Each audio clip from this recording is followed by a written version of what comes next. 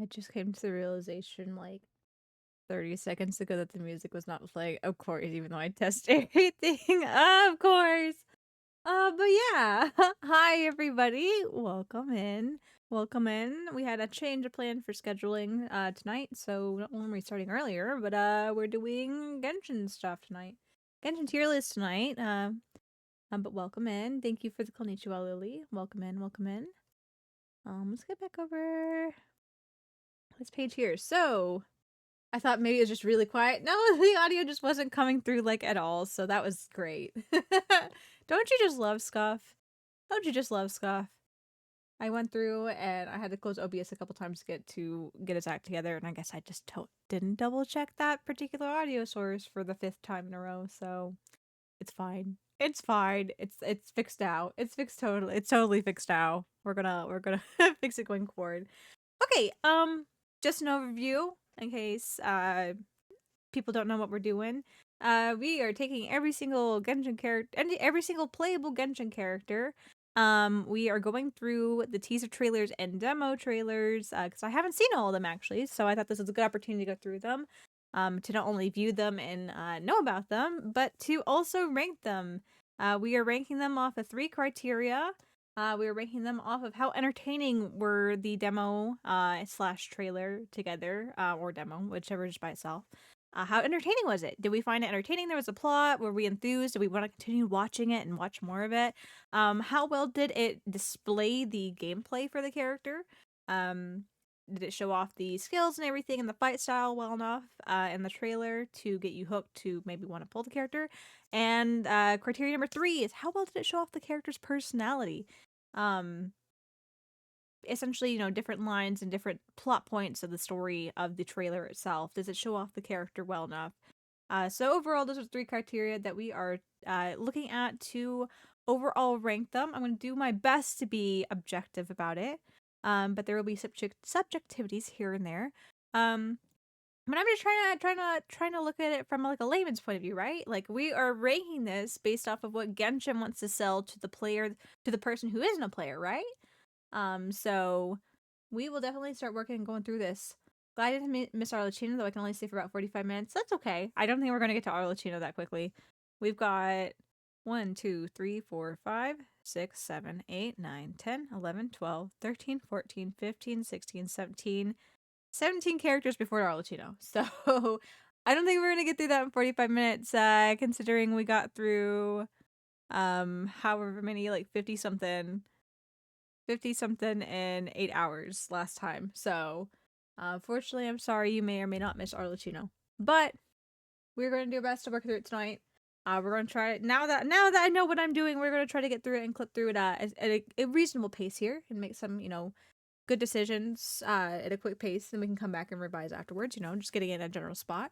Also, hi Linksy, welcome in. It has been a long time. I'm doing okay tonight. I hope you're doing well. Thanks for joining. Have to watch the VOD later? Yeah. I don't know. I just want to try my best to clip through it, but I don't think we're going to get through 17 in 45 minutes. Maybe we could probably get through 17 in a couple hours, though. We are going to do our real bestest tonight and try to go through it. So let's go ahead and go over here. Thanks for coming online. Yeah, of course. Try my best to do it twice a week. Let's get this pulled up over here.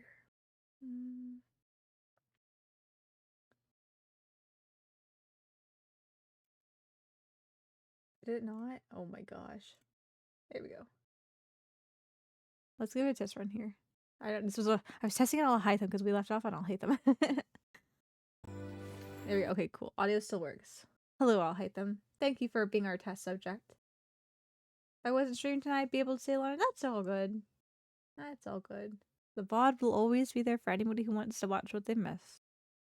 I know as far was sad that I had to change things tonight, but we had some scheduling conflicts that we had to finagle with for Ace Attorney, so we're gonna be pushing that till tomorrow. Let's see here. Okay, we are starting the night off with Dea. It's time for us to witness Dea and decide how we feel about it. So, let's get into it. Every merc knows the rules. You don't steal food from a wolf's jaws. Time for talk's over. Boring conversation anyway. Already got a plot going. Ooh, right. They have the like cinematic widescreen effect. Ooh. I like those like pause jump cut things. The POV's fun. Ooh, that was a good one into it. I like that one into it. That was a fun transition. I warned you before. Keep your hands off Aru Village. Ah, dear. The green-eyed wolf answers to no one.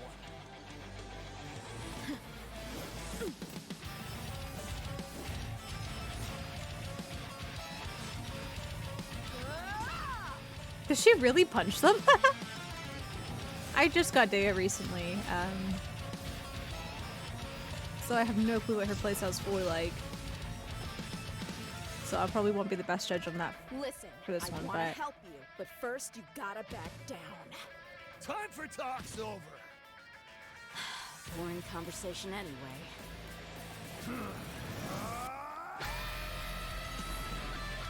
There's ult. There's the ult. Like contrast in those kind of, I don't know, transition screens.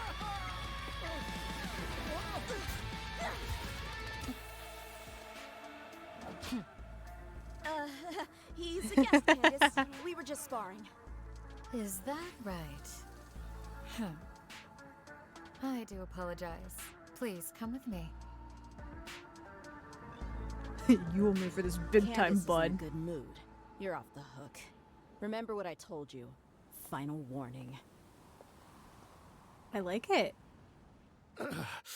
Even a wolf had better avoid lions and hunters. I'm gonna take a pause here. Also, hi Aria, welcome in. Welcome in. How's it going? It's going pretty good. We just got started. That was the first video that we watched tonight, so we are working our way into it. That was really cool though. I can't attest to the gameplay so much just because I don't know much about Daya's gameplay.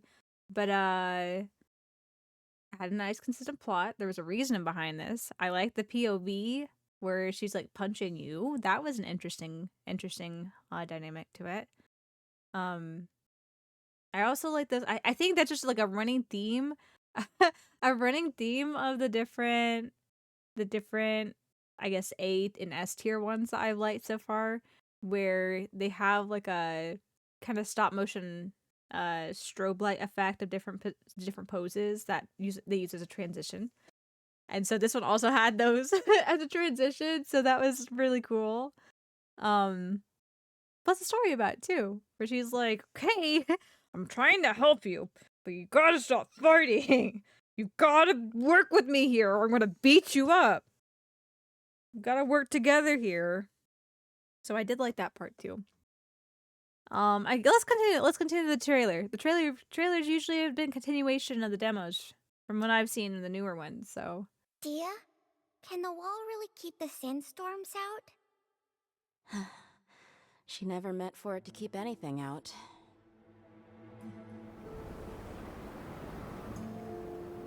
backstory. Don't you think Sumero City's a bit far, Dia? She'll get homesick. Besides, who knows how the people in the rainforest will treat her?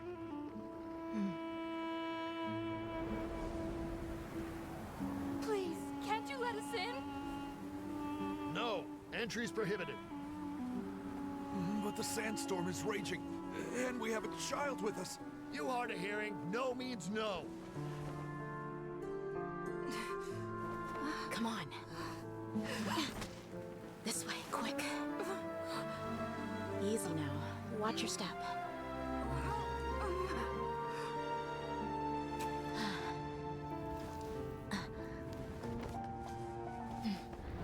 Don't worry.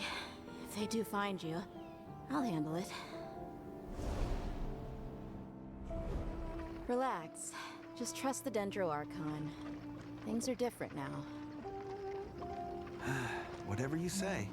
But what are you planning with all that Mora? Isn't that like your whole life savings? You'll see when we get there. All right, we'll take good care of the girl. Your generous donation will be used to provide for the desert orphans. I'll need a name for the fund. How about the Wall of Hope? That wall was never meant for keeping things out. It was for protection. I hope the kids can forget about all the sandstorms and have a chance at a real life. Cute. Cute, definitely shows into the character. You know, she's tough, but she's still soft. No, hold on. Mika, we're not ready for you yet. We're not ready for you yet, Mika. Okay, here. Let's jump back over to our tier list. Let's jump back over the tier list. And go grab Dea. There you are. Let's see. So, definitely this to be. Entertaining. I was enthused by both of them, honestly. The demo was I think a really good story-driven showcase of the character. I think it showed off the playstyle fairly well. Again, I don't know too much about the playstyle, but at the very least, I was enthused to watch like actual gameplay footage, and see her going at it. It seems like it showed her personality fairly well too, especially with the kind of you see a little bit in the demo, but the juxtaposition between her, you know, going all out brawling in the demo and then the softness of wanting to help people and being like, we'll snake you in to keep you safe, you know, that kind of thing. Just the soft side of her. So I think that they were both good. Now, where do we put that is the question. Where do we rank that? I have to like scrape the recesses of my mind from almost a week ago of what we did for the other guys here. I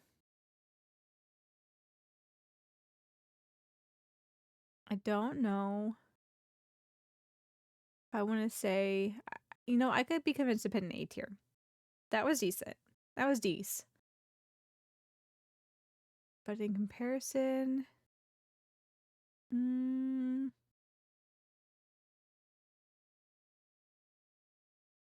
yeah, it's definitely an A tier. I'm just trying to determine where in the ranking I want to put an A tier. Probably in the lower half here, but I'm thinking, of course, this trying to be objective about it, but some of these have subjective reasonings to them behind the objectivity. I think the reason why Hazel fell below Farzan is because there was a certain snappiness to the music that, well, not just that, like the overall plot line there was pretty good. I liked the direction of it, but their showcase bit was timed to the music, and that was a big plus to me. Dea's just kind of went at it, you know?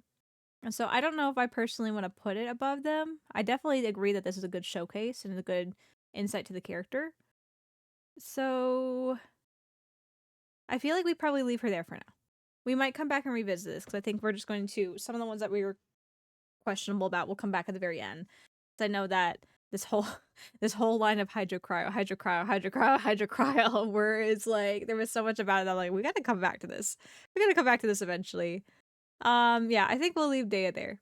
I think we'll leave her there at the bottom of the A tier at the moment. And then we can come back to that at the end. Because I think that was an A tier. I feel like that was an A tier worthy display. I think so, at least. Okay. Next up, we are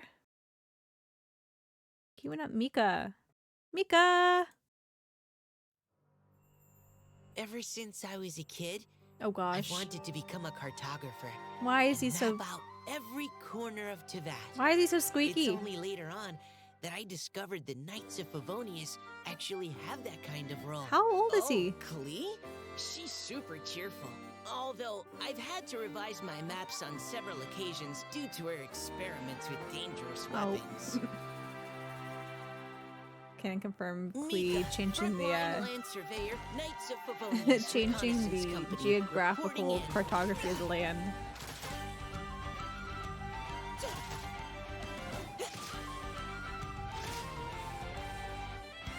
Final warning.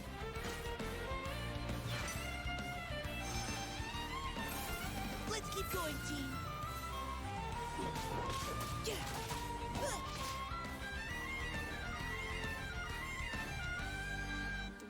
is really coming down. I hope it won't get too muddy out here, or I'll need to help everyone clean their boots. I want to watch it again. Just once more. Get a good feel. I didn't get a good initial impression. We gotta watch it again. Ever since I was a kid, I was too I've distracted wanted to by his become a squeakiness. cartographer and map out every corner of Teyvat. It's only later on that I discovered the Knights of He says ever Favonius since I was a actually kid. have that kind of role. He has to at Oh, least be a Colleen? teenager, if not She's older. super cheerful. Why does he Although talk I've like that? had to revise my maps on several occasions due to her experiments with dangerous weapons. Mika, frontline land surveyor, Knights of Favonius Reconnaissance Company, reporting in. There's an okay splash art transition. Nothing special. Not egregious like some of the other ones where it's like, okay, you tried hard to make it match and it does not match. It's showing his gameplay off pretty well though. Not that I'm a huge Mika user. I don't really have him built to use him, but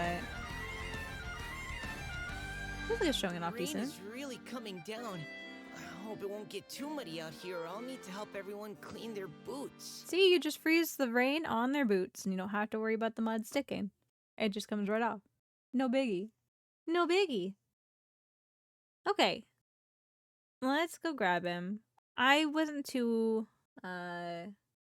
particularly enthused with that one. It was fine. But there was nothing super exciting about it, you know? Like, meh. You learn that he's a cartographer. You learn that he's part of the Knights of Favonius. He mentions Klee in there, and Klee's running around. You see Jean at the very end too. Transition was meh. I feel like he probably falls, gosh, somewhere in here. I'm trying to remember what all the other ones were like. There's so many of them. And this was a week ago.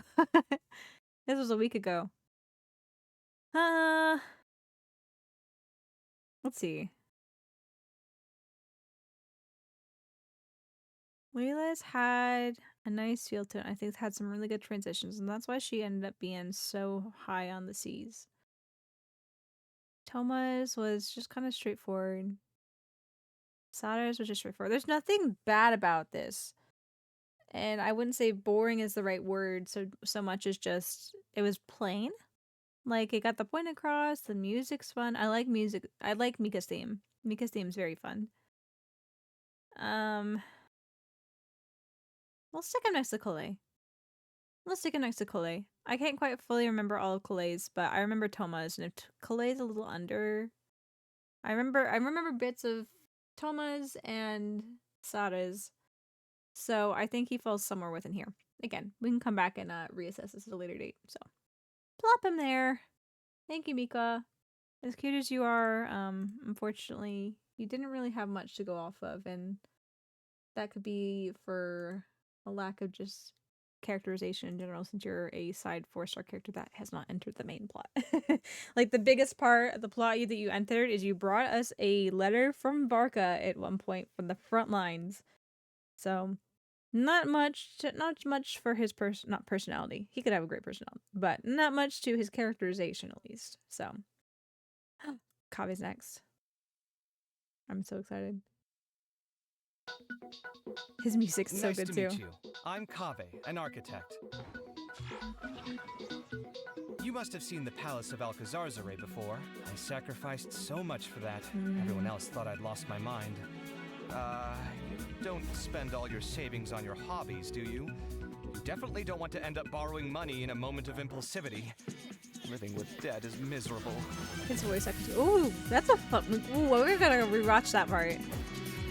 Not like exciting, but I like the smoothness of the transition. Trying to get. Oh, Marok.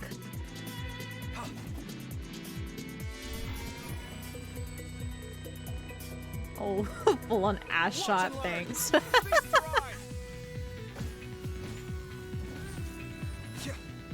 No, it's just the vision. We're looking at the vision. Sure you are. Come at me. Sight clear.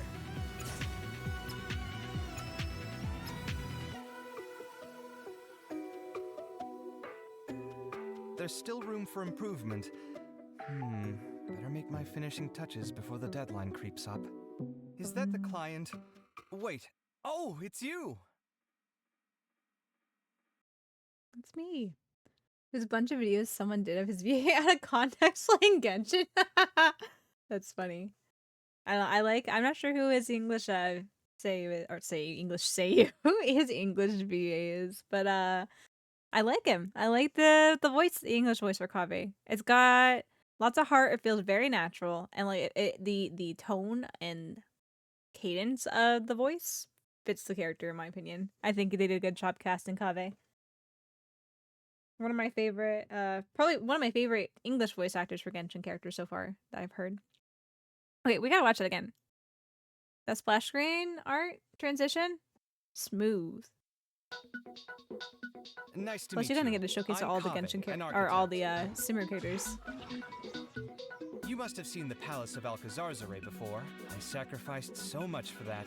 Everyone else thought I'd lost my mind. His name is Ben. I see. Don't spend all your savings on your hobbies, do you? You definitely don't want to end up borrowing money in a moment of impulsivity. Living with debt is miserable. And splash screen art, yes. Smooth. Smooth.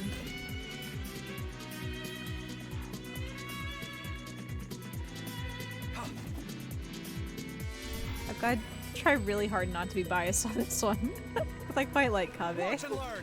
Feast your eyes. I think they show up his gameplay pretty well.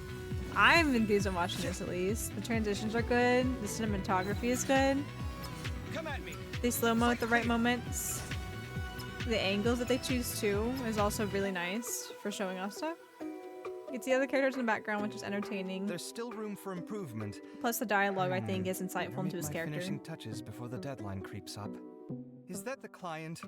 Wait. Oh, it's you. Ben Balmaceda?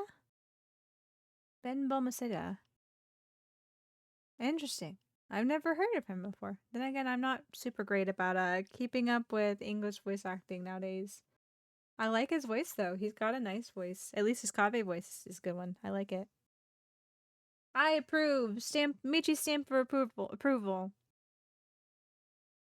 I approve. Especially for a character that I'm really like. Character that I'm very fond of. Big stamp of approval. You have won me over, Ben. Your voice for Kaveh is excellent. I approve 1000%. Okay, let's go ahead and rank Kaveh.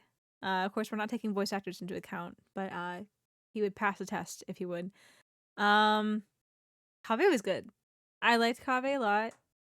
I'm trying to think in comparison to... Okay, let's break it down. Was it entertaining? I thought it was entertaining. It wasn't like super action-packed, but I liked the different camera angles, and you can kind of just see him and his element doing his own thing amongst the different crowds. So you get a very good insight into his character, where he's very... What's the word? He gets in his own world sometimes. Like, I don't think airheaded is the right word so much as just distracted with work? Question mark? Like, it's not necessarily like he's zoning out so much as he's daydreaming about working. He's daydreaming about architecture. So I think that gives a good insight to his character there. Of course, they talk about the Palace of Alcazar's Array, which that foolish Kaveh. I don't know why Kaveh does some of the things that he does. There's some things where I just want to shake him, like, why? Why do you do this? But he's very much so a compassionate person. A very compassionate person. Anyway, we're getting off topic. We're talking about we're not talking about Kaveh specifically. We're talking about Kaveh in this instance. I liked the way that they introduced it, where some of them where it's really like it's really kind of cringe with some of the ways that they're like, "Hi, I'm so and so. I do this." And it just feels really really scripted in a kind of cheesy way. This one was more just like, "Hey, I'm Kaveh. Oh, by the way, have you seen any of my works? Like, I'm an architect. I build things. Did you see the Palace of Alcazar's Array? That is my shining magnum opus there." So I didn't mind that one. This one wasn't too rough. And plus, the way that the lines were delivered also made it very easy to digest and excited to be like, oh yeah, we're meeting this guy. This guy is talking to us and talking about stuff, and it's very Kabe for him to start talking about the debt and be like, you don't want to go in debt. Please, you don't want to go into debt. And then kind of bounces back into the gameplay. I can't say it's better than Dea's. I can't. As much as I love Kave, I can't say it's better than Dea's. I think it was very good. I think it's probably a high B.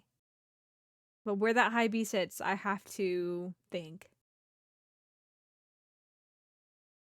Gosh, what was Shenmue's? I'm trying to remember Shenmue. Also, I haven't gotten that character in Star Rail yet, so I haven't even experienced that character, much less heard the English version of that character.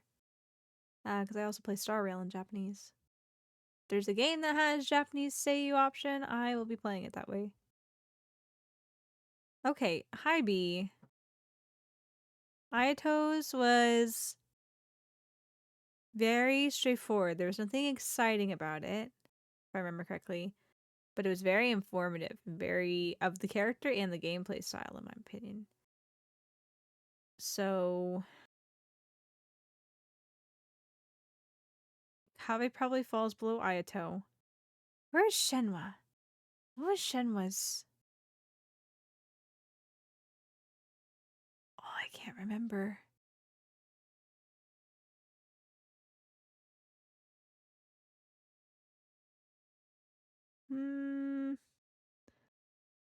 What was Sino's then? Oh yeah, Sino was inside that temple. And the fighting was good. It was very hype. You know what? We'll pick Kave below Sino. That's what we'll do. Because I don't think Kave was better than Sino. But I think some of Kave might have been similar to how I ended up weighing Eula, I think. I think that's what I'll put him for now. There we go. We can spread the dendro. We spread. We can spread the dendro amongst the different levels here. None of the dendro have hit that far down though, but some of these down here on the bottom are. Well, I guess we have Dory and Sayu, so there are some newer characters down there. Cool. Okay. I am happy with that. He's been a lot of stuff. I just don't know what else you've watched, played. I don't really play too much, and honestly, I've been really bad about watching anything new, so I probably haven't seen him in anything else, in all honesty. Even if I feel like I watched it in Japanese, but he does the English version of it. Probably haven't seen it. I come home from work. I go to work, I come home. Sometimes I stream, and then the other times I just die and go to sleep. My life is super exciting. Super exciting. Trying to work on it though. I'm trying to work some more creative and fun stuff back into it. Like, I need to get back into watching anime. I'm behind on so many things that I've been wanting to watch over the last couple of years. So behind. Gotta schedule a dates for anime. Okay, Kabe. Thank you for your wonderful little trailer. It is Baiju's time.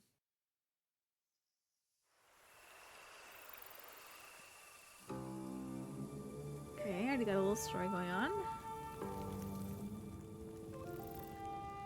Cinematics. A treasure.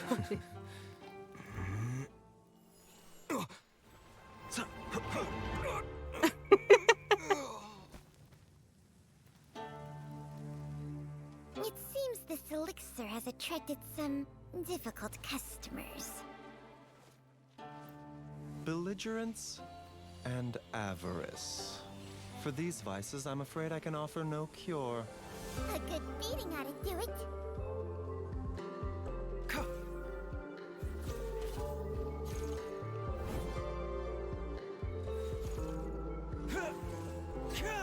He's got such calm music.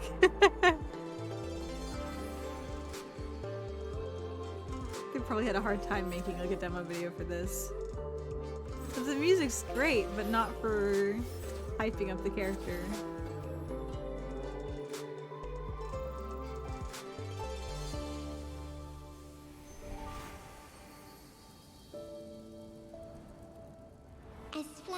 wither, so does life fade. There's no escaping it.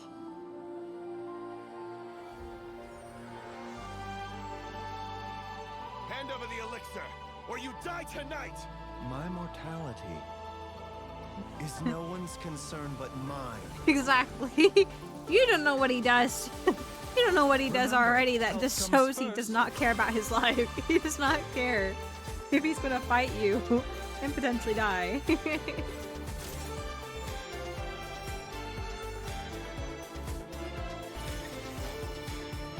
a turn for the better.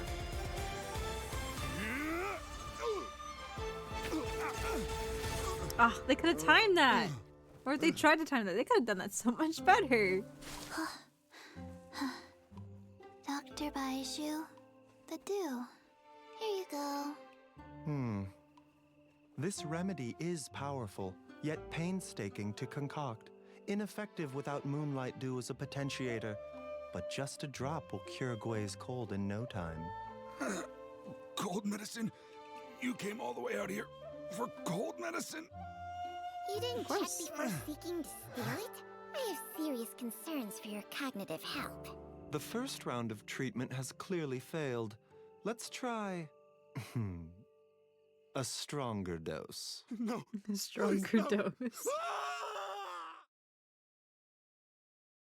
Yeah, that one was a little, not rough necessarily, but the music made it hard to get into that one. Plus some of the timing that they didn't time with the music and could have time with the music. And of course, we're not judging the voice acting with the line delivery. I was Prepare 10 parts of violet grass and 3 of starconch shells. Mash them together with some fresh glaze lilies, filter with gauze, and consume the resulting herbal brew. Oh? Does something about this prescription displease you? Oh, not at all. I have complete confidence in your prescriptions. They work every time. It's just that this prescription is for a pair of siblings based in Mondstadt. Mondstadt? Then these ingredients will not be easy to procure. Most of them are fine. It's just the glaze lilies. They don't come cheap, especially not fresh ones. Poor Anthony will have to work a lot of extra hours to afford this. Oh.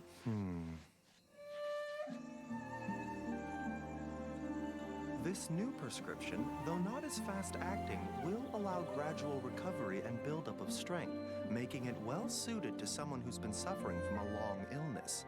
The needed ingredients can also be found around Mondstadt.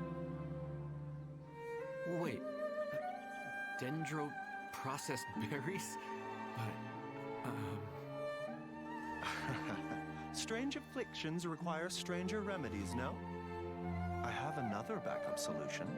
You'll need to boil some frog skins and lizard tails before adding a few drops of Chongsheng's venom. This one will be fine.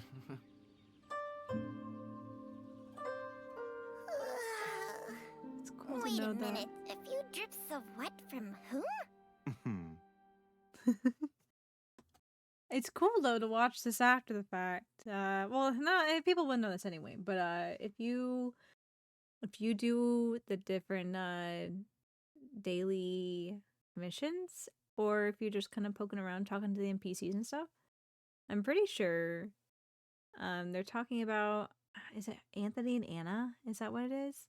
I'm trying to remember what her name is, but I'm pretty sure those are the siblings where the sister's like really sick, and the brother works hard to be able to provide for her and find treatments for her.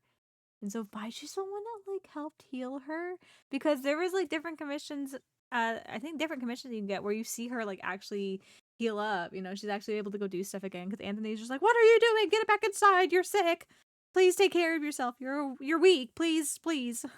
She's like, no, I want to go be outside and see the world and do all the things. And Anthony's just like, oh my god. But it's good. It's fun. It's fun to know that Baiju's the doctor there. The doctor that helped prescribe medication to help heal her. That's pretty cool. I will say though, it was not super exciting to me. There's again, like I said, the music really did not help that one very much. I feel like you see him at a very surface level, just he's like, I don't know, just the caring type of doctor that works hard for his patients, and I don't know really shine much more onto his personality from that.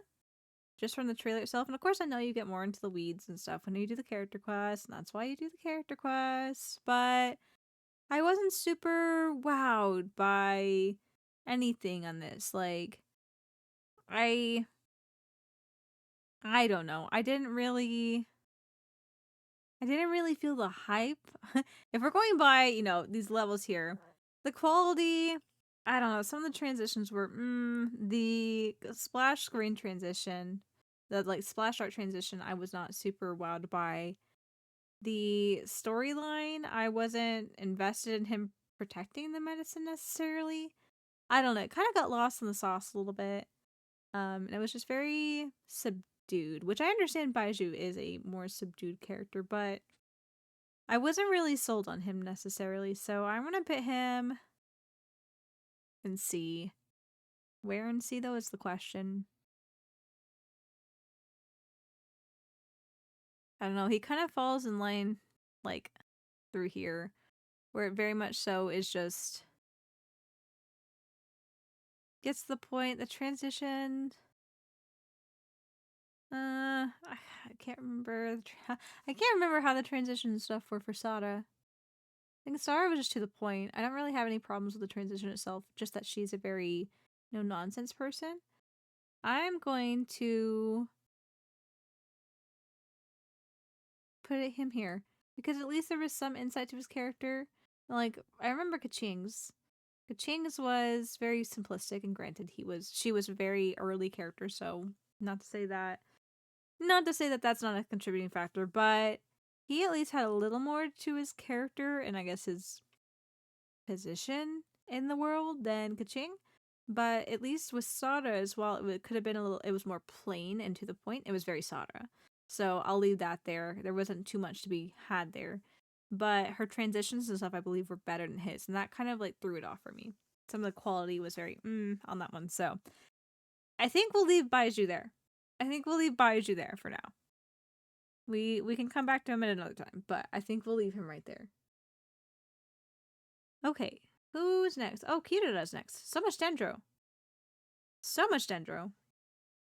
Thank you for choosing Komania Express. Anything you need delivered?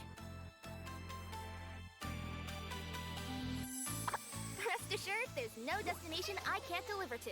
Oh, that's cute. I'm used to the map. The cat box. I wonder what's inside this package. No. No peeking at my customer's stuff. Ooh, maybe I could curl up inside this box. I'm out of time! Sign here, please!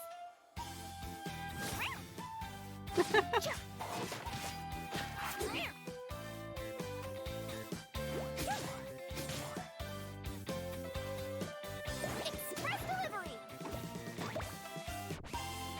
Well, rewind. The lady Kitsune told me that those who don't work can't fit into human society.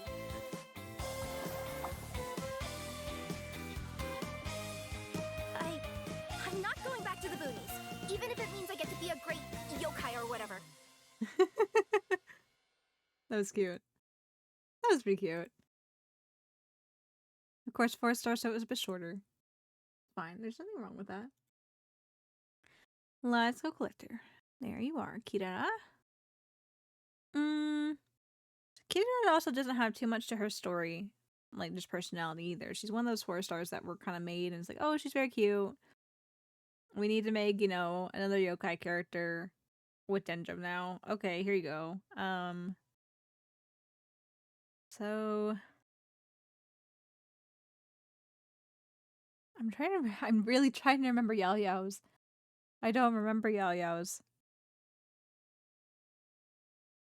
Hers was very simplistic, I think. I think we put her. I think we'll put Kirara under Layla because I remember Layla's well simplistic. It was interesting in certain transitions, and the music worked nicely with some of the transitions. Kirara didn't have that same oomph behind it, but it was cute. You got in and out. The talking description wasn't the best, but I could see why they chose to go with that. I did like the little map transition thing. That was cute, especially for her being a courier.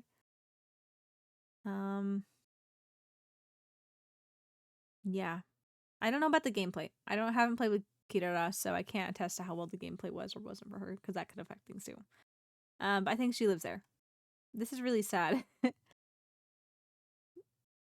I'm going to be so excited to see the statistics after this. Of course, some of this is objective opinion, but I'm doing my best to be objective about it. And just seeing this smattering of, we've already got 4 Dendro and C, and we've got 1, 2, 3, 4, 5 Animo and A. I'm curious to see how the elements are going to add up as we tier this. Bye for now, Michi. Yes, bye, Lily. Thank you for stopping by. See you next time. Okay. Thank you, Kira. I want to continue on now. Oh my gosh, we're finally to Fontaine. Everybody, we're finally to Fontaine. It's Fontaine time. Pleased to make your acquaintance. I am Linny's magic assistant, and if you have work-related inquiries, please ask Linny. If you have questions related to seeing a magic show, please ask the ticket office. Seems Linny is saying some strange things again. It's really worrying. I can see the conditions for victory now. That's a good transition. Very good. I like that one. I like her music too. It's got the Fontaine motif, but it's... How do I explain it? After the sun It's kind of goes got like a down, rocky feel to it. the desires hidden in people's hearts will rise to the surface.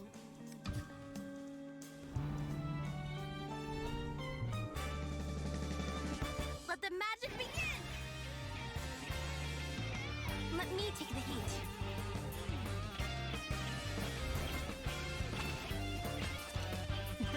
Why don't you let me take the stage? Oh gosh, Lene. Yes, take me with you.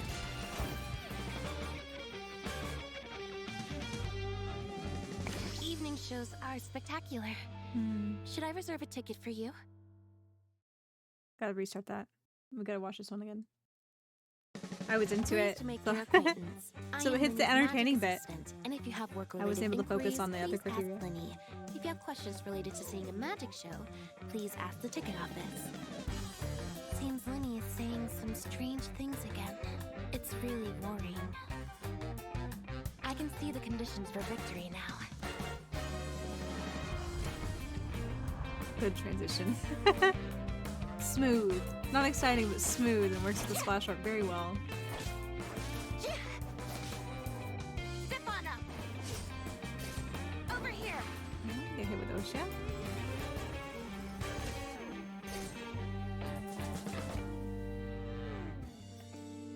After the sun goes down, the desires hidden in people's hearts will rise to the surface.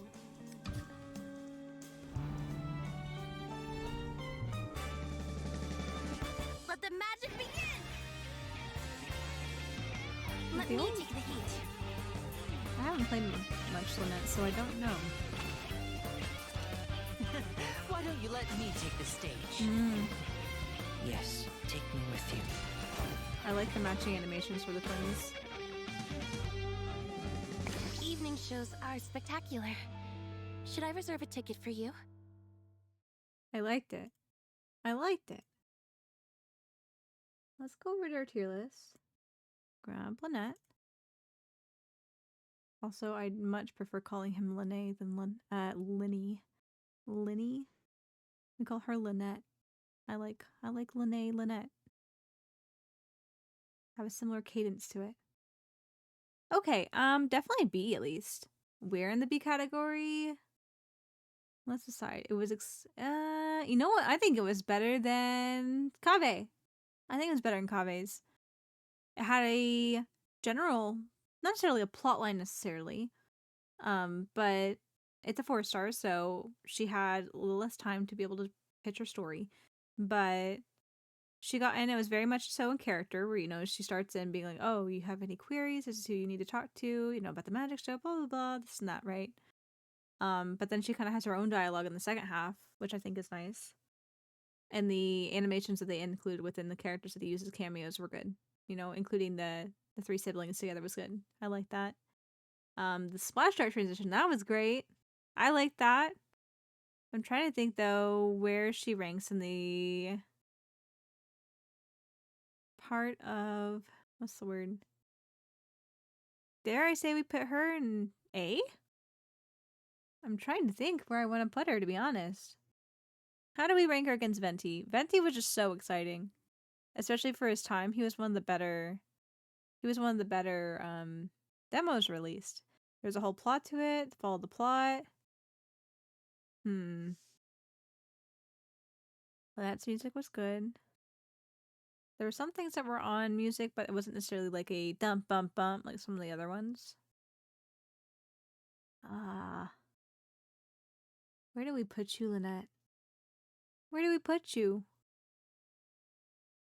You're pretty darn good. Hi, Dubious. Welcome in. Thank you for the hydrate. Let's hydrate while we're thinking about Lynette here. Konnichiwa. Okay, Lynette. Where do we want to put you? Okay, let's compare against Daya then. Daya had a whole plot line going on about it. I don't think she's higher than Daya. So if we're gonna put her in A, she's gonna be below Daya. I think that's where. Where does she compare against Venti, though? Hi, how are you? I'm doing okay tonight. Glad to be here going through Genshin stuff again. This was really fun last week, so I'm excited to be continuing it this week and sharing all the trailers and stuff and my thoughts with you guys. I just love talking about Genshin. And this is a good, nice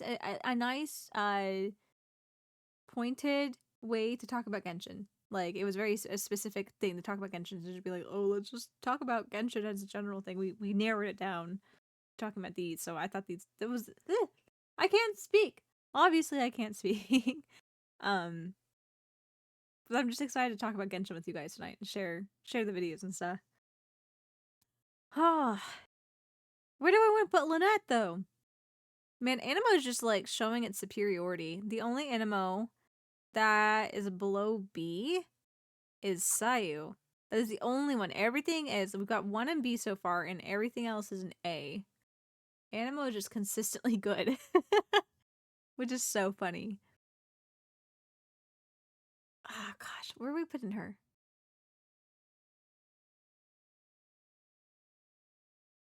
I can't quite remember Venti's.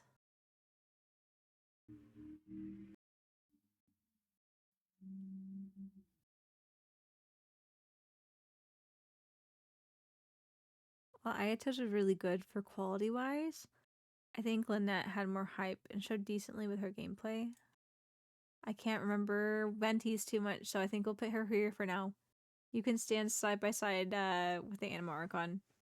That is your what's the word? Not gift. That's not the right word I'm looking for. That is your privilege. You may stand next to Venti here. You may stand next to Venti here.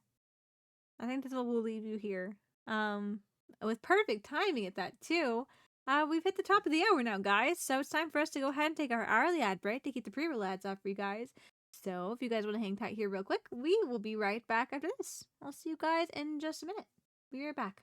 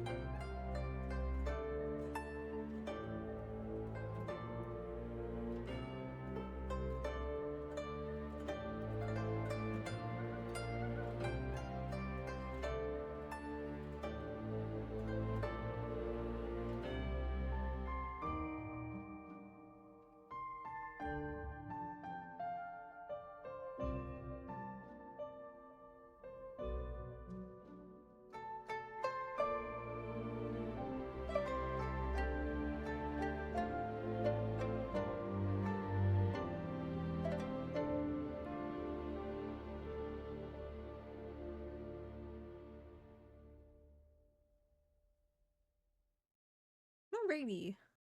We are back now. Let's go back to this here. You lurked for a bit. I've always been interested in Genshin, but never managed to get around to it. Always felt like there was too much to it. I will say, and after what? It's been 3.5 years now? No, 4.5 years now. Yeah, 4.5 years. I could definitely see where it seems very daunting to get into it, especially since it's a continually updated game. I could definitely see where it's kind of daunting with that. Just because I hate whenever people are like, "Oh, it's so good, I love it, you should totally play it." I'm not gonna be one of those people for you, dubious. I present you with a objective opinion. Well, I guess it would be subjective, wouldn't it? The most subjective opinion I can provide with you here. If you enjoy open world type of fighting character building games, are not going to be hell-bent on, you know, speed running through all the content and getting caught up to date with XYZ thing, like in Notland right now, or trying to get every single character, then I think you could enjoy it. If you have patience and you just want to kind of, take it at your own pace, that's how I highly recommend anyone to play Genshin, especially now with so much content with it, because I feel like people rush into it and then are, oh, I gotta 100% this. Oh, I gotta complete all the story on this. Oh, I gotta collect every character, and they just burn themselves out. And I granted, if you like playing that way, I'm not going to stop anyone from playing that way. It is each player's prerogative how they enjoy the content. But I think it's much better enjoyed at a laid back pace. Get yourself. You can pretty much do anything Genshin once you get yourself like one stout team. You could pretty much go anywhere and do anything. Like, it's not. It is, I like building characters because I want to use all the different characters that I have, because I have quite a few right now. But if you don't have that many, for the most part, you can kind of cobble a team together for most reasonings in Genshin.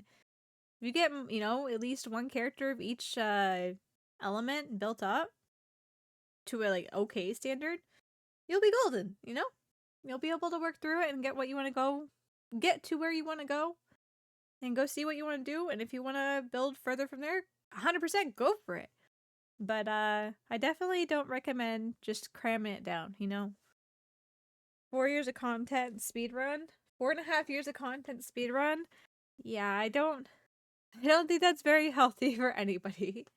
But I'm happy to provide you with some character teasers tonight to be a guide into the world of Genshin, at least the characters tonight. Happy to provide you small little nuggets of Genshin knowledge. I just love talking about Genshin. I just want to share the love for Genshin. Not be part of the fandom that wants to either cram it down your throat or judge you through it for it. Also, thank you for the welcome back. Thank you very much. Okay. Who have you missed? Let's see. Not too much. We haven't got too terribly far in. We did Dea, which I'm sure you'll probably be sad about. We did Mika, Kave, Baiju, Kirara, and Lynette. We're on to Lene. Welcome in, Asfar. Welcome in. But yeah, Dea couldn't have been avoided, unfortunately. No one you like? You don't even care about Dea? I will say, her little demo was fairly fun. I put her in A tier for it. Hers was fun.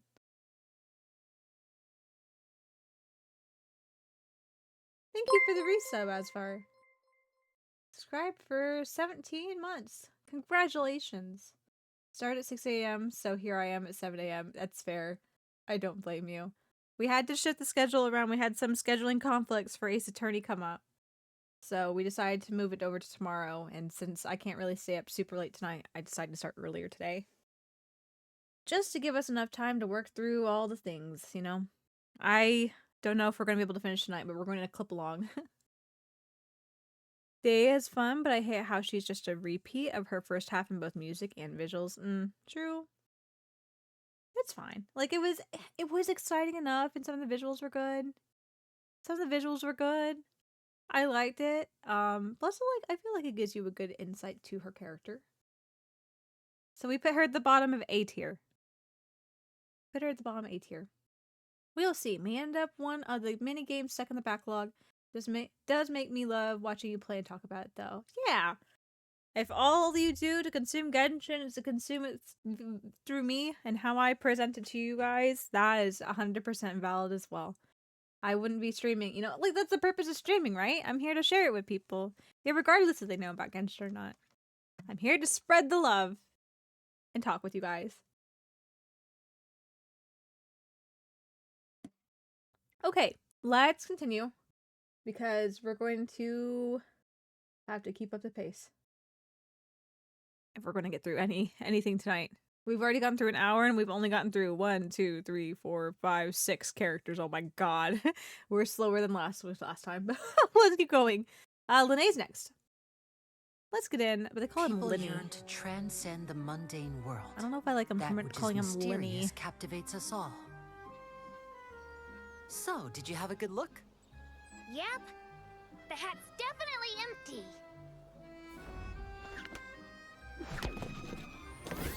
There's a magic cat. Amazing! How did you do that? A magic cat in the hat. In the space of a short performance, a magician must shatter the barrier between reality and fantasy, giving the audience a glimpse of the extraordinary. Oi, this isn't what I ordered. I clearly asked for a cider. Hey, you asked for a glass of our finest wine. Maybe you've had enough. Oh, yeah, right. You think I don't know what I ordered? There. How about you take another look at your drink? Is this your card? Yeah, that's the stuff. Is this your alcohol? The sweet smell of apples. What the? No, it's an apple. I swear I was just holding. Linne, quit In harassing eyes the of drunk. most people, magic tricks are like miracles.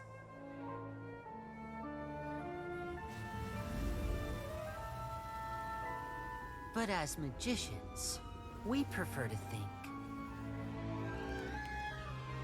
that great miracles are like magic tricks. He stole the moon. Was that the demo? That was a teaser. Maybe that's a trailer. Maybe I got that one backwards. I'm like, we didn't see any gameplay in that. Yeah, here's the demo. Ooh, yes! This is a song.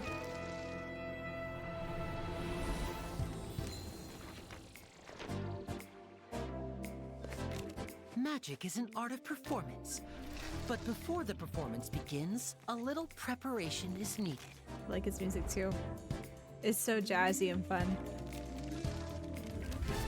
Welcome to Linny and Lynette's Magic Show.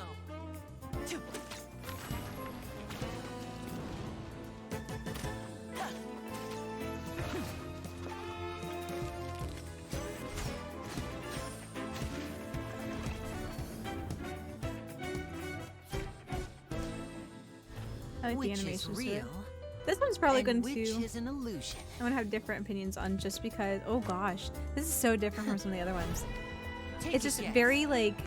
They're performers, and so my opinion on this is gonna be so much different than the other ones. Okay. I don't know if I would have chosen that as the cut, but it wasn't bad.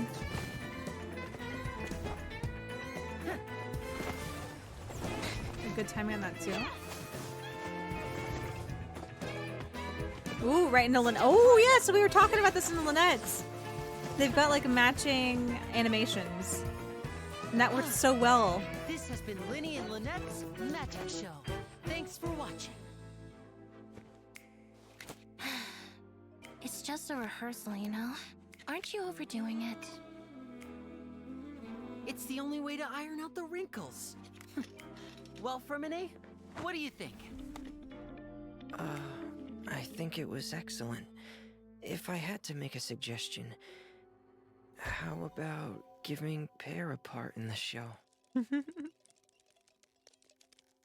pear. Little pears. I want to watch that one again. I was into it, so I got distracted. I think that's been the mood for a couple of these tonight. I really gotta analyze this one though. How do I feel about this? Because it's very flashy. I like it. Magic is an art of performance. But before the performance begins, a little preparation is needed. The transitions well are like different different shots cut together. It feels very on brand for him.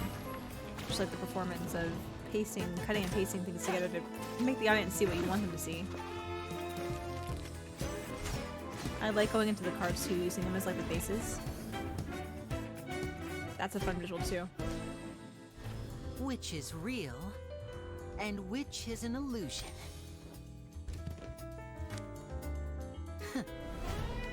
Take a guess. Because our next trick is about to begin. Was that the pose that they had from the initial, like the Road Ahead trailer that they released 2 years ago? I can't quite remember. That was such a fun transition. I let the hat spinning down their arms. This has been Linny and Lynette's Magic Show. Thanks for watching. It's just a rehearsal, you know? Aren't you overdoing it? It's the only way to iron out the wrinkles. Well, Fermine, what do you think? I think it was excellent. If I had to make a suggestion, how about giving Pear a part in the show? Who cares? Oh, this was good. I like it. I can't attest to the gameplay because I really haven't played not Fermine. I really haven't played Linné very much. Except in some trials and stuff that we were giving him. So I really can't say how well it showcases his gameplay aspect, but I think the showmanship was spot on. Yeah, very showy. I like it as well. Imagine Ganyu but Pyro. I see. I actually only see partly because I don't have Ganyu either. So I don't know much about Ganyu. But I liked it. It was very showy. It felt very on brand for the character that I know at least. It was very entertaining to watch. The transitions and cuts might have seemed cheesy in some other ones because the music and the character himself are very much so it feels like a performance, you know? It doesn't feel forced with some of the other jump cuts that are used with different music. It just doesn't fit. This would fit really well, I think. I think it did really well with that. Let's go jump to the tier list screen while I'm thinking. And let's go grab him. Historically, Pyro does, with the exception of these guys, we have quite a few Pyros up here that were very entertaining, which makes sense. Pyro's very passionate. Typically, the music's a little more upbeat. The characters are usually a little more extroverted and or have like a certain exuberance about them. So I guess it makes sense in that regard. Let's see.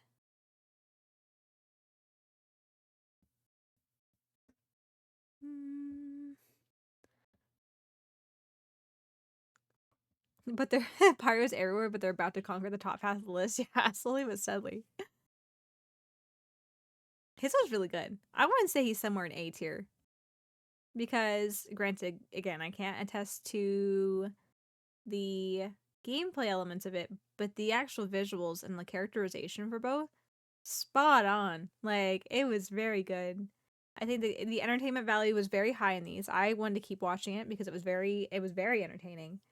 And then in regards to his characterization, I think it shows the showman in him. Like, it really does display that, and it has a very fun way of kind of morphing reality where, you know, like he said in the other one where it's like magicians like to think of miracles, that miracles are just like magic tricks, right? Like the morphing of the transitions was good. I quite liked it. Also, Lynette is cute. Yes, Lynette, very cute. I like the banter at the end too. That also kind of shows off the sibling dynamic between the three of them. I like it. I like it very much. Oh, we'll forgive you. We'll forgive you for being called Linny. We'll forgive the English dub calling you Linny. I actually don't know what they call him in Japanese. I don't remember what they call him, but I call him Linné. That's what I call him. I like Linné and Lynette. Where are we going to put you? You were very good. as much as Klee's iconic, man, I'm having to rack my brain from last week and trying to remember these and where I want to even put you roughly before I come back and like sweep a little, right? Sweep things up a little bit, put them in full order. Klee's iconic, but I think Lene had a little more going for him. It showed off not only the characterization very well, but the actual visuals were very good. And granted, I know that Klee's an older trailer, but his was very it draws you in. His draws you in very well. Put him below an A below Hazel. Like, he's fun, but I can't justify above Farazan. But that's also because her music was insane. I know the music was insane on hers. But I don't know where to put him. Because his music's good. And I'm not basing it, music goes into it, right? Because music is something that's universally in every demo. Like, I'm not going to judge the voice acting too heavily in this because it varies, right? But his music was good, but his was very entertaining. His drew the eye in very well. It's freaking tough. I think he's still better. I think he's better than Klee, but then does that mean that Klee needs to drop? Do we need to drop Klee down lower on the list? That's the question now, isn't it?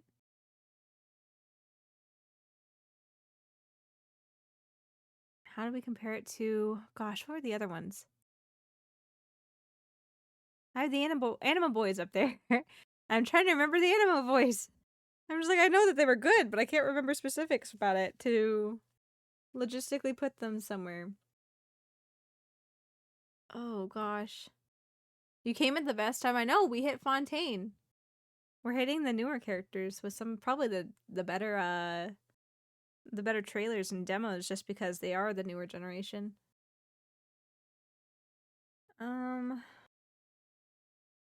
Gee, my knees, Lene. Where are we going to put you?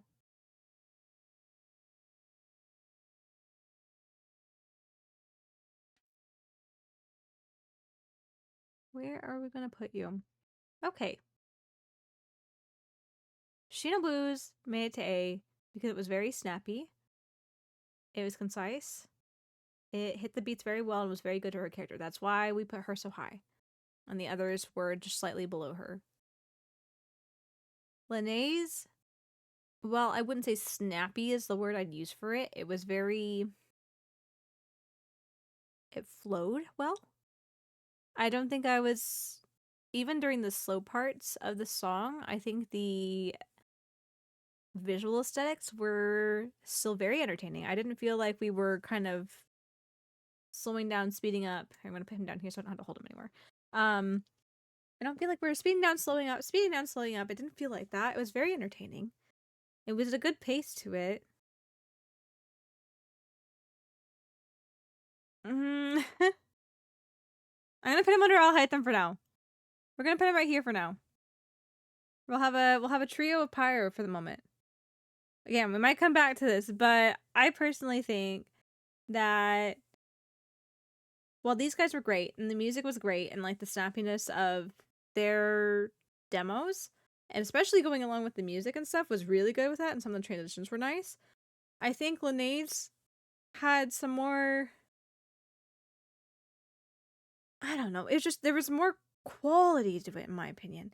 And granted, it could just be for the character. It could be the new types of characters.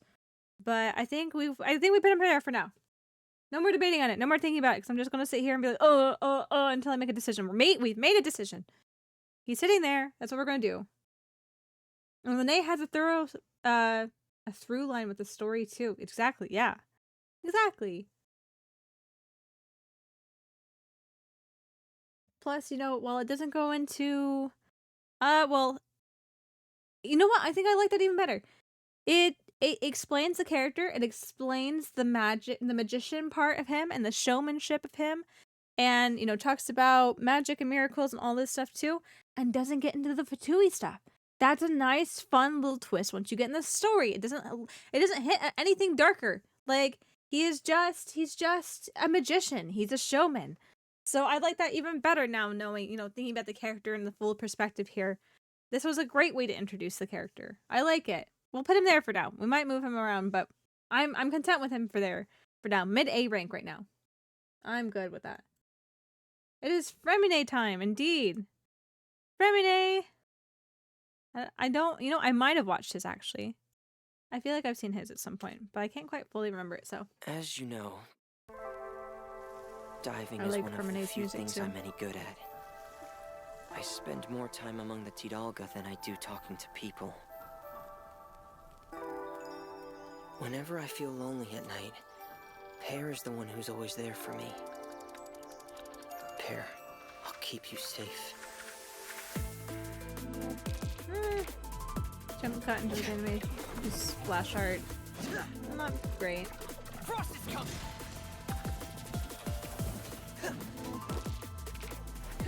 Nice, slow-mo. I once swore an oath that I would do whatever it takes to protect this family and never look back. Commencing cleanup.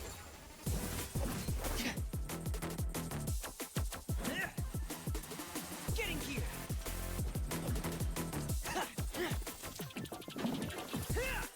Oh, it shows a stack. Okay.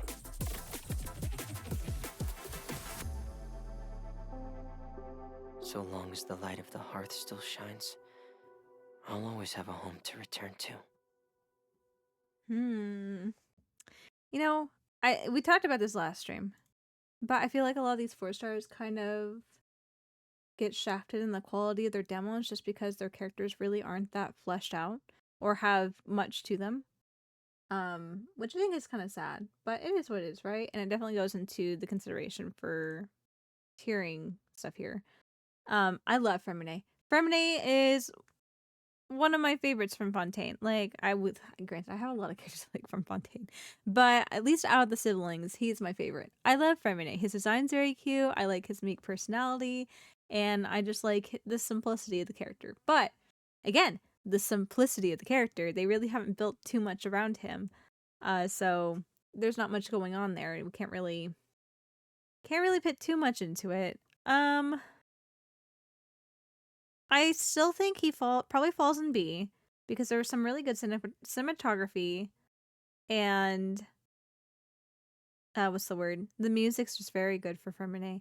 So I don't think he falls into men necessarily. He probably falls into a low B, I think. I think he falls into I might say, I'm trying to remember what Yanfei's was. Definitely better than Mona's.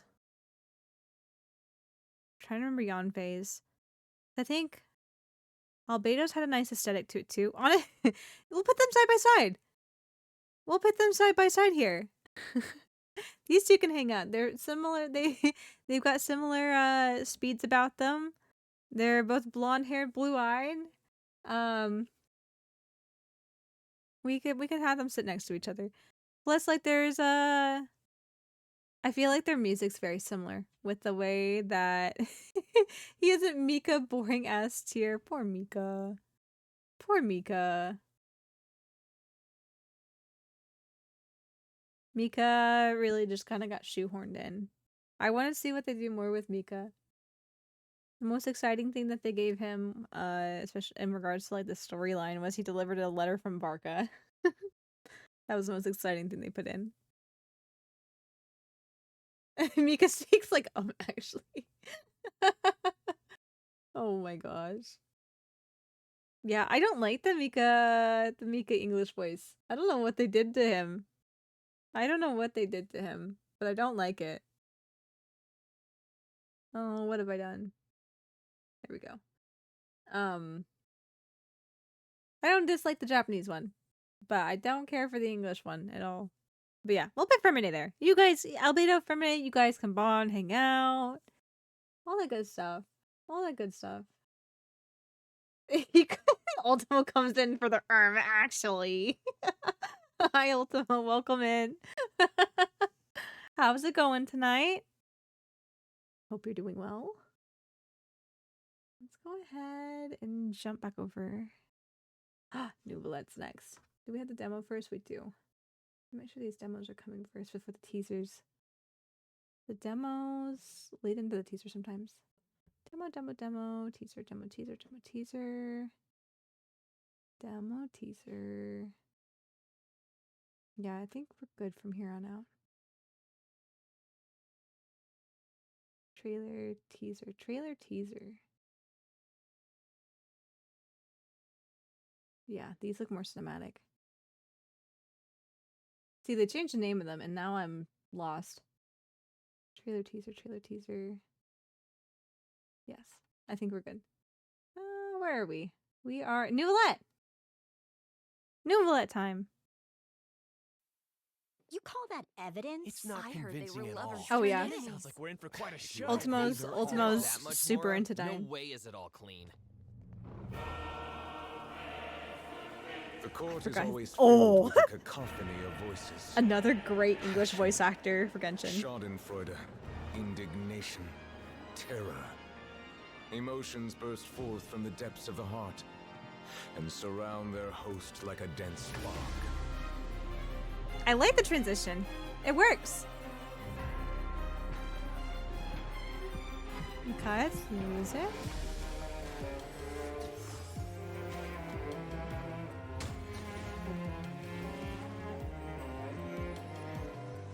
The string. Oh, the strings and the like operatic vocals. And the water transitions. Nice. I like that. Don't you see? I had no time to administer the poison. You got everything ready before the lights ever went out. But I was best friends with the victim. Except you secretly hated each other after what happened 5 hours ago. Rotten to the core. There's no use in lying. Oh my god, Asfar, I swear.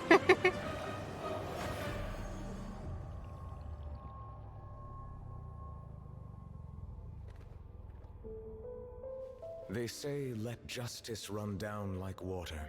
Water is both the origin and the denouement. Somewhere between the raucous spectacle of the court and the cold rationality of the legal code, something has gone awry. Gosh, I just love You who were Nouvellette. born with original sin, go forth and search for the long-buried truth before all is lost beneath the waves. I will use the past to judge the future. New gameplay elements in.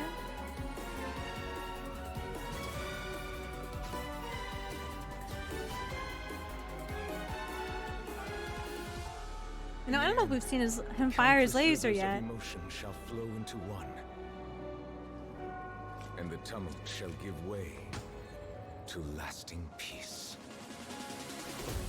There it is.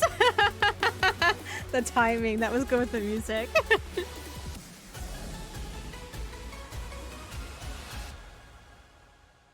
Is the trial over already? My dear Eudix, I must remind you, no trial can be sufficiently dramatic if it is too short. You are right, Lady Farina. But this is not the end. Merely a prelude for what is to come.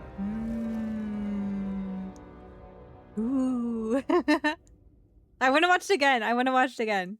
Here, we're gonna watch it again. I was so into it. I need to pay attention to like focus on my criteria and not get swept away by my bias. That much, Mora? No way is it all clean. The court is always filled with a cacophony of voices. Passion, schadenfreude, indignation, terror. Am I soaked? No. Emotions burst forth from the depths of the heart What a question and to ask, surround their Asfar. host like a dense fog. Passion, It goes from the long, like the cinematic, like widescreen, terror. to the full screen. I like that. Emotions burst forth from the depths That of the was heart impactful whenever you see him surround step their up here host and like a dense bam, yes, nice. Oh, into the splash start, yes, good transition. Fill the screen with more now too, 'cause that's very much how him talking. I can see it being leveled in a cinematic format because he's recounting events, you know. He commands the aspect ratio. I know, right? How powerful can one dragon sovereign be?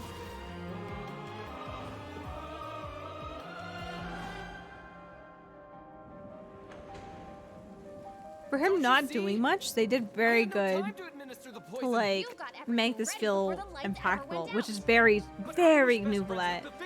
Except you secretly hated each other after what happened 5 years ago. Rotten to the core. There's no use denying it. Plan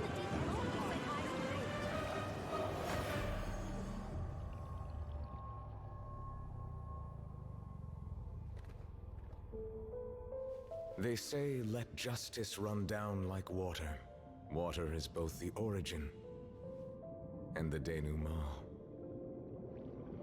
Somewhere between the raucous spectacle of the court and the cold rationality of the legal code, something has gone awry. There's something, which I think it's just Nouvellette's, again, Nouvellette's character in general, where, like I said a minute ago, where he's not really doing much, but the way that they've constructed this demo, he demands respect. Like, he doesn't do anything and he demands respect.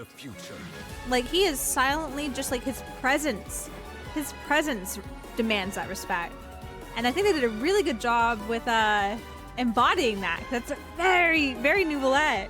It's not like it's not like action packed.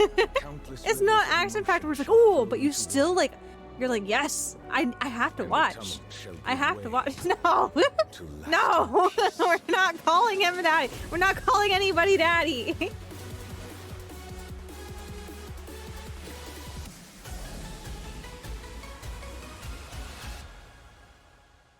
Who said that? Asfar said that. Already? My dear Eudix, I must remind you, no trial can be sufficiently dramatic if it is too short. You are right, Lady Farina. But this is not the end. Merely a prelude for what is to come. And that ending too, leading into what the Archon quest is. Very good. Very good. Let's watch the teaser now. Let's watch the, not the teaser. Well, yes, the teaser. Yeah, they call it the teaser. See, I'm gonna get the verbiage right. Many questions have long perplexed me. I neither know why I was born in this form, nor do I understand where my long life should take me.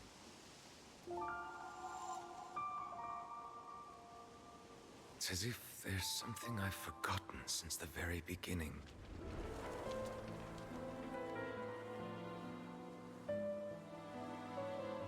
So,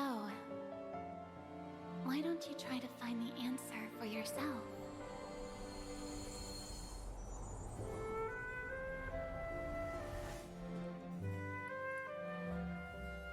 Monsieur Nouvellette, the next trial is about to begin. Oh, ah, thank you for the reminder.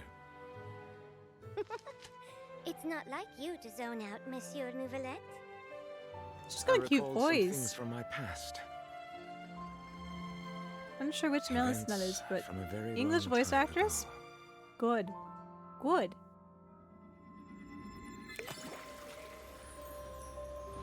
Ooh.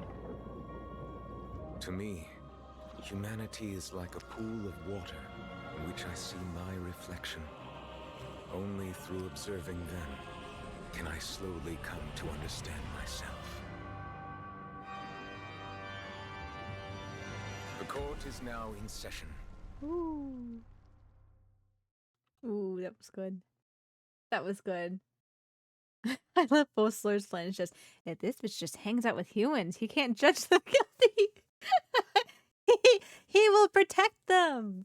He will protect them. Let them have 500 years together where he gets to experience them, learn about them. Man, okay. I'm sorry. I know we're supposed to be clipping along here, but I'm sure I've talked about this many times in the past, but Nouvellette's character, I knew I was gonna like him because I saw his design. I'm like, oh, that's gonna be the one. You know, I saw leaks of what the models are gonna be look like, and for Fontaine,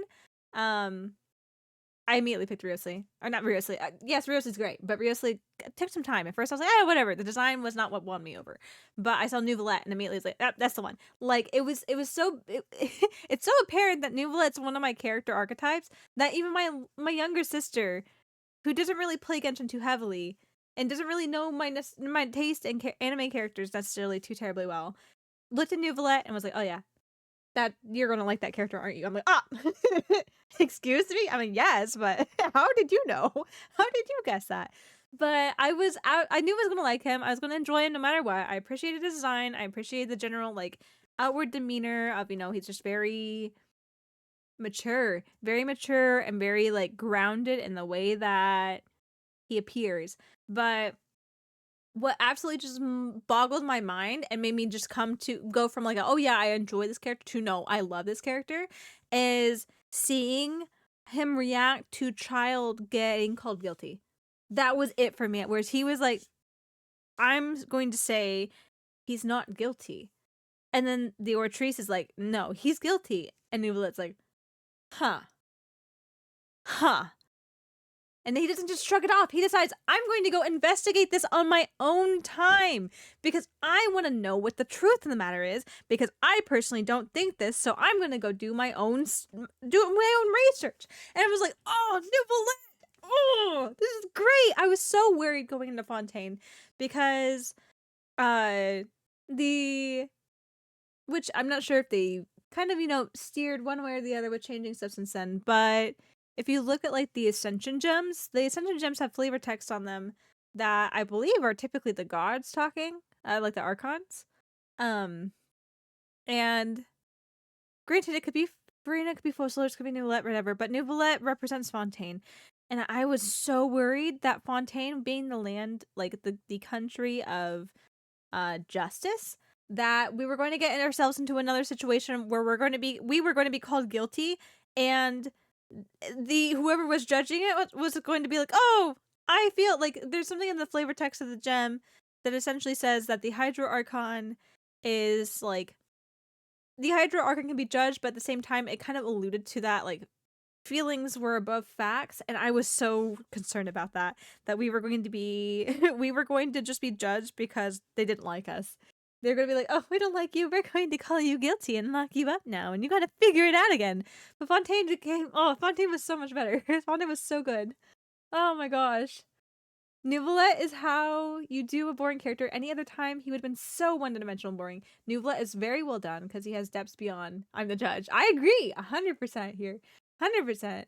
He did it a bit late because he had the feeling with Navia's dead too. Yeah, but since that didn't go to trial, the Oratrice never judged, so he was never faced with it until now. Exactly. But I just love that about Nouvellette's character because, you could kind of write him off where he's a very mature, very by the book, very much so like, this is the way that it is kind of character, that I follow the rules type of character. And while he is still like that, he's very inquisitive. And he's like, again, where you see here, he's searching for his reason for being here, right? He wants to know why he's here in this form doing this particular thing. And so he's very much so proactive in trying to figure that out and think through things, that I just really appreciate that about him. Because he's very open to everything and wants to know everything before he makes a decision. And so I just appreciate his character so much. Like, I really do. It was such a surprise too, because I was like, please don't be one of those characters that lets me down, Nouvellette. Please don't be one of those characters. And he did that. I'm like, oh, thank God. No matter what you do from here on out, this instance shows the true characterization of your character. And I was just so happy. The best Genshin character is easy. Beautiful Joe. I don't know Beautiful Joe. But I will take your word for it, Kazu. Welcome in, by the way. How are you doing tonight? How are you doing? He wants to know, why does the fandom keep thinking I'm supposed to be a Kokomi evolution? I don't know, man. I don't know. The fandom's whack sometimes. That's why I'm not part of it. Let's go back to our tier list. We'll collect Mr. Nouvellette. Let's go collect here. I'm doing fine, though I feel old now. I feel like with me, it's probably not a great litmus test, because even if you talk about things that are age appropriate for me, I am so pop culturally unaware of everything that I probably wouldn't know it. So don't feel old, Kazu. Don't feel old. He's up here. I feel like we have to put him in S tier because they did an excellent job with doing a demo to get you hyped up for a character that pretty much did very little, essentially, right? I was so hyped. I wanted to pull for this character. I wanted to know more about this character. I was so entertained the entire time. The music worked well with everything. I think the gameplay elements were fine too. They showed it off. It was kind of segmented, which is fine. So I wouldn't give it like top marks on gameplay. What's the word? Gameplay demonstration, but I think it got super high marks on entertainment. I was shocked at how entertained I was for a character that really didn't do anything in it. And the characterization of the character, I think, shows through very well as well, because you see how much you see you can see in his soul where he's searching, right? And just to piss off Zhongli, we're gonna put him above Zhongli. I love Zhongli, but we're going to put them side by side. That's where Nouvelette's going to sit. That's where he's going to sit. I don't care who else comes along; they will sit side by side, because we're gonna have Zhongli and him are gonna have a nice conversation, and Zhongli's not going to run away. Beautiful Joe is an underrated game on Nintendo console. I see. Especially, okay, you talk about pop culture things, I probably don't understand it. You talk about video game stuff, I really probably don't understand. Seeing Aloy in her own tier makes me laugh, since PS4 exclusive stuff was integrated in such a weird way. It was integrated in such a weird way. Not only that, but the way that I'm approaching this, of course, there's going to be some subjective opinions I put into this, but I'm doing my best to be objective about it. I'm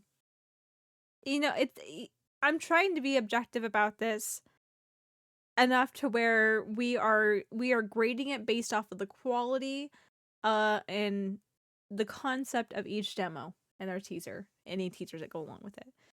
But Aloy just was not good. Or Aloy was just not good. It was not good. It didn't show off the character very well. I don't think it showed off the gameplay very well. It's very boring and just felt like tossed together. Originally she wasn't bad, but we decided to give her own tier. It's fine. Ito can break them apart. No. We have to have them stay together. If it comes back down to the decision that Ito's above Nouvelette, that would make me very upset, but that's a decision we're making. If Ito's going to be above Zhongli, it's going to be above Nouvelette too. I've decided. Subjectively, they have to stay side by side. That's just the rules now. That's just the rules.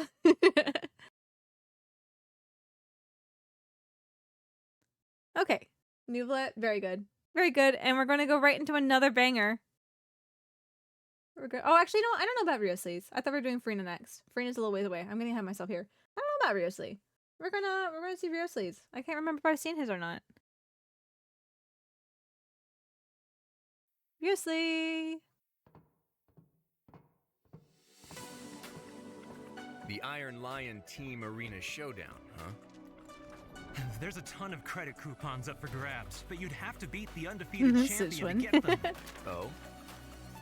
I'll give it a shot then. Alone? What, don't think I'm up to it? Nice transition to the splash art.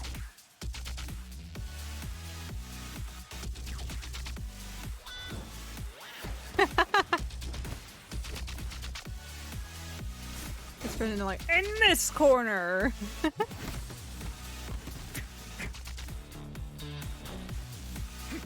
We have the prison of Maripide, or Fortress of Maripide Warden, Riosley! In this corner! Some goon who thinks he can beat up the warden!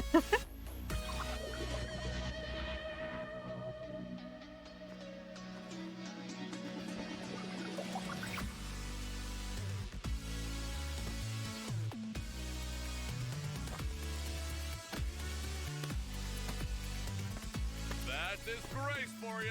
He single-handedly made it to the final bout. Finally. Now let's see who it is. Please put your hands together for our undefeated champion. The rules for this match, anything goes. Fighters! Anything goes. Fight! Just as I suspected. Let's do some How did the guard mech make it down into the fortress? Or is the guard mech fighting on behalf of someone? That was fun. That's fun. That's a good transition. The impact on that was kind of slow. I wish it was a little faster.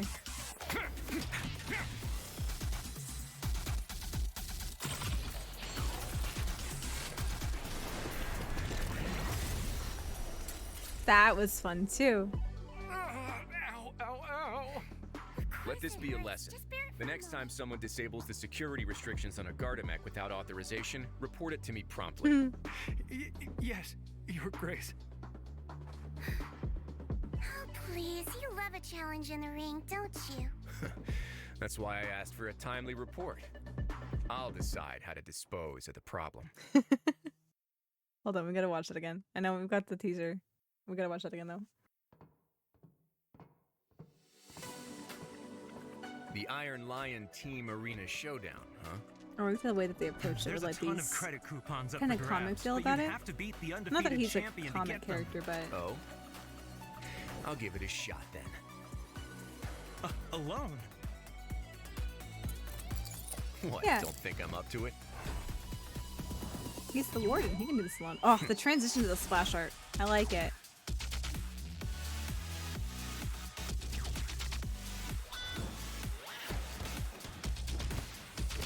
Good gameplay.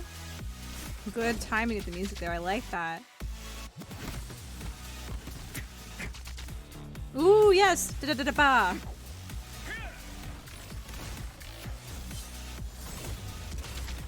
Yes, there's so much beat to this. They did good with timing the transitions and movements and stuff. That feels really good.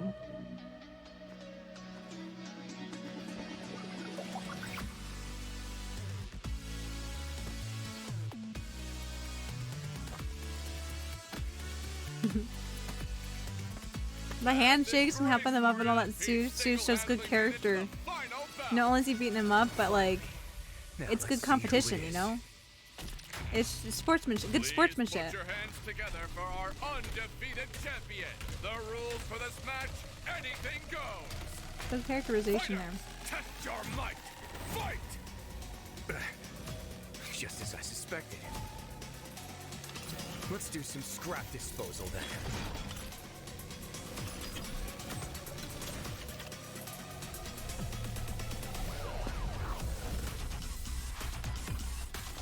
Man, the animation and the colorings and the lines and light on that had similar, not quite, but similar vibes like Studio Trigger, like explosion or just like contrast animation like that.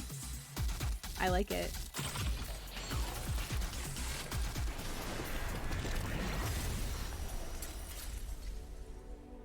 Ow, ow, ow.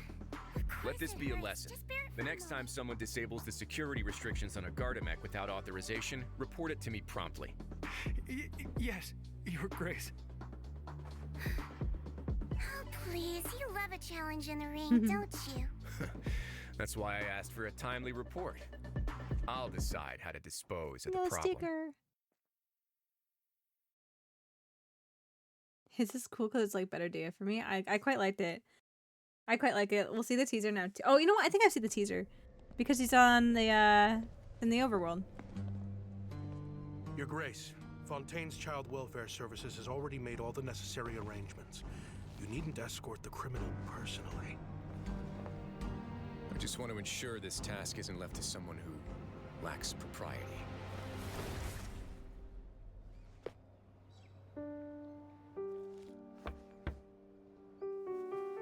Latest teaser, if I remember. Hello?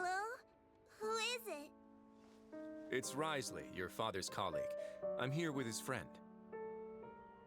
Oh, come on in. Dad's still packing up his stuff, so you'll have to give him a minute. That's all right. He has a long journey ahead after all. Risley. All right. Be a good girl and stay out of trouble while I'm away, okay? I will. Your friend here's super nice. Not like the other guy. He looks scary. Hey, that's not very polite. It's quite all right. Bye-bye. Come back soon, Daddy. I'll miss you. I will. Don't As worry. far being so sus in chat tonight. It's a heartfelt moment here, and you're ruining it by being hentai. I thought I wouldn't be able to see her again. I only As for sympathize with hentai. her. Love should be warm, but to you, it's become a form of punishment. Let's go. Next time you see your daughter, I hope you'll have become a better father. Yeah, I've seen this teaser, and I really liked it. It really kind of like expanded on Riosley for me. It definitely it embodied showing different dimensions of the character very well too. Because where typically we see in these teasers, it shows kind of like the softer or lighter side of a character. I personally find that this teaser shows the harsher side of Riosley, which I think is great because the demo, great, which I think was super fun. I really liked how they approached this one.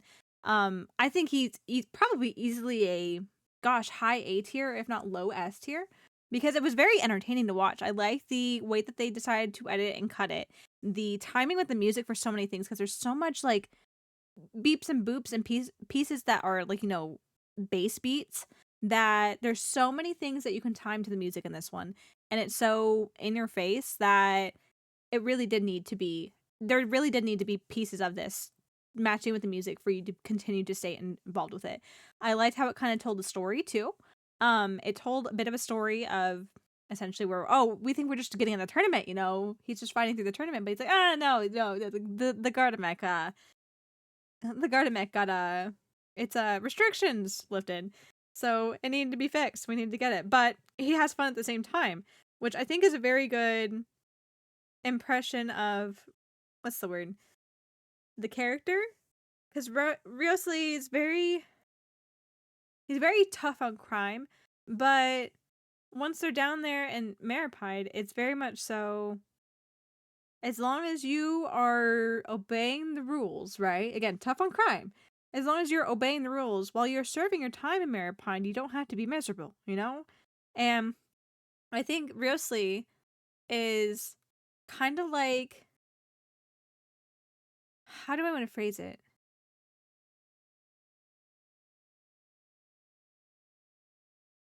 I don't know if teacher's the right word, but he's a form of authority, but has the vibe of like he's kind of one of the boys. And Meropede, ooh, I don't know how I feel about that.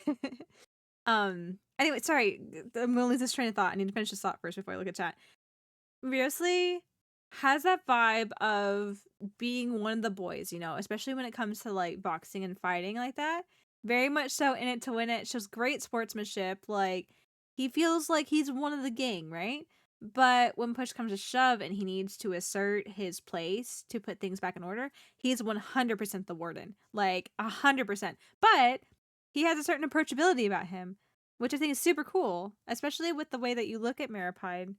Maripide is very much so, yes, it is the prison that people who get sentenced in the what's the word, sentenced in the, oh my god, what's it called, in court, when people are sentenced in court, they go there, right, to serve their punishment, but people still continue to live in Maripide even afterwards. So it just goes to show that he's very much so, he's kind of a ruler of his own kingdom in a way, you know, and a very gracious one at that, very down to earth. Like, he's very grounded in the character that he is, and I think it shows very well here to where you see both sides of him, where the demo kind of, you know, shows bits and pieces of his warden responsibility and how he goes about it, but also the playfulness and just like the easygoingness of him and how he wants everybody else to be able to, you know, they are paying and reflecting on their actions, but he's not going to punish them necessarily for it unless they continue to be pieces of shit. But the, what's the word? The teaser trailer shows that harshness, where more into the warden mentality versus one of the boys mentality, and he's very, what's the word? He's very suited for his job in that way. I think he's very suited in his job for that way, and making sure that, you know, the little girl didn't have to face that heartache of watching her dad, knowing her dad's being locked away in jail, like. That compassion, very admirable as well. Very admirable as well. Okay, chat here. Battle Junkie and showed off Sijuan the cutie. Yes, Sijuan showing up was exceptional. Very happy. Very happy to see that. I love seeing her walk around the store. Yeah, that was great. Maripede, I don't know how I feel about Maripede. I don't know how I feel about that. There's some things about English I don't feel great about. That's one of those I'm not sure about. He can look me up with those abs. In all seriousness, a grounded ruler who's still part of the people. Yes, 100%. 100%. The demo shows that 100%. And I think that's why Maripede functions as well as it does. At least, obviously it's fictional, right? But I think it functions as well as it does. Because he asserts his dominance when he needs to keep everything in line, to make sure nothing is falling apart and everyone is being taken care of to X degree. But at the same time, it's like, hey, we're all living here together, might as well, right? The whole shake hands thing. Yes, absolutely. The whole shake hands thing is good sportsmanship. It's all in just like, we're here to get some exercise in. We're here to blow off some steam. Like, we're moving our bodies and exercising and just, getting those good vibes going. Getting that adrenaline pumping, getting those endorphins running. You can get those endorphins running without actually like clobbering someone and being an absolute villainous dick. You could just have friendly competition. That's why, the whole boxing ring stuff. I think it's great. Before we tier list them though, and we had to think about that, let's go ahead and take our hourly ad break to keep the pre-roll ads off for you guys. So if you guys want to hang tight here real quick, we'll go ahead and tier Slate in our list right after this. And we'll be right back.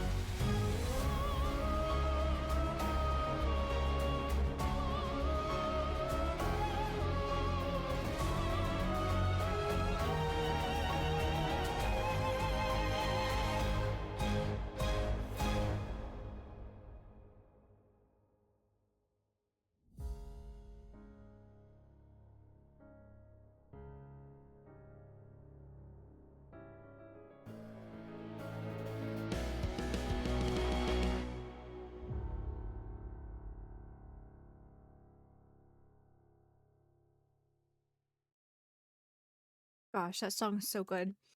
I saw it come up and I'm like, oh no, we only have like 30 seconds left of ad break. I'm like, we have a 4.5-minute song. I'm like, no, I have to let it finish. It's so good. Gosh, I love Fontaine. Like, the music, the storyline, everything about Fontaine, I just love.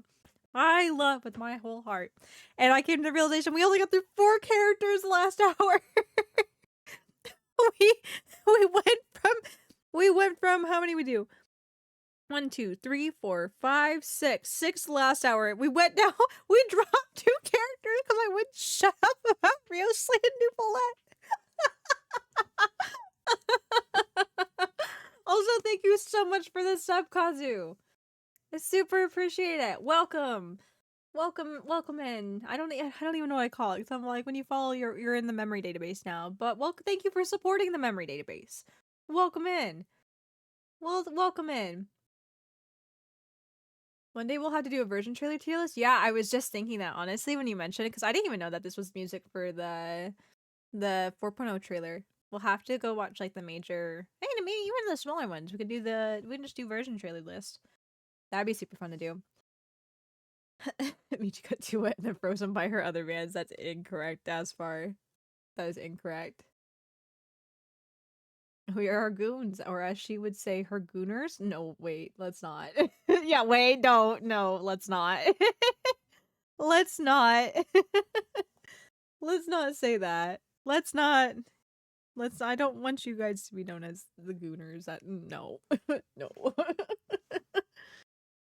Oh my gosh. Okay, that song was great. Fontaine's great. We're in Fontaine. This is gonna be just me babbling about how much I love Fontaine through like the next however many characters. We've got a lot of characters that show Fontaine, so we're going through it here.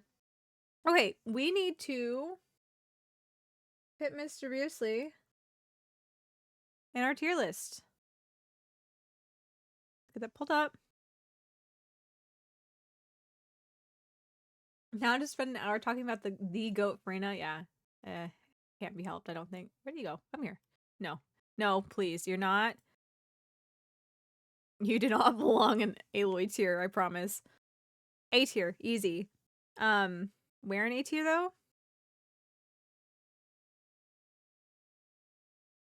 I don't think he was as entertaining as Lene. I think Lene had a lot going on about it that was really good, but Riosli's characterization was exceptional. Above child for sure, yeah, 100%. Or maybe because it's obvious. Because it's obviously good, so she'll just be 5 minutes to say S. Yeah. Rita's is so good though. Anyway, we're focusing on Riosli right now. Yes, he's definitely above child. I want to say he's just a little Fremine. Not Fremine. Lene. Sorry, I saw blonde-headed Fontanian boy, and Fremine is the first one that comes to mind. I think he's a tier because I think Lene just had a little more, je ne sais quoi, about him that made it very entertaining to watch. Like his was very much so tailored for being a showman. Lene and Fremine rhymes. It does. Maybe that's why I prefer saying Lene. Because Lene will have a little bit of Fremine and a little bit of Lynette. Connecting the two, Maybe that's why I prefer it as Lene. And I have no clue if that's actually a correct pronunciation in any form or fashion. But I like to call him Lene. But I think Riosli probably sits just below Lene. Because Lene had a lot going on. The edits and transitions were very, they were very different, but they were very eye-catching, but on brand for him as someone who kind of morphs reality, A little bit of Michi too. Sure, I guess. Sure, I guess. But yeah, I think Riosli sits there. Riosli was really good. It was a great show of his characterization. But I think Lene was just a little bit better. Just a little bit better. But Riosli's was entertaining nonetheless. I put him right there. I feel satisfied with that. That wasn't too hard to wrangle with. Fontaine about to keep staying on top. I know, I'm trying to be as objective as I can about this because I just said how much I love Fontaine, the bias, though. I just wanted to check my subs and what I miss about Gooners. Don't worry about it as far as just being as far. As far as being as far here, don't worry about it. Okay, let's continue on. We got Miss Charlotte next. But Miss Charlotte. She's got fun music too. As long as I keep digging, it will shake the world like no other news report in history. Your credible source of the unbelievable truth. That's my journalistic motto. What's the news?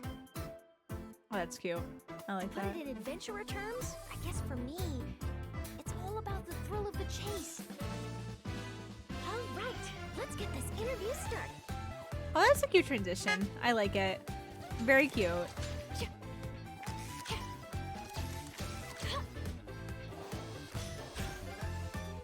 Smile.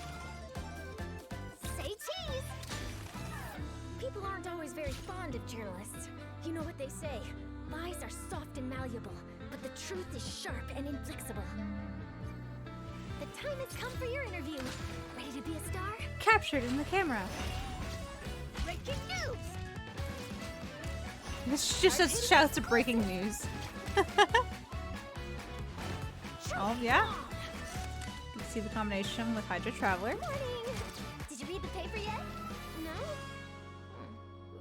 No worries. I'll read it for you. I'm gonna go back and watch that splash screen. Or the splash art transition. Yeah, right here. All right, let's get this interview started. Oh! Yeah, that's smooth. I like, too, the inky kind of, like, drawnness about it. That feels very much like old newspapers before... Even when they were able to take pictures, you get people that would do, like, caricatures and stuff to be able to represent stuff in the newspaper. People To give a aren't visual. always very fond of journalists. You know what they say. Lies are soft and malleable, but the truth is sharp and inflexible.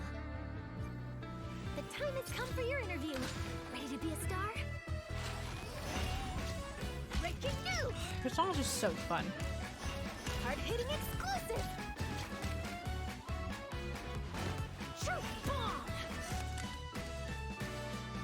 Morning! Did you read the paper yet? No? No worries. I'll read it for you. You know, it's fun to get... You know what? She's kind of... Not, like, super, but I feel like... Now that I think about it and we're talking about it and seeing it here, Charlotte's like a... Charlotte borders, or is it like the lower end of a Genki girl? She has that excitability and like go-getterness about her.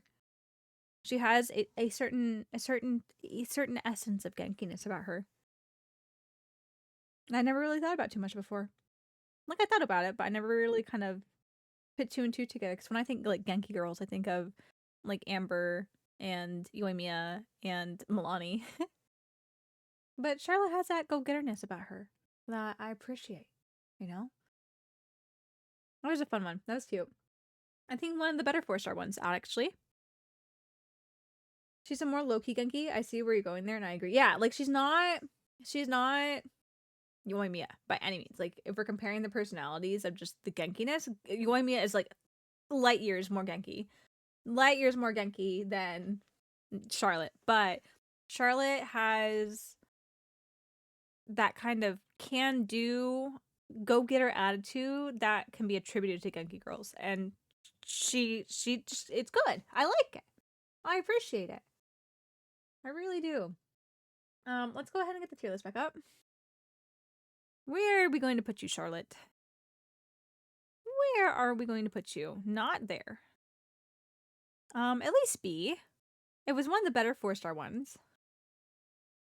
Let's see. She's the Mrs. Worldwide of the game? I don't know what that's in reference to. I'm sorry, Asfar.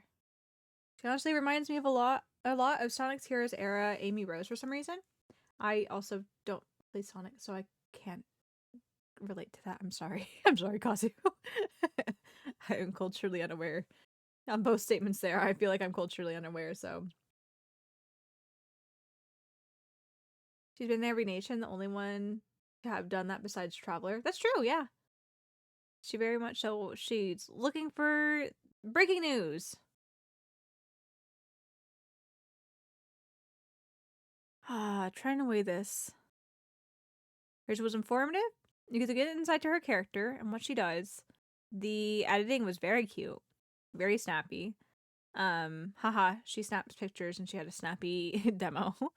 I think the transition into the splash art, which we've been talking about since last time, that was one of the things we talked about for each one, just the quality.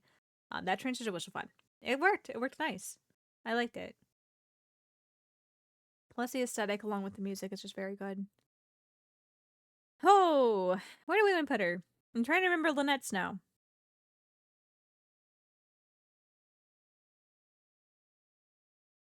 What was Lynette's? Gosh, what was the story for Lynette's? I'm blanking because that was like one of the earlier ones we did tonight. That was almost 2 hours ago.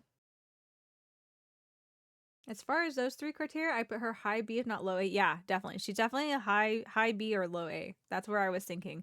Because I was thinking of like, do we want to put her somewhere around here? And like, how do we weigh her in comparison to like Venti, right? Or do we slip her up to the A, you know? I'm not quite sure where I want to put her. Yeah, because I'm trying to compare against the others in my head.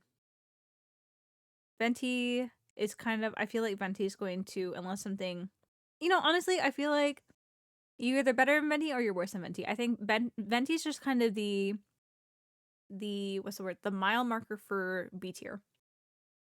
From what I've noticed of how I'm navigating it, deciding if he's better or worse. If I have a character that's better than Venti, they make it up to A tier. If they're worse than Venti, then they're in B tier or lower. Venti is the vibe checker. Yes, Venti is the vibe checker. Most certainly. So I think a good litmus test would be, what is she in? Gosh, what was Lynette's? I feel so bad. We just did Lynette's earlier. I got lost in the sauce with Bruce Lee and Nouvellette, and now I can't remember where I'm at. Lynette. What was the storyline for hers? Or, like, the concept? Oh, yeah, she was, like, it wasn't necessarily a story so much as just a more realistic, I guess, explanation of stuff. Hers was good. I like the mystique in hers, where, of course, she's just quiet to begin with. The animations were decent in hers as well. I'm trying to remember what her transition was. The transition to the splash art. I'm trying to remember how good that was or wasn't. Because hers is... Was it the hat that rolled off? Yeah, hers was good. I think Lynette's transition was better than Charlotte's. Because it had like the fabric kind of swoosh across, and then you could see the splash art coming to view when she's holding the fabric from her bow, presumably, if not another piece of fabric that's the same fabric type as her bow, that trails behind her. So that was a really good transition for Lynette. Charlotte's, though, was good. I don't think it's better than Lynette's in transition-wise, but the transition's not the whole... What's the word? The whole picture here. Let's see.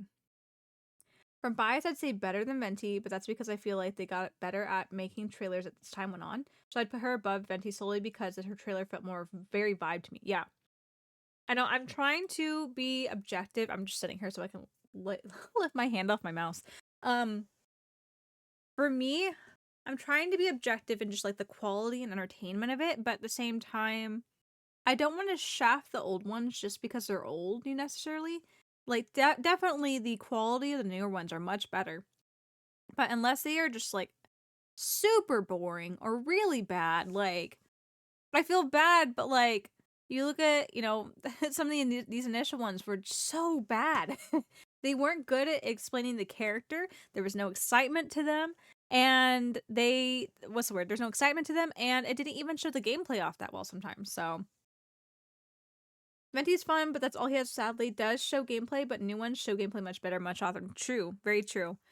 I'm just trying to weigh it in, like, when we were going through them, Venti was one of the first ones where I'm like, oh my gosh, like, I am actually kind of hyped for this. And I'm not even, like, a Venti...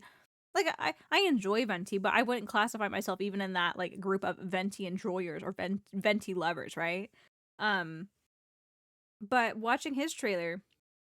And maybe it was in comparison to all the other crap that we had around it. Venti's was exciting. Like, I felt super entertained, and I definitely was invested in the little storyline that they had went with it. But again, I have to wait. How much are we going to take that into account versus the actual objective quality of the newer ones? Because it's definitely higher quality. Yeah, no, totally get you. I guess what I was getting at was more, I feel like Charlotte is the Venti of this era of trailers. Maybe. I don't know. I don't know fully about that. I don't know fully about that. Hers was definitely good. You know, I'm not questioning that whatsoever at all. Hers was good. It was exciting. I wanted to watch the whole thing.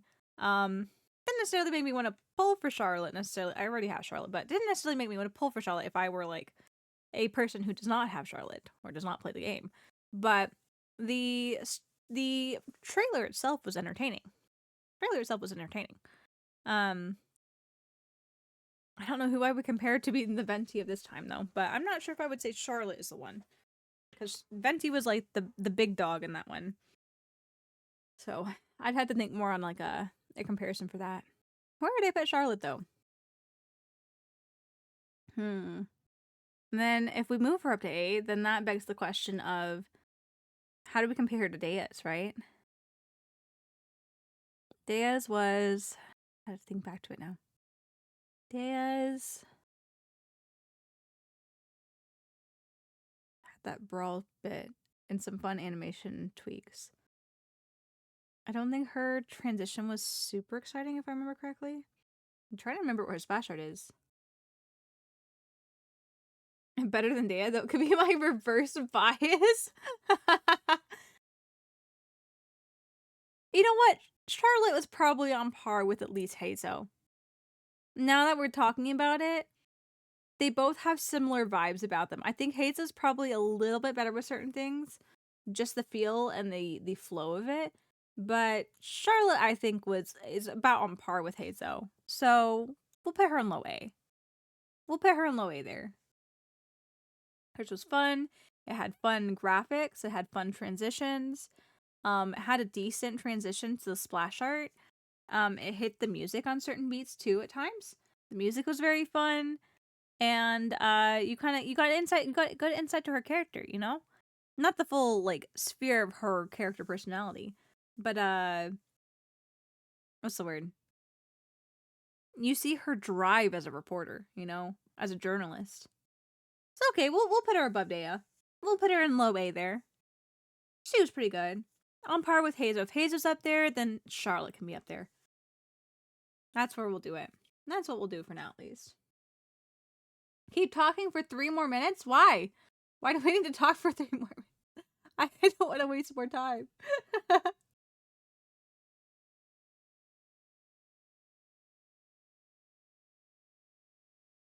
We need to get back on schedule. People run! Why are you running? Why are you running? Why do I need to talk for 3 more minutes? Oh, it's Farina time. Oh, it's Farina time. I'm excited. Oh, getting ready for work. I see. I'm sorry. We're going to move on to Farina's. Ah. Farina. Ladies and gentlemen, welcome to the most spectacular show in the history of Fontaine. I agree, Mr. Announcer. Together for our national icon, Fontaine's biggest celebrity, one of the 7 archons of Tibet, the Regina of all orders, kindred, peoples, and laws, Farina de Fontaine. Gosh.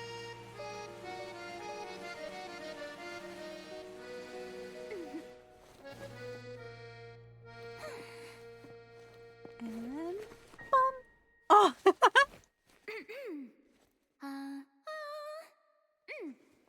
Vocal cords ready, blood sugar replenished. Let the show begin! Oh, Farina. This one's so good. The whole like black the whole like silent movie thing. I forgot about the silent movie shtick. This is great. Showing the animations for like fighting stuff, so a little bit of gameplay there. And we see the salon members.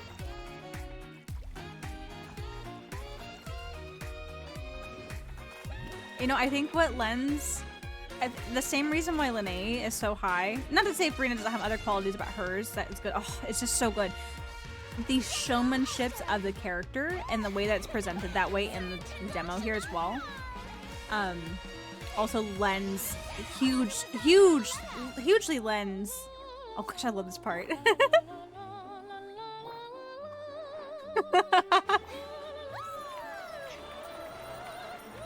I am all the Archons. Yes, the shift. Ah.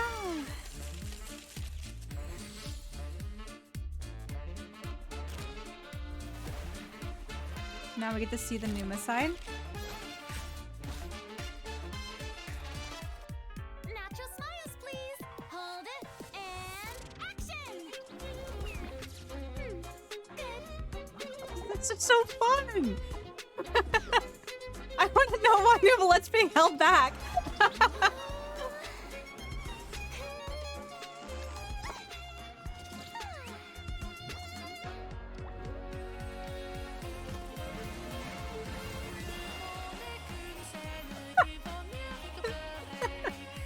I'll do this after the trailer. We'll come back to it. I have a thought though.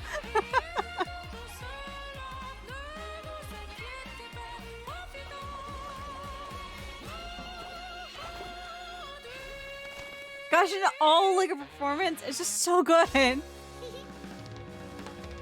why are you so good? You're so good. I can't. Oh my god. I love her so much. Okay, we gotta come back to... Where is it?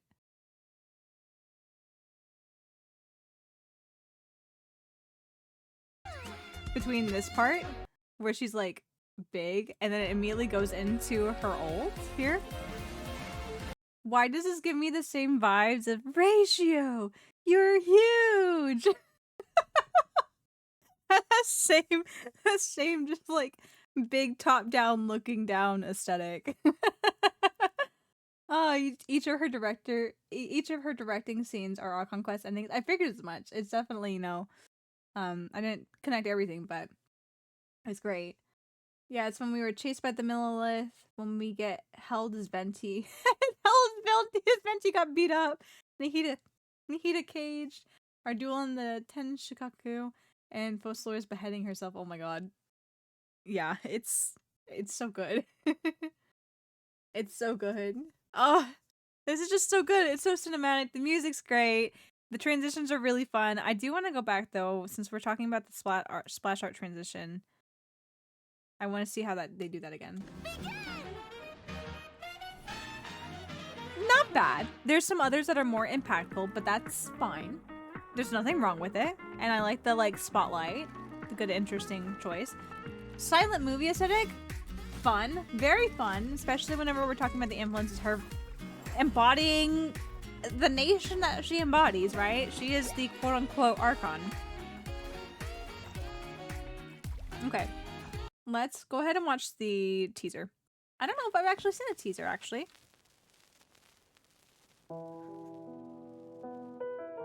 Opera walks the line between truth and fiction. For though the story is fictional, as far as the characters are concerned, their fate is real.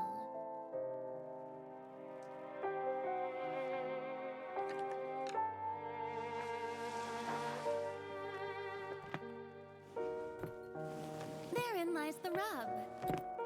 Are you and I the audience, or characters on the stage? Nobody can know for sure. After all, nothing is easier to fool than the senses. We know only one thing for certain, that the prophecy is true. Because in this show, the prophecy is a part of all characters' fates. Don't believe me? So, you still haven't noticed that I'm not even speaking to you. This is just a recording playing in your head.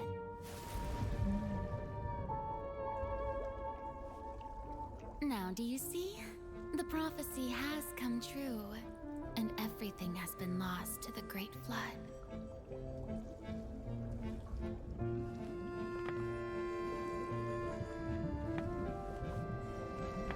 And you are the only one I have left. Oh yeah, I forgot about the transition. And so, while fate may seem like it's playing cruel jokes on you, only fate will not deceive you.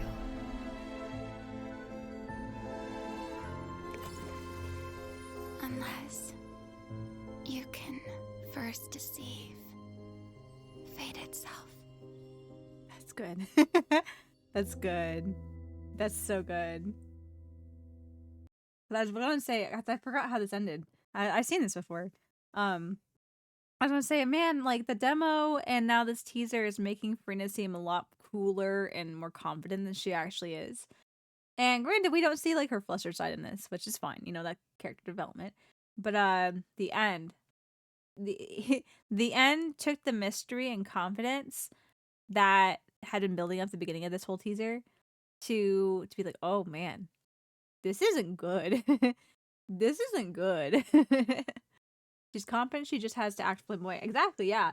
I'm just like, it's the demo and the beginning of this teaser really just shows the facade of Farina. And I'm like, that's fine, you know, especially if we're promoting like the new country, the Archon of this new country. We definitely want to entice that, especially with how much of a showman she is. But I do like how they wrapped it up there where it was like, oh no. the facade broke. The facade broke a bit there. Oh no, things are going down. Like, this is not good. This is not good. We need to do something about it. But yes, excellent. Excellent. Easy S tier.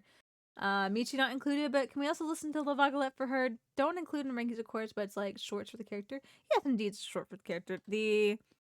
What's the word? I didn't add La Vagalette because it was included in story quest stuff. So if it was included like a short that was just posted online, then yeah, we had included. But we can go pull up La Vagalette. We can cry with Farina together. We can enjoy Farina. Let's pull it up.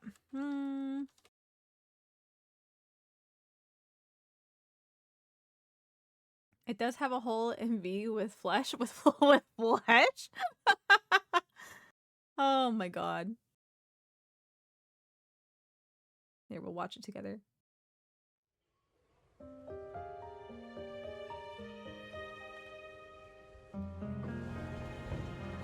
Is she here yet? Oh yeah, they had like the the real lady singing. You're wrong. She's here.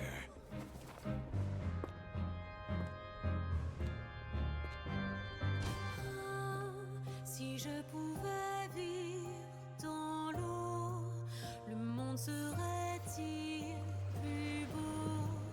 Me pardonneras-tu, ô chère mère? L'eau dans son courant fait danser nos vies, et la cité elle nourrit, ainsi que toi, mon doux amour. But what about your wish? My wish.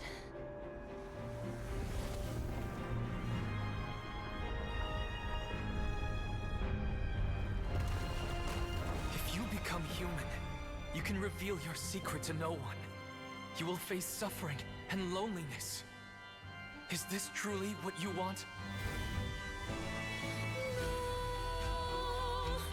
Gosh, the animation for this.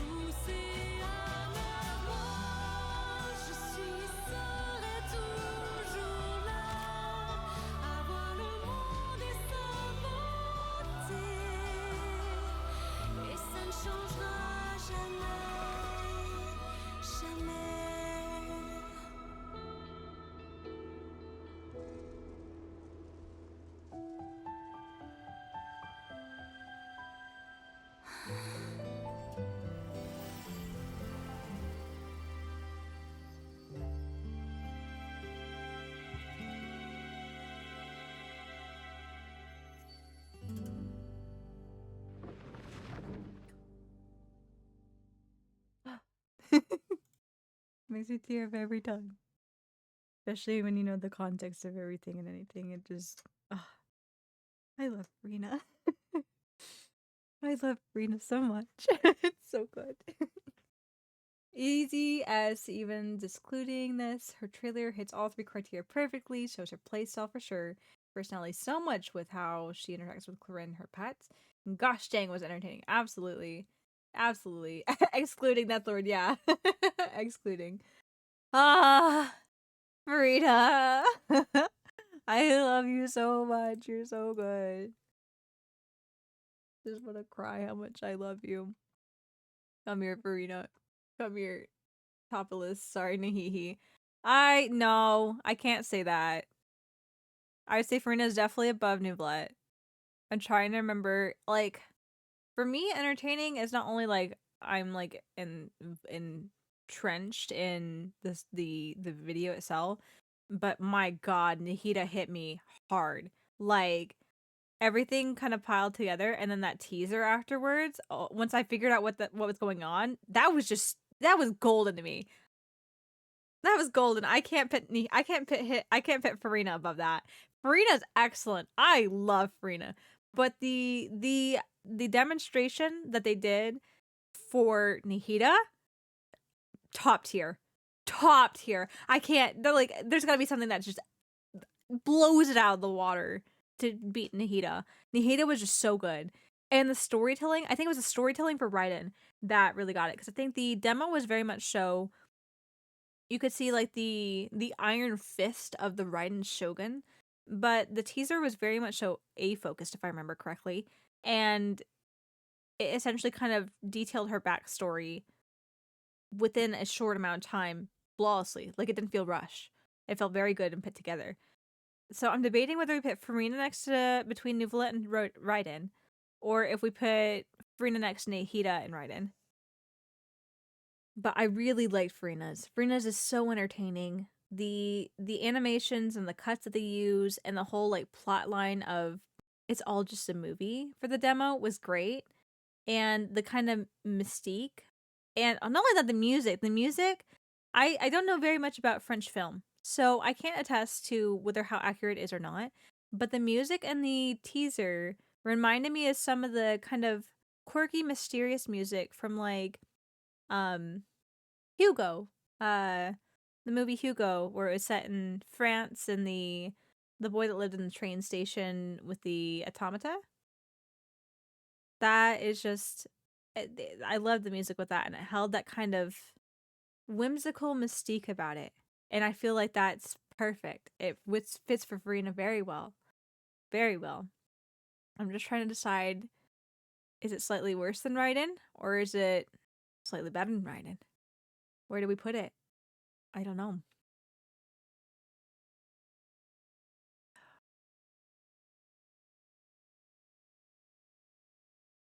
This might have to be something we come back and review. One of the sets that we come back and review to reorganize.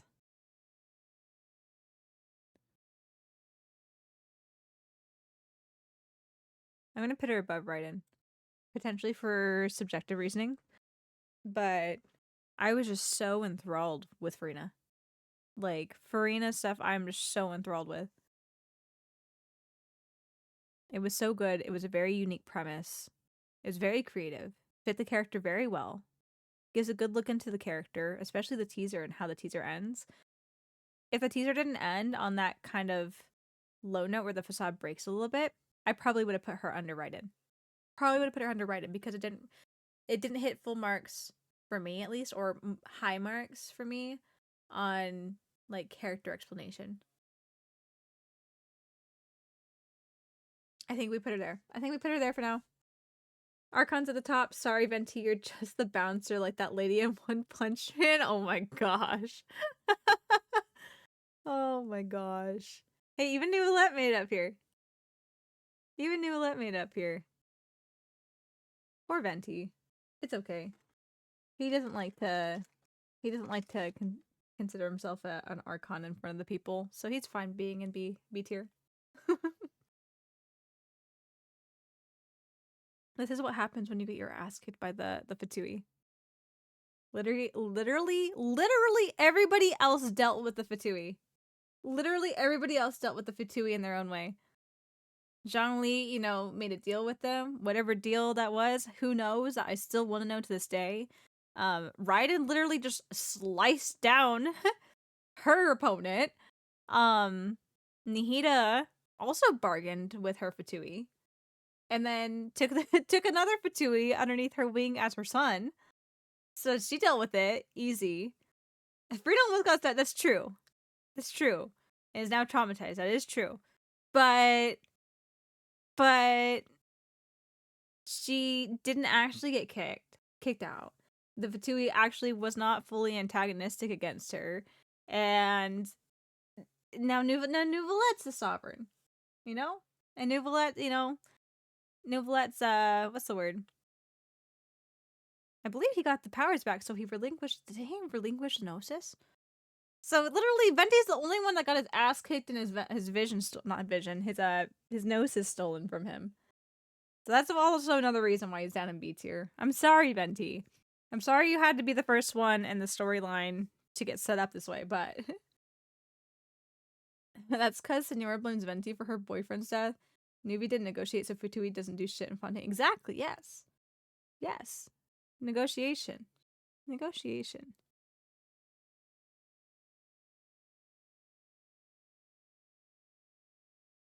Yeah, I'm not sure. I know a decent amount of... What's the word? A decent amount of the Cataclysm stuff, especially during that time with like a... Oh my god, what was his name?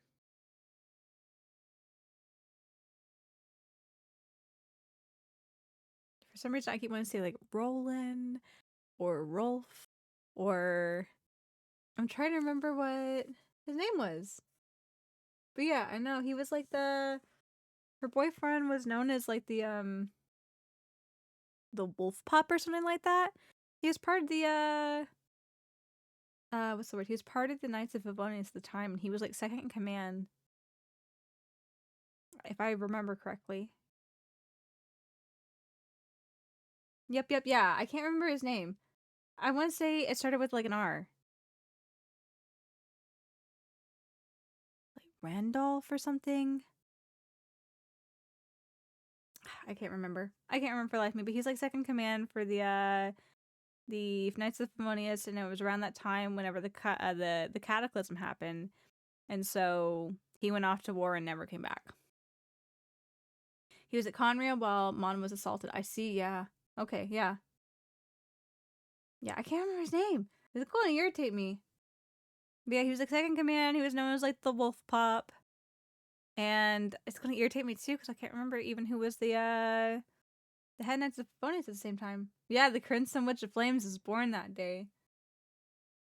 The fire within her consumed her. She went on a rampage, burning down the countryside until Piero was like, "How about you join us?" Or was it Piero? Or did they send Dottore? I think it was Piero. Maybe it was. I can't remember. I can't remember at this point. It's been so long since I thought about this that my lines are... Yeah, Piero. Okay, I thought it was Piero. I wasn't quite sure though. But I think it was Piero was like, let us cool that fiery heart of that. No way Dottore is that old? Are you sure? Only one older than her is him? Piero? And Capitano, yeah. I thought Dottore was fairly old, though. They've all got weird, wonky ages that I have no clue how they've been suspended in time so long. Probably some sort of Fatui Harbinger secret. But, Dottore was old, but he was in academia in recent history. Okay, I see. Old, but in a different old. Yeah, pre is crazy. Well, not necessarily, because he got kicked out of the academia because of crazy. Because I think he wanted to experiment on humans or something. I forgot exactly what he was trying to do. I think he was trying to make an immortal human or something. And he got kicked out because of his sacrilegious. Yeah, because he got crazy with knowledge. Yeah, like, he was trying to experiment on humans. He was trying to look into forbidden knowledge and got butthurt that he got kicked out of the academy because they're like, you're fucked up. We don't want you. And he's like, oh, they kicked me out because I was too much of a genius. Okay, what are we doing? We put Frina? Is that where we're at? Yes, we just finished with Frina. We ranked her. We're putting her there for now. Y'all lost the arc and I'm the evil one. That is a fair point, though. That is a fair point. I will give him that one. I will give him that one. But just because crazy calls out crazy doesn't mean you're not crazy too. Okay, let's go ahead and continue on here. Let's go ahead and continue on here. We need to go back. Hello, Farina. Thank you. Oh, it's Navia's turn. Whoa. There we go. Thank you for entertaining us. It is time for Miss Navia. Boss, we have a lead on that no-good thief. They call him the Sea Shadow. This is his arrest warrant. Unfortunately, he's got a good nose. He's unpredictable, too, which is how he's eluded us thus far. Get him! This is cute. Ooh, I like that. How's he so fast? Like still frames with the music change. Going somewhere? That's a good transition too.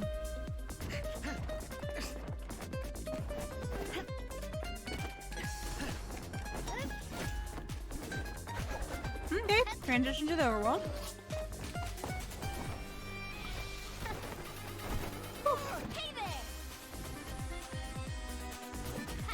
The balancing animation's cute. That's fun.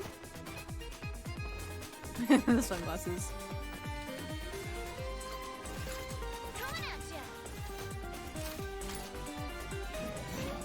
Yeah, good gameplay display.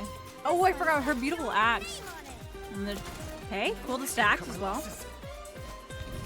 I want to get her axe at one point because it was so unique. It's so unique. It's such a unique weapon.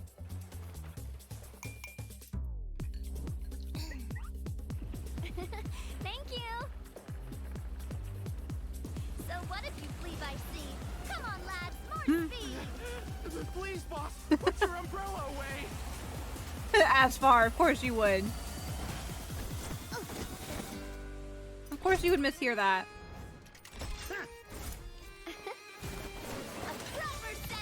Ooh, yeah.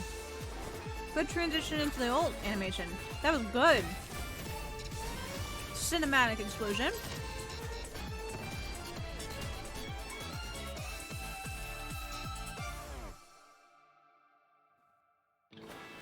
Ah, ready to admit defeat?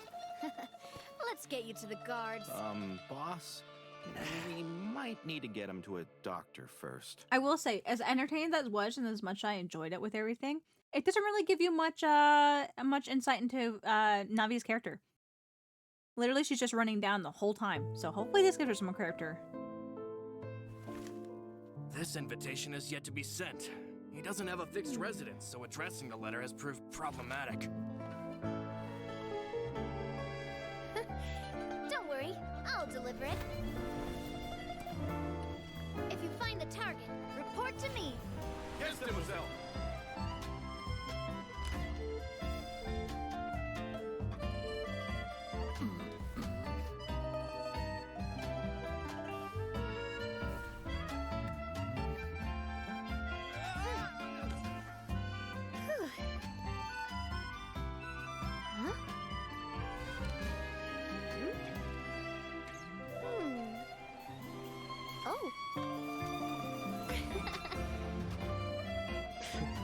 Oh, it's Traveler. Of course it's Traveler.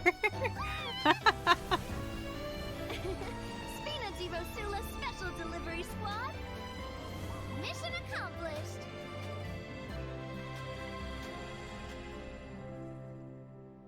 What would a banquet celebrating Poisson's reconstruction be without you?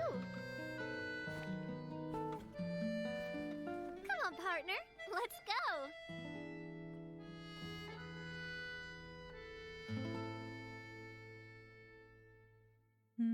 It's fun. It's very fun.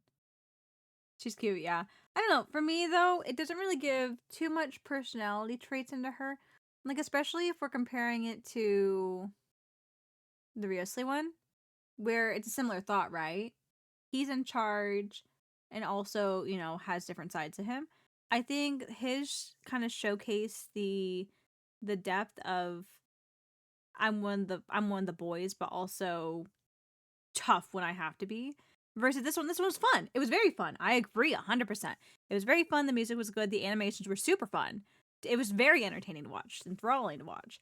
But if we're talking about just the personality we get from both the demo and the teaser, the only thing I get is a very kind of, I wouldn't say one-dimensional. It's more than one-dimensional, but it doesn't really give a full, not even a full spirit, because a demo's not going to give you a full spirit. It doesn't give a good look into the character. For me, the impression that I got with her is that she's the boss, right? And even still, wasn't like super harped on the boss, but obviously she's running something, right? She's running a group of people, and she's just, she lives for, okay, again, not saying Navia in general, right? But the teaser in the demo gave me the impression that she is a boss that lives for the thrill of the chase and enjoys being able to participate in that. That's as much as I got from her. Not really any more depth into her character or any little anecdote to her backstory. So I will give lower marks on that because it feels like it's just, I'm a boss. I'm out here fighting crime, or I'm out here getting my man, and I'm cute. And I feel like she deserves a bit more than that, you know? She deserves a bit more than that. And honestly, maybe that's why people were talking about her so one-dimensionally when she first came out. Because I appreciated Navia from the beginning. I did. But it wasn't until we got further into the Archon quest we got to see more of her personality come out, and just like the travesties that she's gone through, that I was like, oh my god, I have to pull for Navia now. I have to pull for Navia now. She also has friends that don't hesitate to help, like Lynette. Yeah, especially Lynette too, where Lynette's pretty, you know, keeps her cards close. Ha ha ha ha. She keeps her cards close, so to help Navia, that does show, you know, credibility with other characters. So I will give you that. But I didn't really learn much about Navia in that. Did you pull Navia? Oh yeah, I pulled Navia first round. Well, not first roll, but I pulled her in her first run. And I did get her, and I didn't have Primos to pull for her weapon, but I do want her weapon. I do want her weapon now. I don't care if it makes her better or not. It's just aesthetically pleasing, so I want to have it. Plus, it's just so unique. We have a battle axe. That's like one of the first unique claymores that they came out with that was more than, like, of course we get like the fish and stuff, and the fish was fun. But if we're talking about like realistic weapons, that was one of the first ones that decided to start, you know, riffing on stretching the meaning of what like the weapons names mean and what traditionally that looks like, you know. I really liked it. I thought her weapon was cool. Let's go back to the tier list here. Let's go back to the tier list so we can keep clipping along while I'm talking and yammering. I really want to put her probably A tier. That was really enjoyable. I had a good time. For sure. Where do we want to put her though?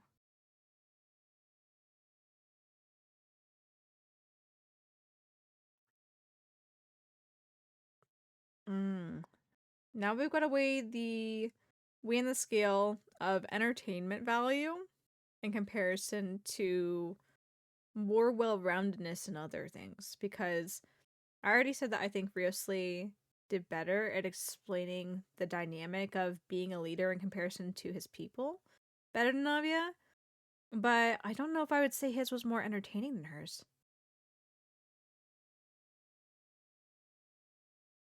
I would put above Tanari and Ayaka personally. I don't. It's entertaining to me, but the whole point of a character demo is like, yeah, we got to see her gameplay, but it's supposed to show off the character, and I just didn't really get Navia's character. It felt flatter to me than I'd like. And so that's why I don't think I could put her in S. I feel like S to me is typically a very good inclination, like I feel from the beginning. I don't feel that inclination. Because it gives more personality, definitely. Oh, mushrooms. I think there was a lot of things about Tanari's that was well balanced that I think I put him in S tier. I can't fully remember his, so I can't say for certain why he made it up to S tier. But he made it to bottom of the S tier. But the insight into the characters feels lacking to me. And I'm just like, especially for a character that is, I wouldn't say super extroverted, but like, especially to the traveler, shows her personality and, you know, trusts the traveler to be able to confide in and stuff. Granted, that's character stuff, the development, and all, I understand. But I was more inclined when watching this trailer to pull for Navia for the gameplay versus the character. And I don't know where I want to put it.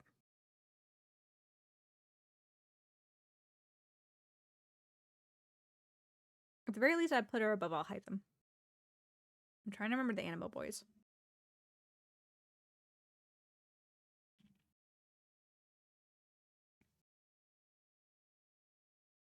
Oh, man. I feel like you keep giving a reason and then but. And then but. Well, I told you, the battle here was essentially weighing where do we rank her? Because I feel like she's lacking on character, but really heavy on entertainment. When we have a lot of characters here that are more well-rounded, right? And so it's deciding how this weighs in. It's deciding how this weighs in because I personally feel like the scales in regards to the 3 criteria are very weighted on one side more so than the other.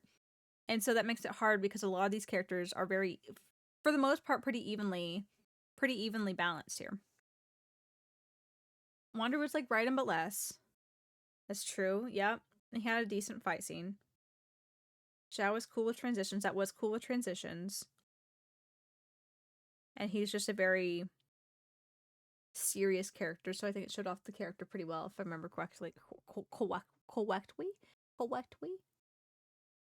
Well, I hear reasoning for lacking character feels hollow when Ayaka, who has no character, is S. Like, her transitions were okay, sure, but Well, I think what really kind of weighed into it, because even though we weren't considering the animation super heavy, I think the teaser was what helped really kind of pull it together, in my opinion. What was it? What was I? Because why did we rank Kayaka so high? It's been a week and my brain's had time to sleep since then. Kazuha did have good story. Kazuha did have really good story. I'm gonna think on it. I'm trying to remember. We're gonna go ahead and take ad break now though, because we hit the top of the hour again. So if you guys will hang tight, real quick, take our hourly ad break to get the pre-roll ads off for you guys. I'm going to think about how we rank some things and try to remember stuff from last week. So we'll be right back. I'll see you guys here soon. See you soon.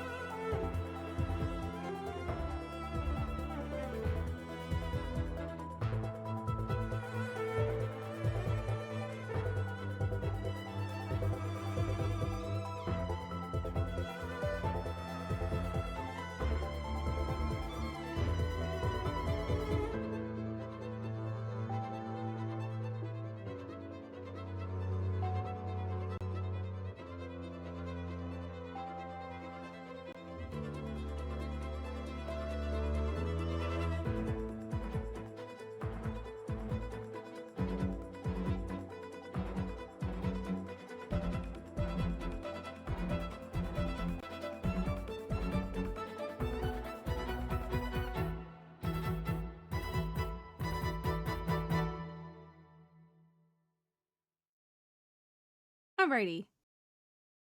We are back now. Get back. During the ad break, I rewatched the Ayaka ones to figure out. I don't know why we specifically put her in the S tier. Honestly, I think the reason why we might have I think the reason that we might have was because I was weighing in Hu Tao, which I think Ayaka still has certain better qualities than Hu Tao. Hu Tao was very fun. And granted, we put her up there because she was one of the earlier ones, so Hu Tao made the S tier pretty quickly. Not to say that it's still not iconic, but I think the reason why Ayaka made it so high was because we were comparing it to Hu Tao and how we had originally ranked her. Because it wasn't super exciting for Ayaka, but there was a lot more into her personality. There was a lot more into her place in the storyline. There was a lot more into, I guess, where just she lands in the world, right? And I think that's why she ended up making a bit higher, because you got to see the character within the world and also the characters. How do I say it? What words am I looking for here? I'm trying to look for words. I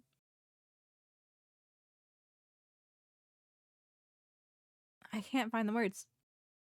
Honestly, Ayaka down might mean to be put in A. If we're all honestly talking about it. Because I can't remember Tanari's. I remember...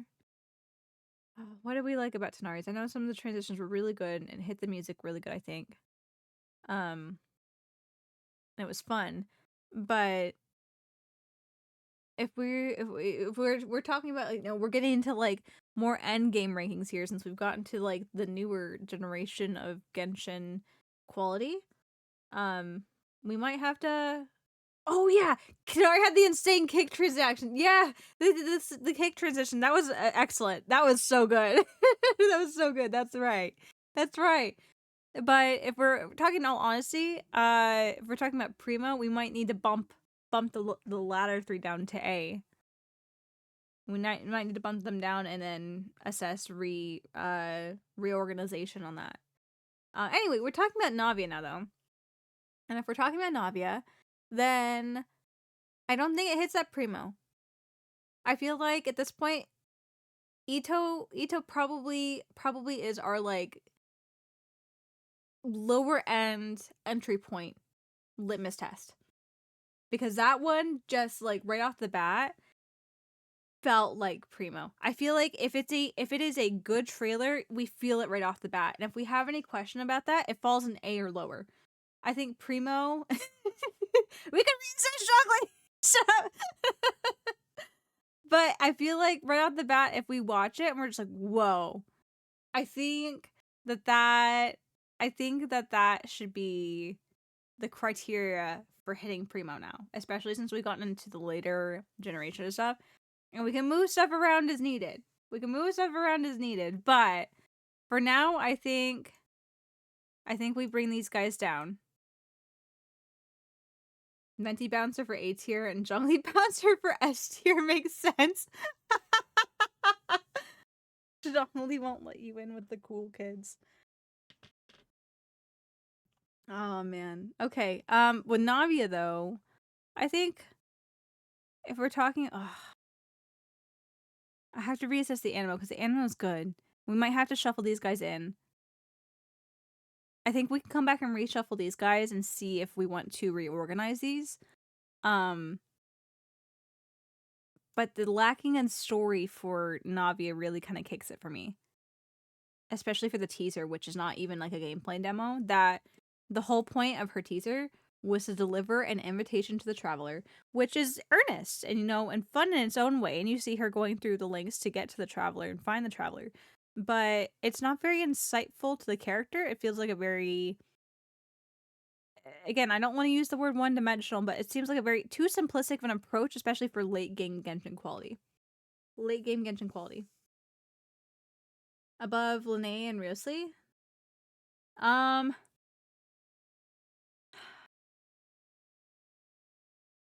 Yeah, potentially, because I think Alhaitham had decent gameplay, if I remember. But it was well rounded out with... Oh yeah, because I like the part because it's the trio talking about him. It's a trio talking about him, and then his teaser has more insight to just the way that he processes things and sees the world, and really kind of enlightens you more about the character. The way he's an asshole, yes, but he's a very insightful asshole. He just doesn't want to deal with people because they don't see the world the way that he does. He used tap and hold wrong. Don't worry about it. Don't worry about it. So I don't think that she will exceed Alhaitham. Linnae though, I think she was more entertaining for sure. Linnae showed some of the character though, so that's my concern here with putting these back and forth here, is that Navia's entertainment value high, super high. Gameplay, it showed the gameplay fairly well as well. But in regards to the character, I felt it was quite lacking. You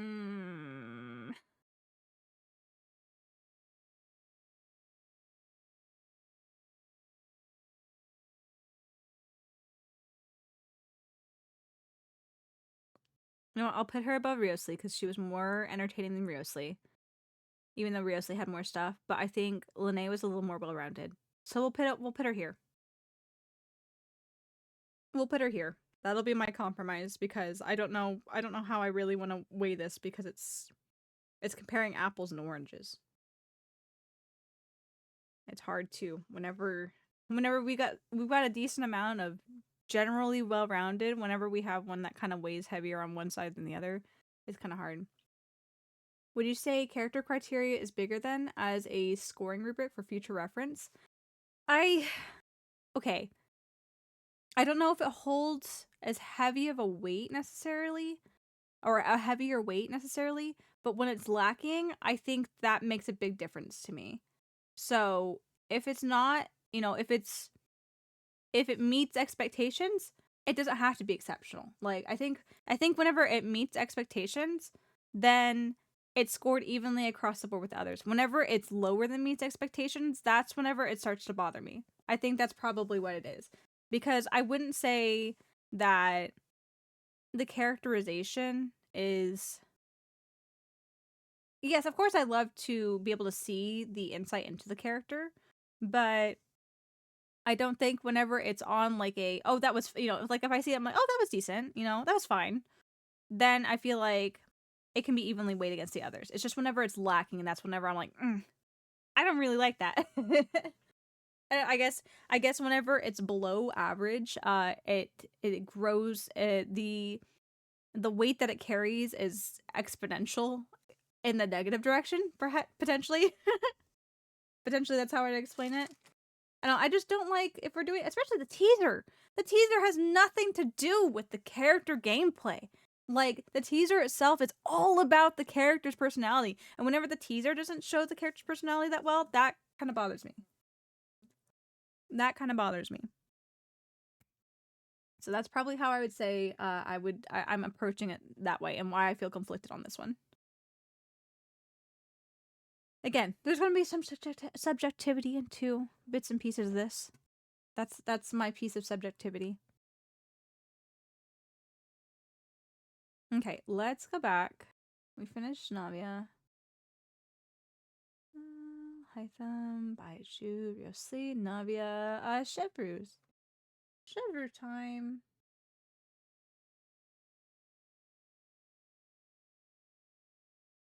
Where is she? There you are. I love anything full of grease and sugar. Food like that provides me with ample energy during the workday. Plus, it's a real mood booster. But on my days off, I like to read crime novels. I find them very interesting. I'm Chevreuse, captain of Fontaine's Special Security and Surveillance Patrol. Is there a case that needs my attention? The Special Security and Surveillance Patrol deals with a host of heinous crimes and criminals. The criminals aren't your everyday goody-goodies from the Palais Mermonia. As such, the methods we employ to enforce the law can be a bit on the harsher side. Stop right there! Drop your weapons!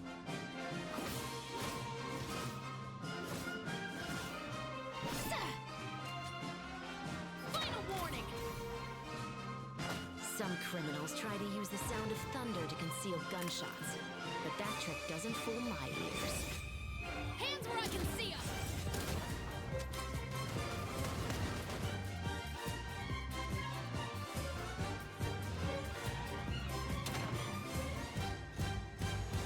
That's fun. Another day of work over. And Unfortunately, probably the best part about the demo. Oh, that reminds me. I should grab the latest copy of the murder files.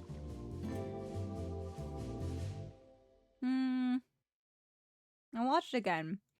I wasn't super enthused with that one. I love anything full of grease and sugar. Food like that provides me with ample energy during the workday. And Plus, it kind of falls it's a into real the mood booster. But on my the days older off, 4-star. I like to read Hi, crime I'm novels. so and so. I find them This very is my interesting. personality traits and physical I'm things. Chevreuse, captain of Fontaine's Special Security and Surveillance Patrol. Is there a case that needs my attention? The Special Security and Surveillance Patrol deals with a host of heinous crimes and criminals. The criminals aren't your everyday goody-goodies from the Palais Mermonia. As such, the methods we employ to enforce the law can be a bit on the harsher side. Stop right there! Drop your weapons! The transition's uninspired too, in my opinion. Final warning! Some criminals try to use the sound of thunder to conceal gunshots, but that trick doesn't fool my ears. Hands where I can see them!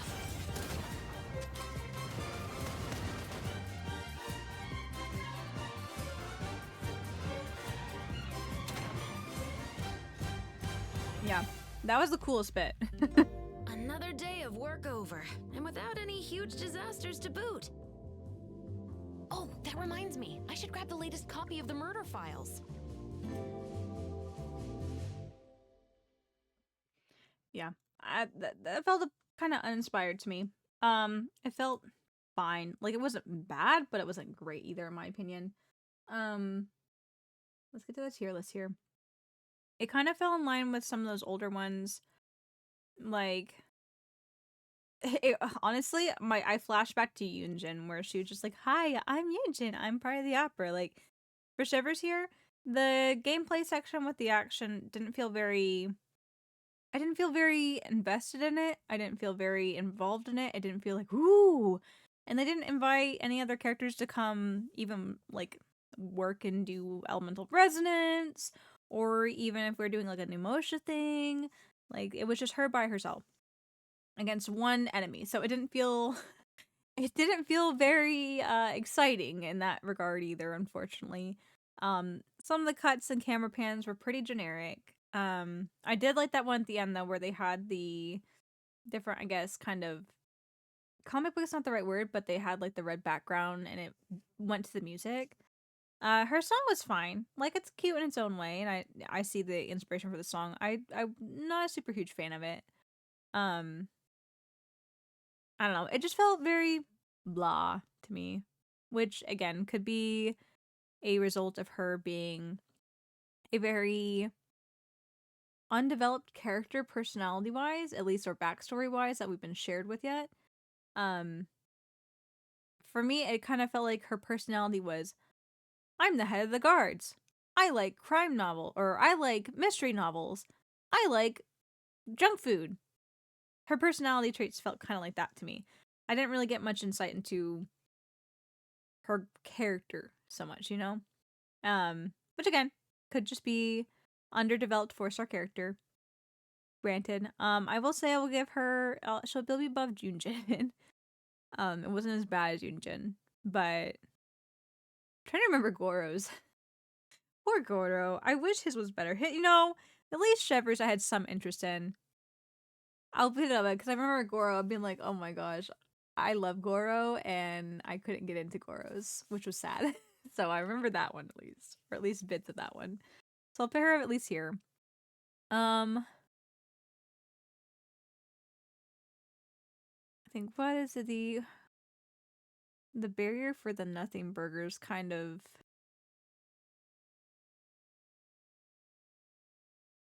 I think it started with like Yai or Ganyu.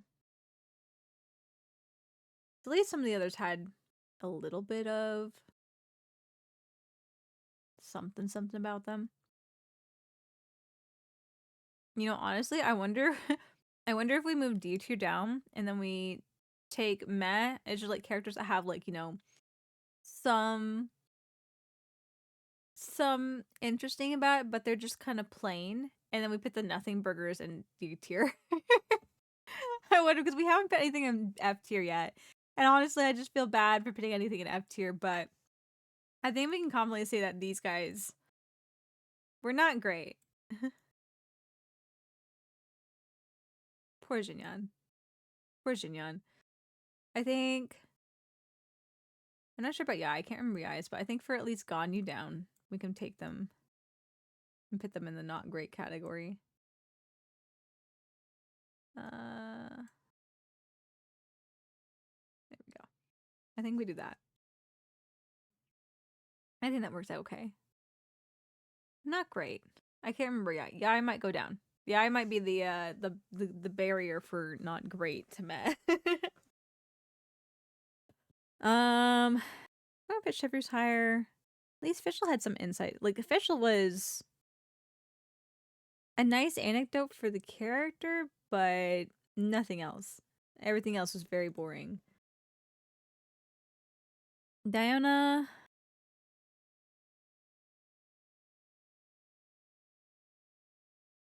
I don't know where to put Shivers, honestly. Like, it just felt... Where Navia at least had a little bit where I don't want to say one-dimensional, Shivers felt pretty one-dimensional.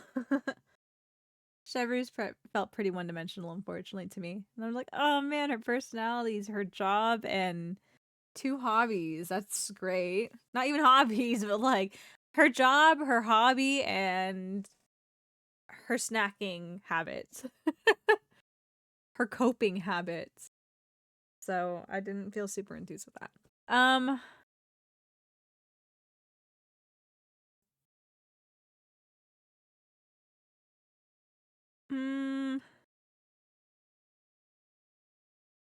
We'll leave her there for now, I think. Because I'm going to get in the weeds trying to pick her through here. I think we'll leave her there to now. Because at least Fischl has a personality, even if she... See, this is where we get to, like, the weight on one side versus the other type of feel. Above Goroworks, yeah. She was more well-rounded in her mediocreness, in my opinion. Versus Fischl was more weighed one way than the other. Like, the demo and stuff kind of sucked, but the anecdotes were fun. It was very good insight to the character. But everything else, well, not great. Not great. I think we'll leave her above Goro. We'll leave her above Goro. We can come back. We can come back to it. We can come back to it. We just need to get it slapped on the board. We need to get these characters on the board. Gumming. Gumming time. More pyro. Hey, boss. The name's Gaming. I'm a guard from the communications office. Oh I'm no. the best wushu dancer in the secure transport agency. Oh no, we're falling and into the that busiest guard same. in the wushu dancing community. How about that? So all this needs shipping, right? Whether it takes me uphill, downhill, We're falling into that same thing that I was complaining about just a minute ago. I'll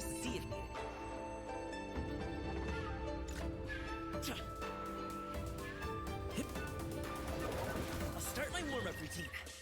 Not a bad transition.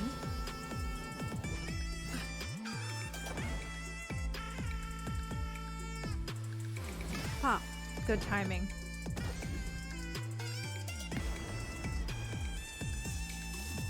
They made the gameplay more interesting. Help me get a better handle on how Swan look in action. As soon as I put my Wusho head on, I'm right in the zone.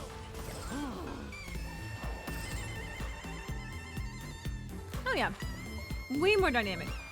I actually want to I feel more invested in wanting to play him in his gameplay than with Chevrolet's. You hungry? Ah! I managed to book this cool place for dinner. They only do evening service and it's invite only. My treat. Yeah, it was fine. Yeah, it definitely made up for that. I was kind of worried in the beginning where it fell in that same thing where I was like, oh, I don't like when they're like, hi, I'm so-and-so. I'm this and this and blah, blah, blah. And let me give you my bio in like 120 characters or less. Like, I'm like, oh no, here we go again. But they made up for it. The gameplay made up for it for sure. I don't know. You get like a vague insight into his character, but I think it meets like the base of like, okay, this is what you were expecting from the character. The gameplay and the aesthetic of the entertainment of showing their VTuber intros. Yeah. Oh man, yes, absolutely. Their VTuber intros. Not good for a demo, in my opinion. VTuber intros not good for a demo. Not entertaining. Not whenever you have other things to compare it to. Let's go ahead and get the tier list back up again. Gumming. We're gonna fly through these. Gumming. Do we want to put lower C or higher D? That's the question. Because at least he had some, at least his gameplay had some interesting angles. It wasn't just Chevrolet's where it was just like camera pans. That was uninspired. This is definitely more inspired. There's more artistic flair to it. I liked it. But it still definitely suffers from the it suffers from the C rank or D rank disease of it's fine, but I'm not super hyped. You know what? These were nothing burgers, right? Not inspired in the flow of the flow of the demo or the characterization of the demo. I feel like we probably put him in low C. Because while it was fine, it was more than a nothing burger. It was a little more than a nothing burger. We got at least one bite. If you were in it for the gameplay for him, the gameplay definitely showed off his gameplay fairly well. So, trying to think how that compares. We have to put him higher than Mika, right? We have to put him higher than Mika because there was at least a little bit more than what Mika gave. I'm trying to remember Cold Days. Mika might honestly get demoted a little further down. I don't think it goes to D, but maybe a little further down in C.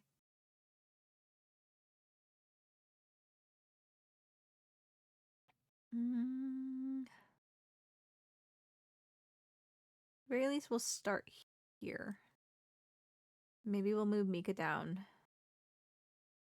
Because I remember Sarah's was fairly plain, but it was very Sarah. And that's why we kept her here, because it was very on brand for her. If you like that kind of character, then it worked. Like, it wasn't exciting, it wasn't a hype, but it worked for the character, and I think that's why we put it there. I think the same kind of falls for Baiju too, because Baiju's was just so slow. It's so boring. I would say his border's boring. There was some fun bits, and there was some artistry in it. It wasn't a nothing burger, but it was very just... very plain. Very plain. Mika.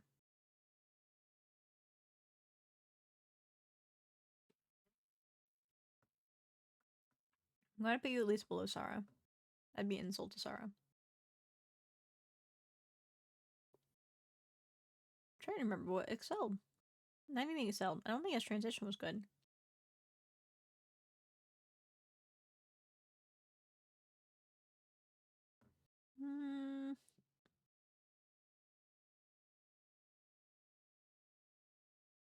We'll put Mika here for now.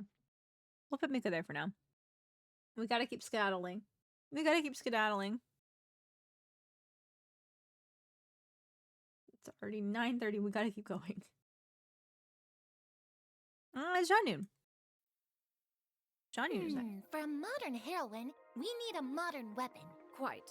The likes of swords, staffs, spears, and bows are ubiquitous in opera. Already showing off her daughters. More original. For example, gusto. Gusto?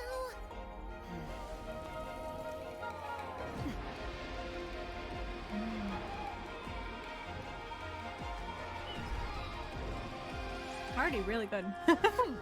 Dynamic. Ooh, okay, yeah. Alright. Not a bad transition.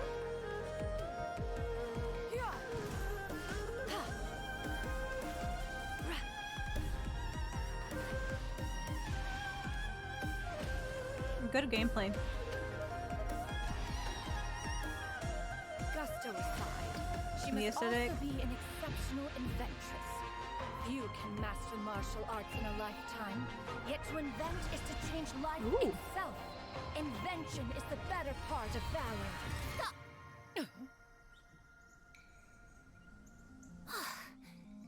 I can't use any of this in the script. She's totally ridiculous. An inventress? What a load of... Help!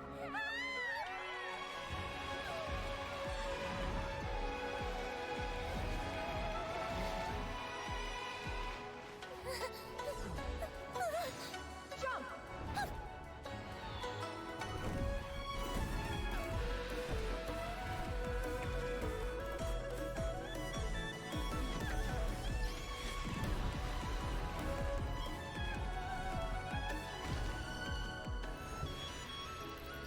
Well, have I convinced you yet?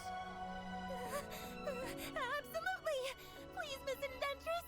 Help me down from here, please! They really show the character off about that one. Like, I can see snippets of Cloud Retainer. You know, the holier than thou holier than thou kind of a presence, and Huh? A story about Master? Let me think. Master's a great inventor. When I was a child, she made all kinds of toys for me.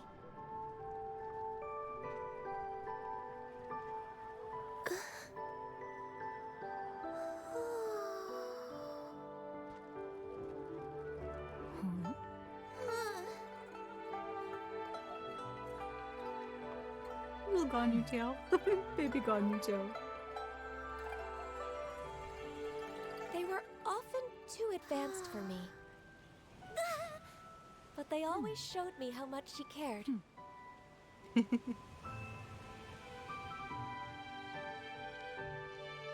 Huh. You want to hear a story about Master?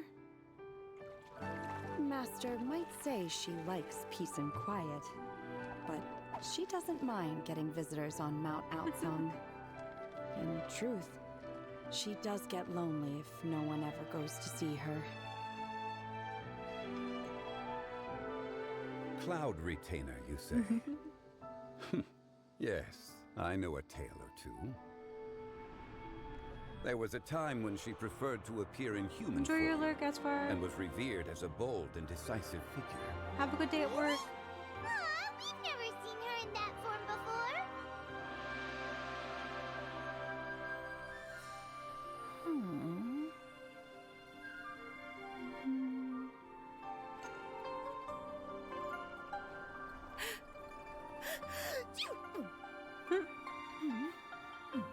Definitely not a fan service scene. Zoom in on the boobs and have her sneeze immediately afterwards. Who speaks about one behind one's back? Not to worry. I'm sure you will have the chance to very soon. Not bad. Not bad. I think the demo was very good at showing her gameplay, and like the aesthetic was very entertaining to watch. So I give good marks for that. The characterization came back in the teaser though, I think. And I think especially for a character like Xianyun, she's very, what's the word? She's very, she brags, but only in a certain way. And she's very bold, but only in a certain way. That having these anecdotes from other people that have known her, or that do know her, really kind of, I guess, gives more insight to the character. Because I feel like what Jianyun would talk about or, you know, hail as important about her that you would need to know is very one-dimensional things. Like, I'm an inventress. I've created these magical things and blah, blah, blah, blah, blah. I've done this. I've done that type of thing so much than who she is as a person. She doesn't seem like the type to talk very much about the more, I guess, the more personable things about herself. And so I think it was a good direction to go having other characters talk about her for her teaser. Because I think that brought more humanity and personality to the character that way. Especially whenever you get these three, right? You know, you get Ganyu and Shinma that are her disciples, so obviously they've been around her long enough they know that what she's like and how she's like. And you get Zhongli too, that's been around since the dawn of time and has seen all the Adepti for thousands of years, you know? So that definitely was insightful. I think that added points where the demo was lacking in character, which is fine. You know, I think that's the point of the character teaser, is to add points to where if you really want to focus on the gameplay and the aesthetic of the character, that's what the demo is, right? The teaser, though, came back and really brought that, in my opinion. So, let's go ahead and grab her. Xianyun. I think we can probably easily put her A. A for Animo. A for Animo. Because we have so many Animo already up in A. Let's see. Probably gonna have to shift some of these characters around, honestly. Now that we've gotten like the new age of Genshin quality.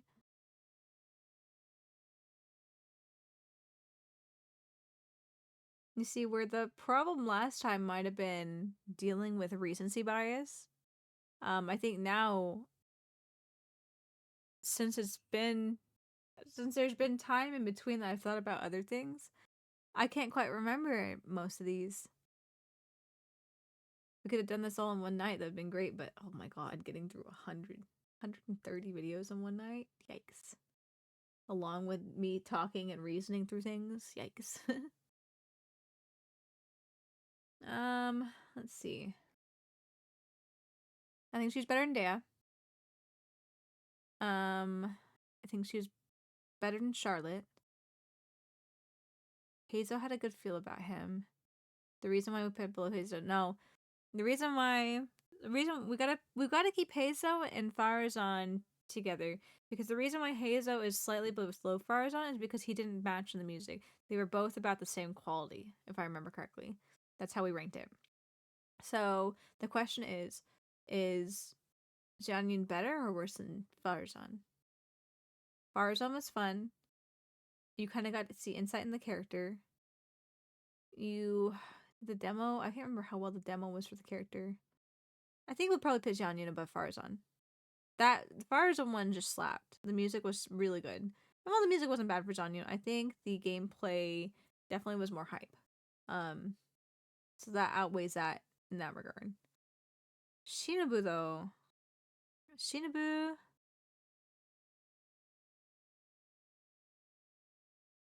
Shinobu was to the point, very snappy, hit her beats, didn't feel forced. Is Jianyun better than that though?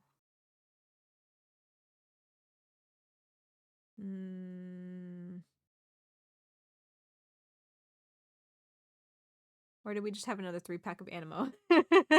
Here, back to back to back.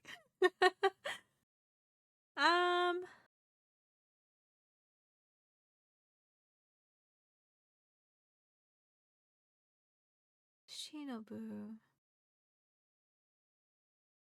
Hers was very get in, get out, and it was very satisfying in that regard. Jianyun's was more in depth. The teaser gave more in depth to her. So I think we'll probably put her above just because she fills out more in that regard at least. Child though.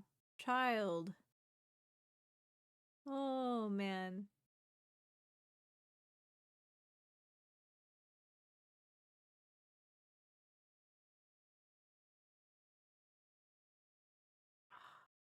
We're going to have to revisit these.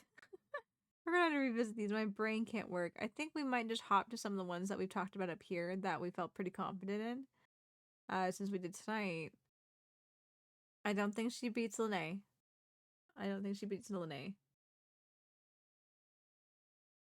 Now the question, well, you know, Navia's was more entertaining. I think Jianyun probably falls somewhere here with Ryosli. Whether it's slightly above or slightly below. Because they both had good gameplay. And the entertainment value of watching the gameplay and some of the artistry behind it was fun. The characterization was good for both of them as well. Which their teasers really helped, you know, supply more of a expanded view on their personalities. So I think they both fall probably about the same right here. Do I put her above or below?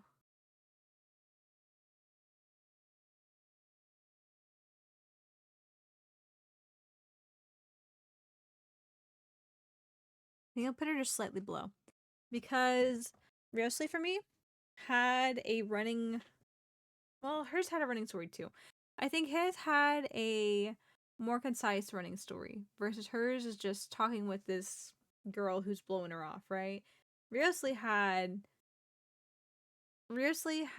a hidden purpose to the flow of his story. But it hit every story beat that he anticipated. So I think we're going to pit Ryosli just above Jianyun. I think that's what we're going to do. That's my decision.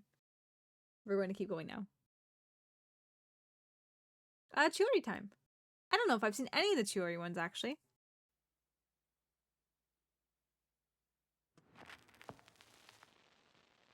Her personality's ahead of her time. She's like anti-mainstream. I love the Inazuman touch. Her designs are too flamboyant. I think they look great. No, it's more than that. I don't chase trends. I follow my intuition. And my aesthetics follow their own rules. I'm a super inspired musician, but it's fine.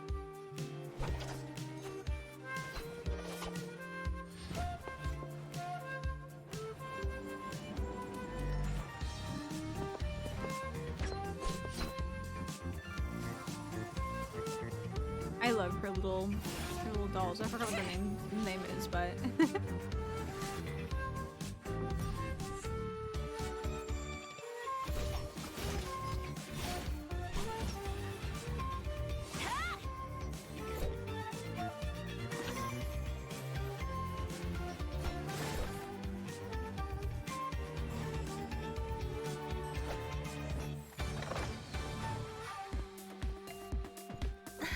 Shiori, that was a little blunt. What if it upsets your customers? Stay true to my dreams. Channel my defiance into my art. Don't let anyone tell me what I can or can't do. Well, maybe they're the ones who need to change. I am the cutting edge of fashion. Navia, model this for me. You got it.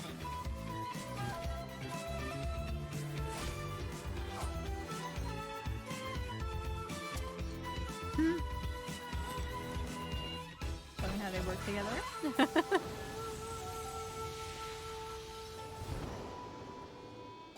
Now, last but not least, smile for the camera. My work brings in the customers, not my smile. But you've got such a pretty smile. Hmm.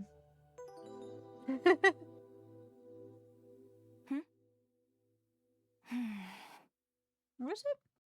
What'd she find? Everyone's gone back to go see what she's looking at.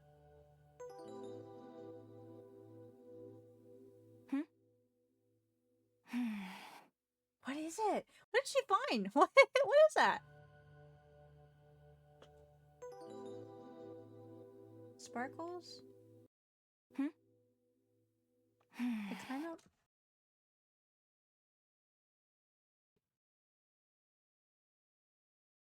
It kind of looks like a Mondstadt Hydrovision.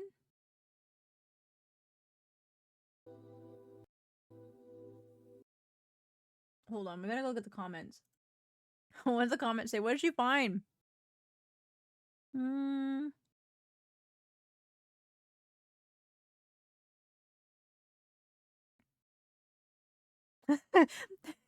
same timing. Yeah, same timing.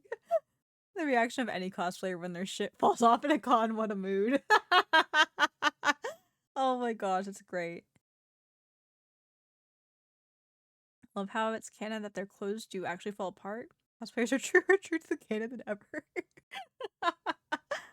Oh man. I'm looking for 215. Get the exercise. Oh, it fell off Navi's clothes. I see.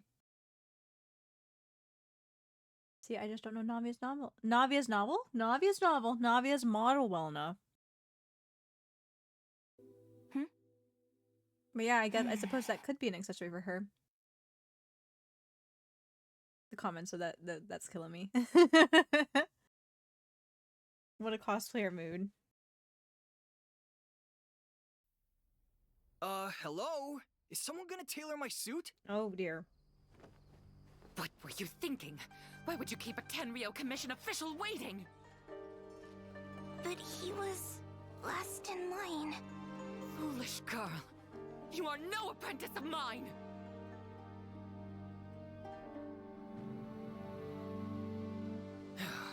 Did you hear me? Hey, it's first come, first served. This wedding dress needs to be ready for fitting by nightfall. Eloth, raise the waist a little higher to accentuate her figure. And the sleeves need shortening. I'll fetch the material. Got it. I knew it. That dress is for Letitia, isn't it? Always dreamed of wearing a Chioriya wedding dress. Aww. So some poor girl's dumb dream is more important than my business dinner? Yeah, huh? get out! Take your hands off my customer, sir! I'm going to be calling the Maison... Maison... So was it... I was looking for my fabric shears. Gardiage? I'm calling the police! This was an expensive suit! Oh! Oops. Oh, not those ones either. What are you gonna do? What do you mean? I thought you wanted your suit tailored.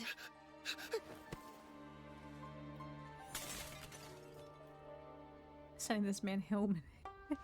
Sending this man home naked.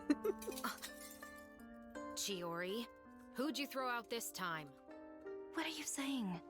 I did nothing. This one jumped out all by himself. He better pay me for the window. This can't happen again. You're right. Next time I'll lock the windows too. I'll lock the windows too. Let's watch that again.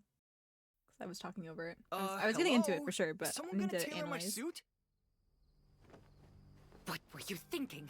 Why would you keep a Tenryo commission official waiting? But he was last in line. Foolish girl. You are no apprentice of mine!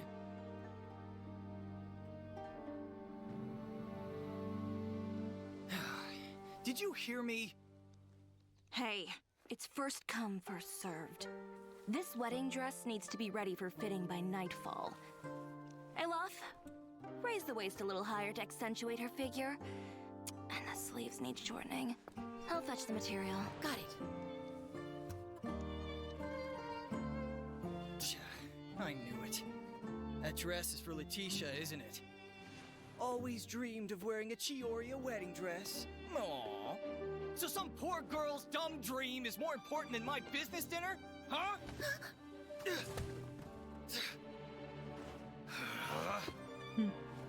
Oh my, so sorry. I was looking for my fabric shears. Those were the wrong ones. This was an expensive suit.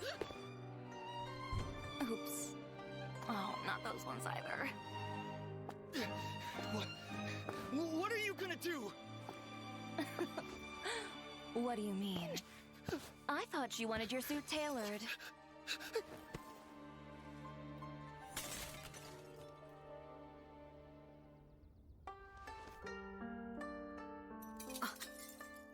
Chiori, who'd you throw out this time? What are you saying? I did nothing. This one jumped out all by himself. He better pay me for the window. This can't happen again. You're right. Next time I'll lock the windows too.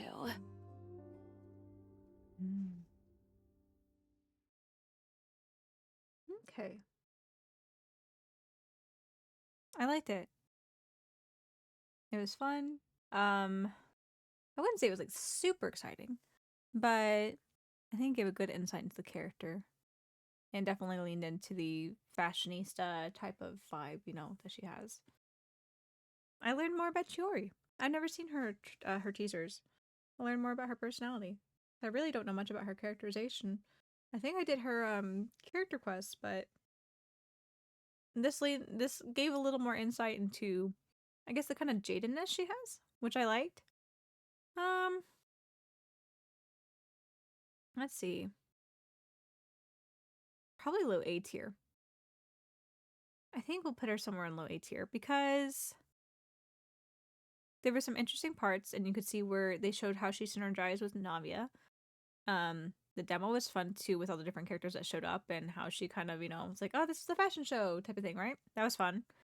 And the character teaser, I think, gave more insight into, I guess, how harsh she can be. And granted, I would love to explore more into the personality of Chiori, but you see some of the reasoning in the backstory for why she's so irritable, in a way, I guess, or stoic. How do we put this, though?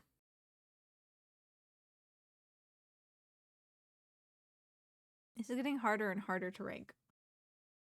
Not only because I've forgotten last week's for the most part, but there's so many good parts about a lot of these that it's hard to decide how we're going to leverage one against the other.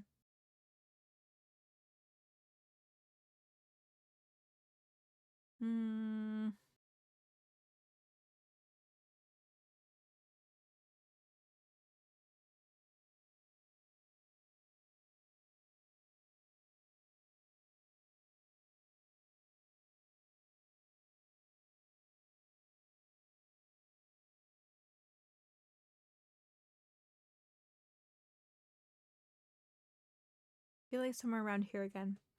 But above Jeonyun or below Jeonyun is the thing.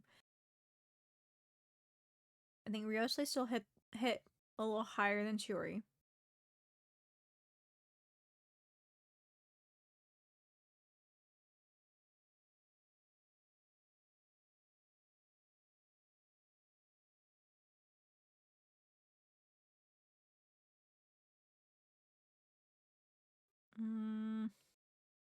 I'm debating. I really am hard debating on this. Because the gameplay demo sequence, the gameplay section of the demo, was really good for Xianyun. Not to say Chiori's wasn't good, especially since we got to see like the synergy. That was pretty fun. I think the transition was so-so, but the transition was also. What was the transition for Xianyun? Did they have her strike in and then pop up again? Maybe so. I don't know. I'm having a hard time with these two.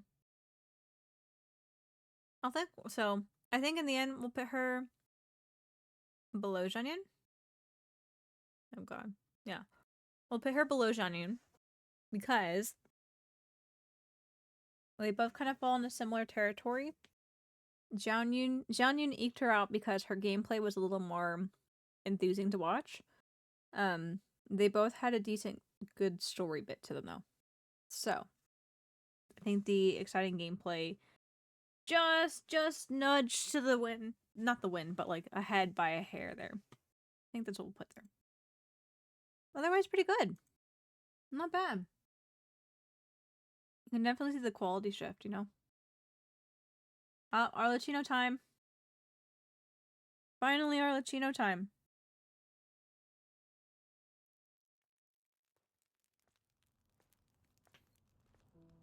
Legend has it that long ago, the long nights were the den of dangers untold.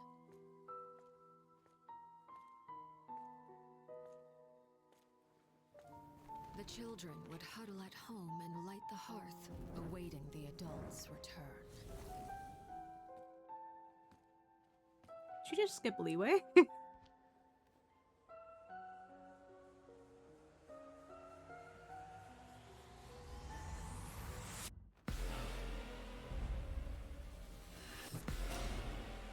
spark cannot shatter all shadows until it sets all ablaze. Or else, to the other end of light, lie still bleak shades. Ooh. Ooh, okay. Oh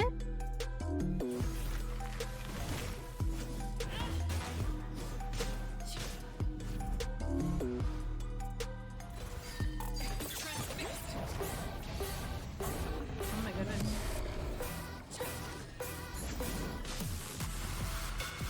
A plus for gameplay.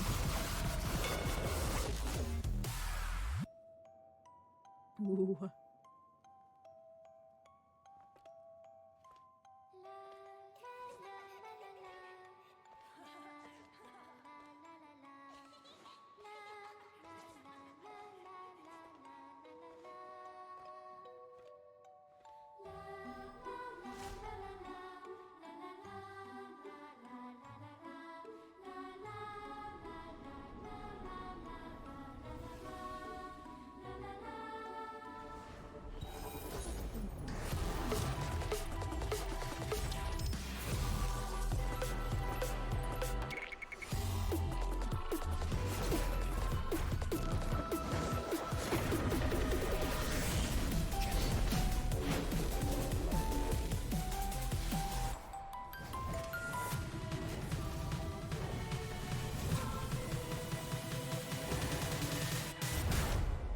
Ooh.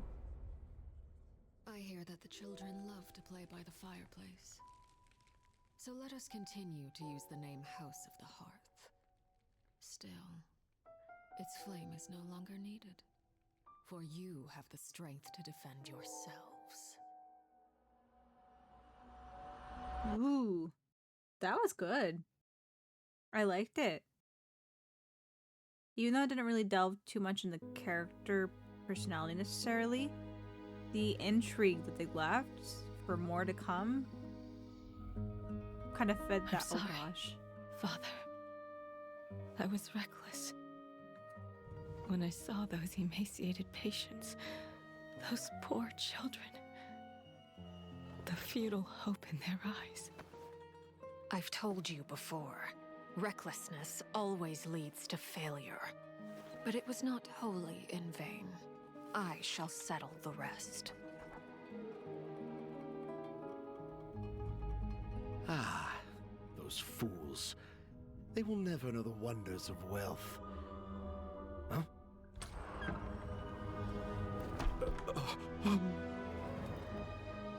Hello there.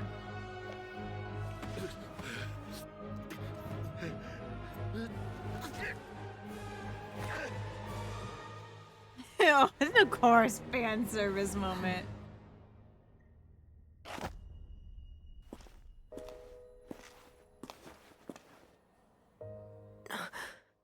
Father, your face. Fremine, we can take in a few more homeless children next year. I have acquired some new funds. Oh, okay.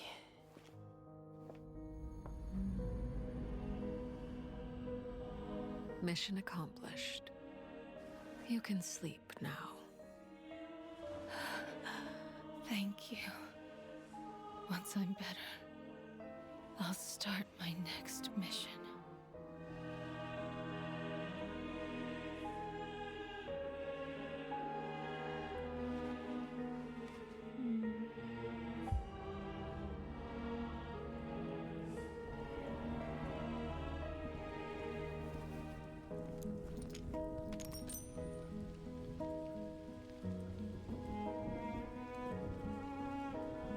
Those who parade their virtues often do the most evil.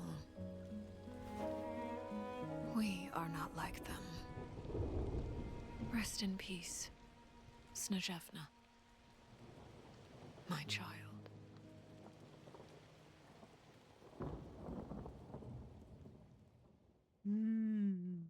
That was good. That was good. I like that. That was very insightful. See, the teaser is supplementing the demo.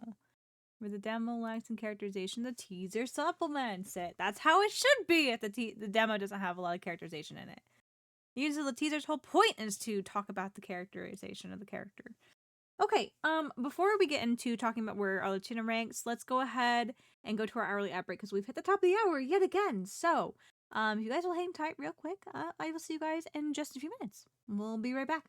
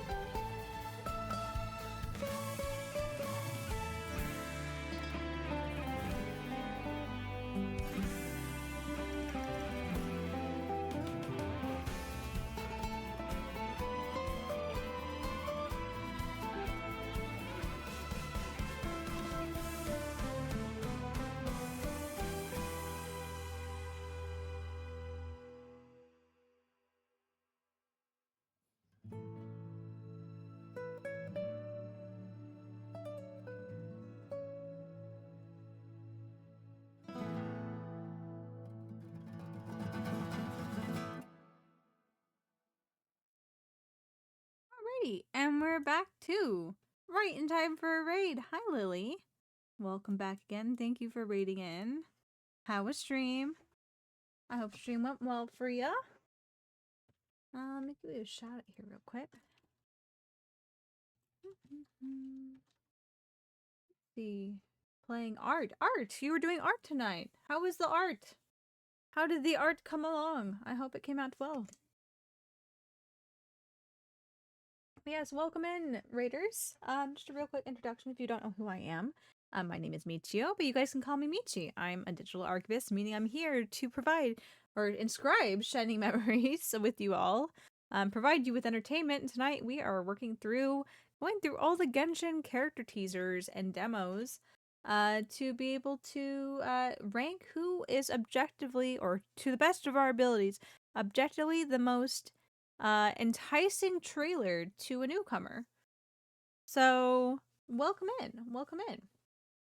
Pretty good switch from Chrono Trigger to art because internet was being difficult. I see.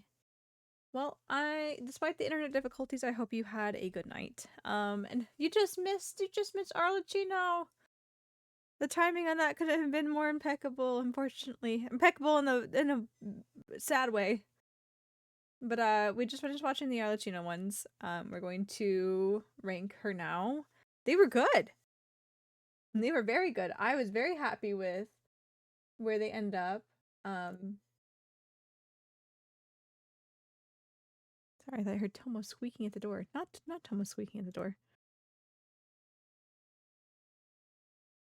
I was cooking and missed the raid time. Ah, yes, thank you for raiding in, Nero. Thank you for raiding in. What's cooking? Anything good cooking tonight? I hope there's some good cooking tonight.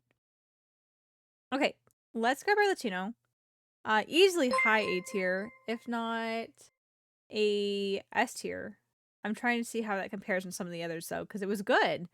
Maybe we'll rewatch it just to be able to formulate it because ad breaks happen and I can't quite fully remember. I had to sit and think here. Thank you for the follow, Narrow. Welcome to the memory database. I hope you enjoy your time here. Thank you very much.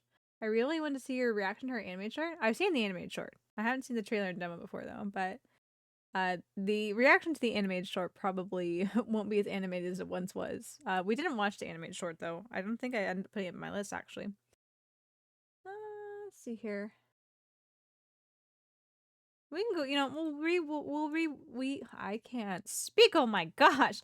We'll rewatch this for Lily and also so we can better put Arlecchino in the tiering. So let's grab it.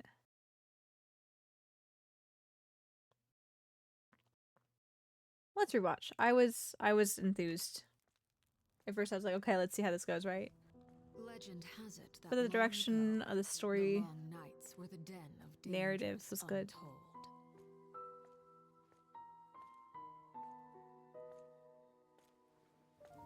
The children would huddle at home and light the hearth, awaiting the adults' return.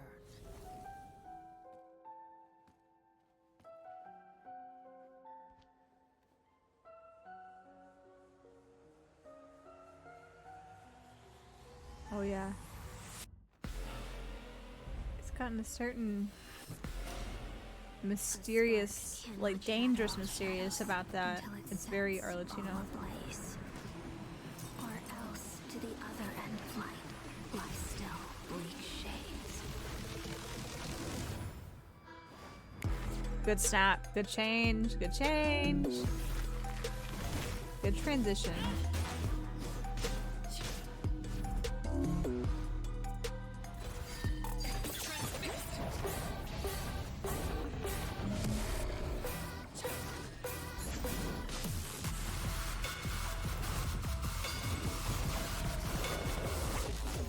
There's just a lot going on.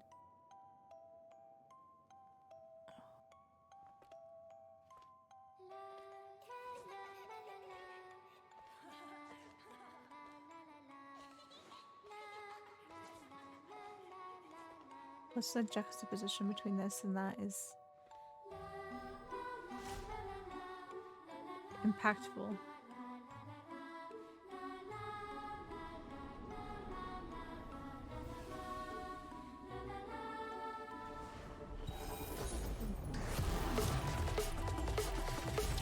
Yeah, just this distortion.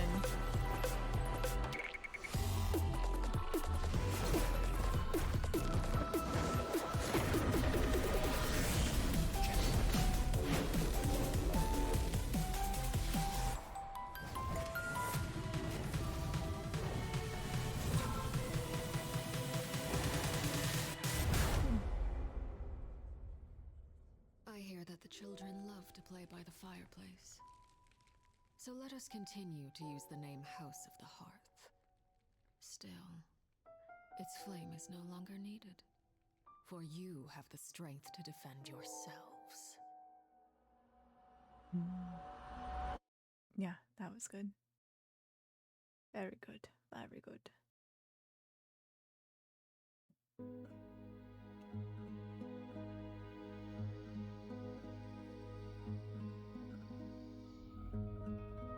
I'm sorry, Father.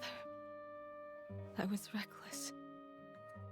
When I saw those emaciated patients, those poor children, the futile hope in their eyes. I've told you before, recklessness always leads to failure. But it was not wholly in vain. I shall settle the rest.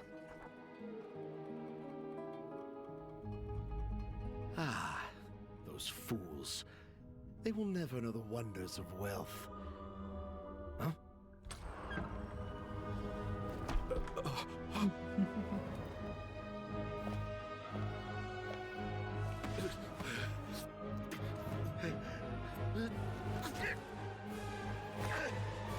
It's a good juxtaposition too.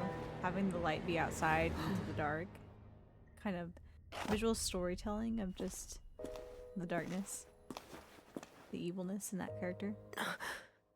Father, your face. Fremine, we can take in a few more homeless children next year. I have acquired some new funds. Oh, okay.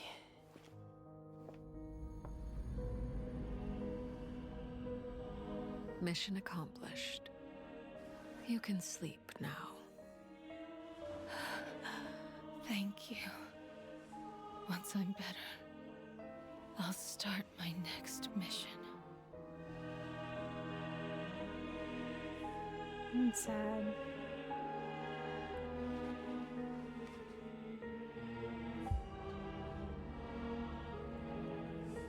She really does care for these kids, so.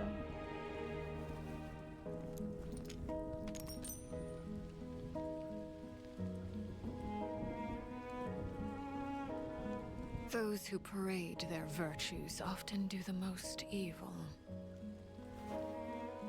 We are not like them. Rest in peace, Snezhevna, my child. Yeah, I like this. The demo is very much so. It shows off the gameplay and just kind of like the distortedness and like the riftiness of the character, right, in the gameplay of the character. And just kind of like the mysteriousness of just what power does Arlecchino exactly embody, you know? Which I think is very intriguing, which is good for drawing in new players. I mean, not new characters, new players. I think it was very entertaining as well. So the demo gets a pass for me.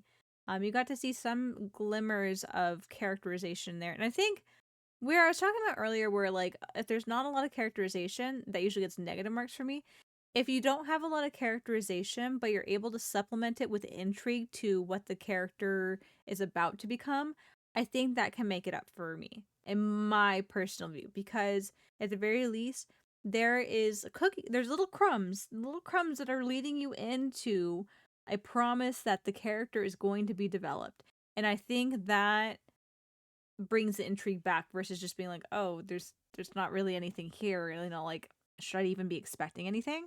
That kind of feels. So granted, this teaser trailer helped give some more characterization, I think, of just Arlecchino's motives. So it definitely supplemented what the demo was lacking, which again, like I said earlier with many of the others, that's what the teaser trailer's for, right? The character teaser's meant to be more story-based and meant to make you see a side of the character that cannot potentially be shown as well in a demo that also has to incorporate gameplay, right? Um I think this teaser trailer shows pretty clearly that Arlecchino's very, obviously still Fatui, right? Obviously still has a harshness about her and a very much so cutthroat. Like, when shit needs to get done, it will get done, and she will make sure that it gets done. But at the same time, she has there's a fondness she has, right? Where some of the other Fatui are very much so, if it doesn't fall within my ideals, um, they are despicable, they are cruel, they are non-forgiving, like they will do whatever it takes to get what they want. And I think Arlecchino's in that way is the same, but I think she can also see, especially if it aligns with certain goals of her own, she has a certain moral compass that's a bit different from the others. And I think that's part of the reason why I enjoyed having Arlecchino show up in the story. And I didn't mind her as a Fatui Harbinger, because every other time that a Fatui Harbinger showed up, it's always been a pain in the ass, right? They've always been the enemy. Arlecchino was the first one that showed up that she was not the enemy. If anything, she actually was our ally in that instance for the Archon quest. And so I think that this kind of shows that she's a bit different. She has her what's the word? She has her own, gosh, what's the word? She's not as cruel as the others. The others are cruel for cruelty's sake sometimes, or just because it's funny, right? She's cruel because she's getting a job done. Like, there's a purpose to her cruelty, and she's very calculated with how she approaches certain things. She's not wasteful in that aspect. If something needs to get done, she will get it done. Not not simply for the fact that, oh, I decided on the spur of the moment I'm just going to go do this, right? There's pretty strict reasoning, it seems like, behind her decisions, and she's a very thoughtful character, in my opinion. Her own, of course, her own motives and stuff, but very thoughtful. Having an existential crisis and make my own tier list. Someone asked me to make a tier list of Spire Truly's levels. Oh gosh. Well, good luck on that, Kazu. Good luck on that. I know nothing about Spyro, so I cannot chime in on that one too much, but I wish you luck in making your decisions. Have you done her character quest yet? Yes, I have done her character quest. I did her character quest so I could get the new boss. The new boss. And the boss is very fun to play. Alright, let's go back to the tier list here. And we dropped her there for the moment. Hers is very intriguing. I don't know if I would put it in A, though. Because it's very intriguing. But I wouldn't say these were just like, pwah, stand out. Everything that kept coming out was like, yes, yes, yes. And not to say that hers wasn't good, but I don't know if I would say top tier personally. It was very interesting, creative. The demo was definitely intriguing. I appreciate that a lot. That was pretty good. And seeing more of her motives in the characters definitely supplemented that very well. I might put her though in top of A. She's either low S or top of A. No, S to me has to be like standout. She wasn't standout to me. She was very good. So maybe we put her like that.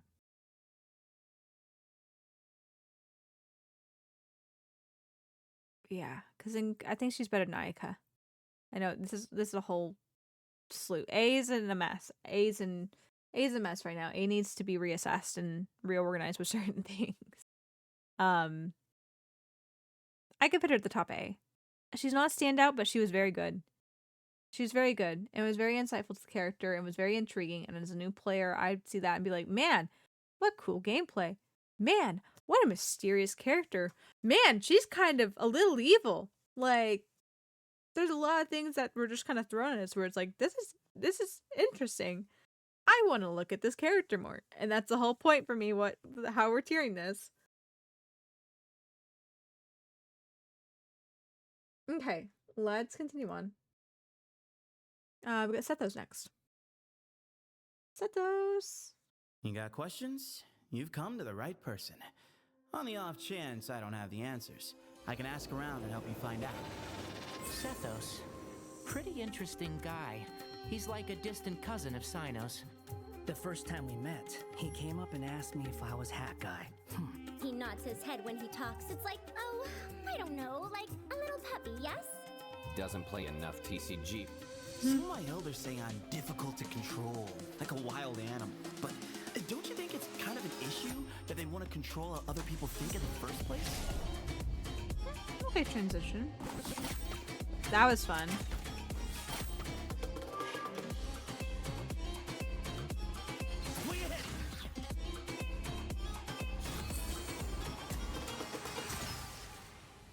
Sometimes that was a an fun sequence too. over-reliance on ancient wisdom can make you forget the strength that you and your companions already have.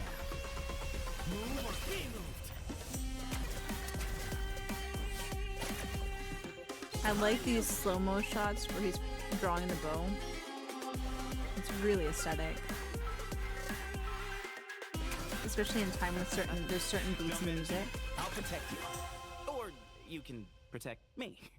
Whatever works. What would you say at the end? Don't mention it. I'll protect you. Or you can protect me. Whatever works.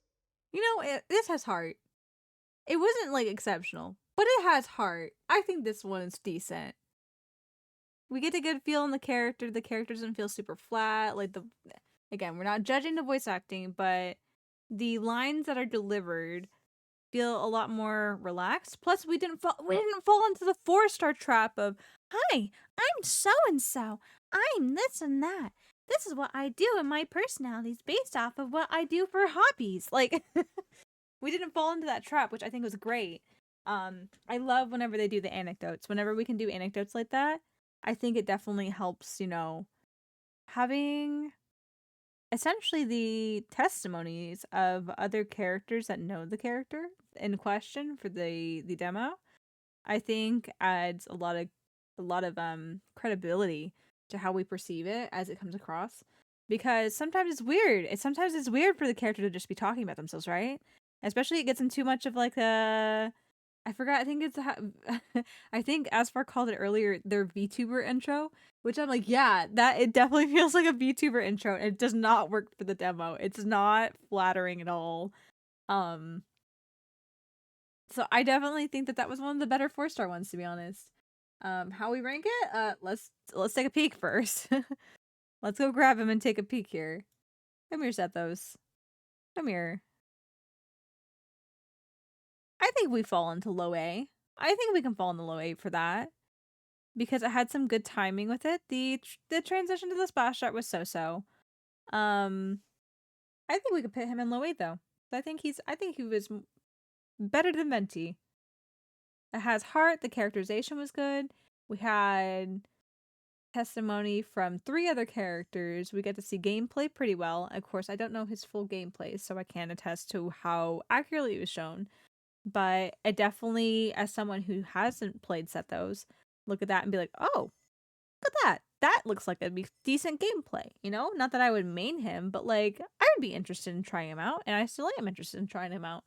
How comparison to Charlotte though? Charlotte and Dea. I think it's below Charlotte.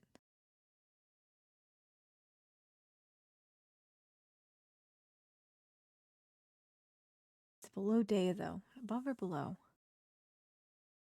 Higher or lower? Dea had a storyline that went with it, more characterization.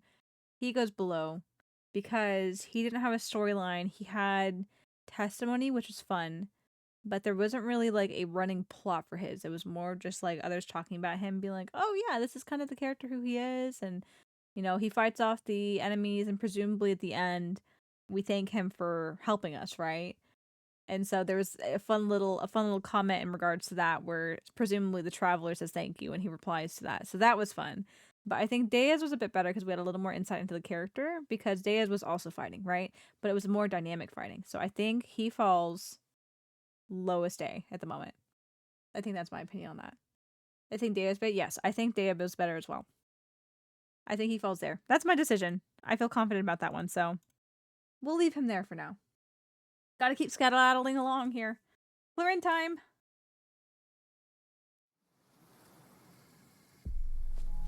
I haven't watched anything for Clorind.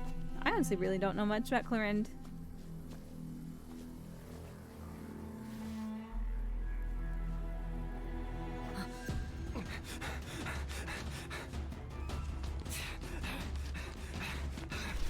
Calculate distance. Correct for wind speed and humidity. Ready. Ooh. Those are valuable. You shouldn't just be tossing those wherever you want. Next breathing cycle. Ooh. Fire a non-lethal shot. I like that transition. Wow, through the feather. Nice.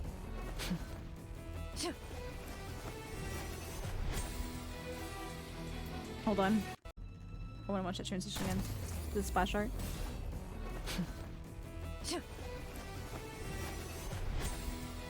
That was a good splash art transition. Oh, and I like how her name sliced through. That's good. Aesthetic.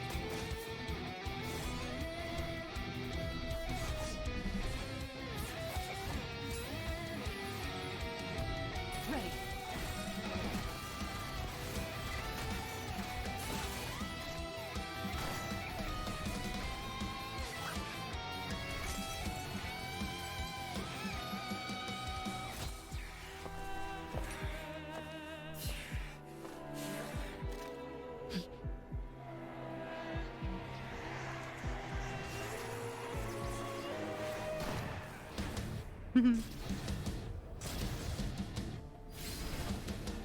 These are my hunting grounds. Struggle all you want. I always catch my prey in the end. Where evil lurks, shoot on sight.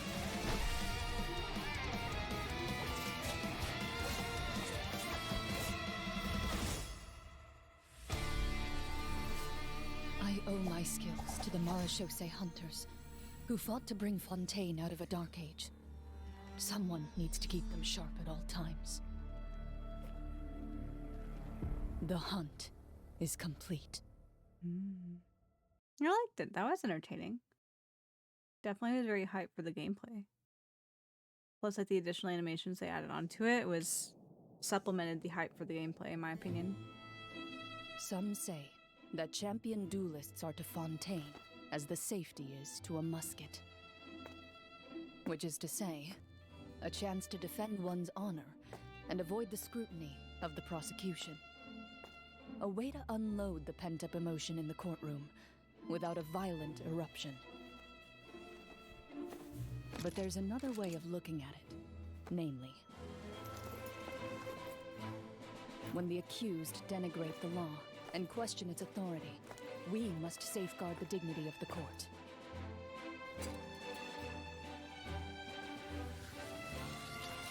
And as a last resort, we will do so by force. In that case, Mr. Mescal, please confirm whether I understand the defense's position correctly. You vehemently oppose the law, refuse to stand trial, and request an alternative recourse to defend the honor of your guild. That's right. I demand a duel.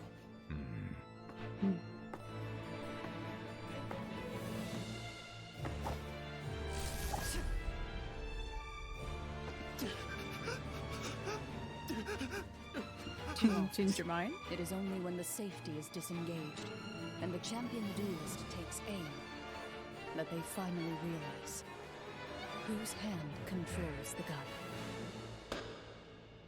The request for a duel is approved.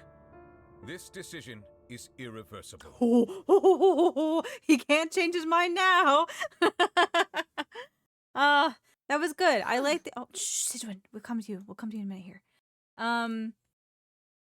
It gives a little insight to her character. I've always thought, which I don't know much about Clorind, and I appreciate, like, you know, the role she plays into helping in the Archon quest and all that stuff. Like, I don't have a negative impression of Clorind. Like, I appreciate her, especially I just like stoic characters in general. Mature stoic characters, so I appreciate her for sure. But I've always thought that Clorinde doesn't really have much personality showing. Like, granted, here we see her dedication to performing her job and protecting Fontaine. But again, if I'm going to use the same criticisms I use against other characters, the other characters that are defined by either their job or their hobbies, she's kind of defined by her job here. And not to say that her chivalrousness is not to be taken as a, can't be taken as a personal, what's the word? A personal anecdote, so much so as just like attributed to her job. But we don't really see much else here, and she's talking about her job in this. So while it was great insight, like, I enjoyed it. Like, I had a good time watching this and, learning just a little bit more about Clarin. I wouldn't say it was super...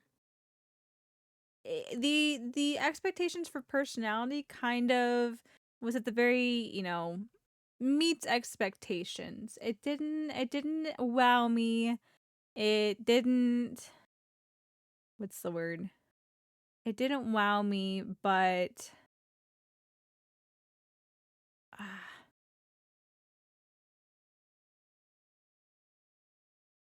trying to think how I want to phrase this. I was definitely more enthused in watching the aesthetic of the animations and the gameplay than I was invested in her as a personality. Yeah, C, maybe B. I think B. I don't think I'd put her in C because at least she had a lot more going to her. These are just like, alright. Like, it's okay. She at least had some really good animations and gameplay footage. So she definitely hits at least B. Trying to think where I want to put her in B. Honestly, I might put her... She might be higher B, to be honest. Just because of her weighing she meets expectations for personality. The animation and stuff was fun. The transition was I like the transition, I think. Yeah, because she swiped through with her sword. That was a fun transition. I really like the transition to the splash art. That was good. Where I place it though, I'm not sure. Honestly, she kind of falls in line with Sino because we really don't see much of Sino's personality in his. And I think honestly they developed Sino a little bit more after the fact, which is fine. We just see a very like dedicated, because his demo, I can't remember what his teaser was, but his demo was him fighting inside like the pyramids and stuff. It was very action packed, very cool animations, very fun. I think he had a decent transition too.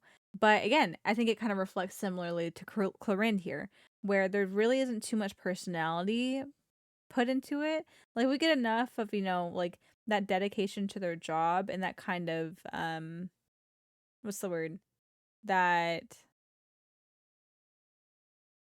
gosh, I can't word anymore. Oh my god. I've been streaming for 4.5 hours. I've run out of words because I've been talking for the majority of it. That kind of devotedness and determination and,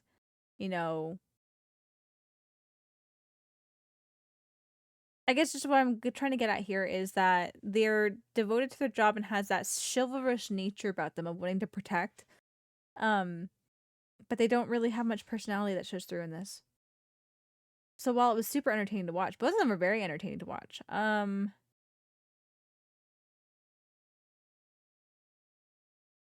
I might put Sino just a bit higher because some of those animations were really cool for his. But they're both on the similar thought process, in my opinion. So I think she sits there. And we're going to keep moving on, not think about it too hard. Sigewin! Oops, no, not the end. I don't know if I watched Sigewin's. Huh, really? It's medicinal? Yep. Oh, it has so a bunch cute. of uses, and medicine's one of them. Our maritime flower in full bloom is a great cure for exhaustion. You can't buy them in the store,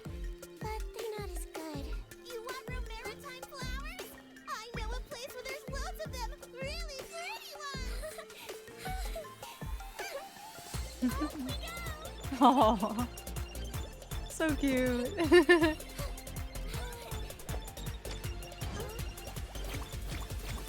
Oh, that's adorable. The bubble. That's pretty good. I like that.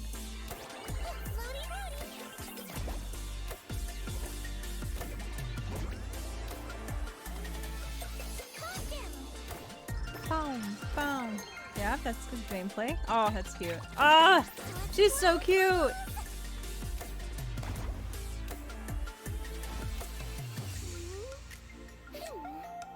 keep looking. Moxie Otter. Not around here.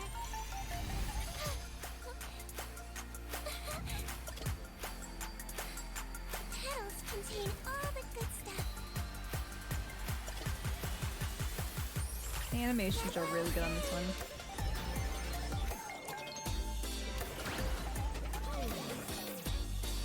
Don't be nervous. Just relax.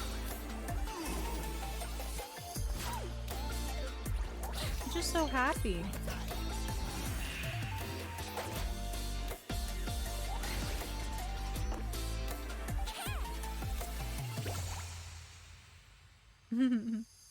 So, I made some herbal tea with added maritime flowers. It's really refreshing. I hope it tastes good. Try some? Yeah, they're concerned.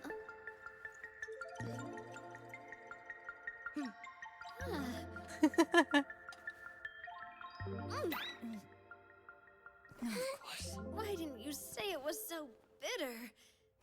What doesn't kill you makes you stronger. Well, the important thing is that it works. She's so cute. That was cute. Okay, teaser time. What is a teaser? Where are we diving in with the teaser? Oh, Nouvellette.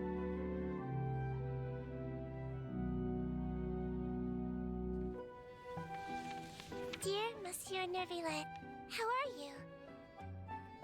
I haven't written in a while, so I thought I'd send you an update. Siege Ween.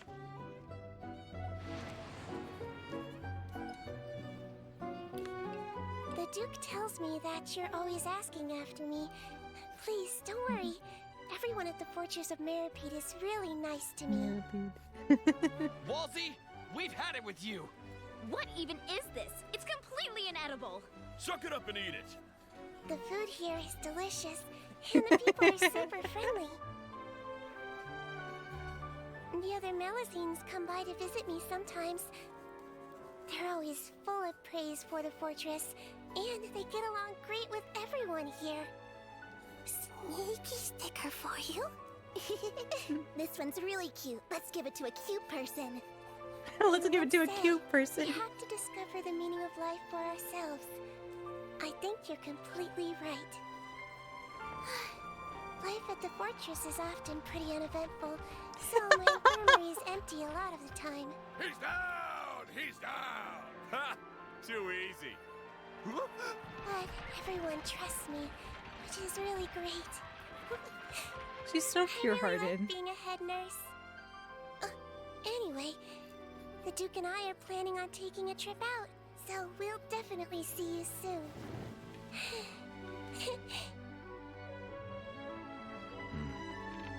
I look forward to it.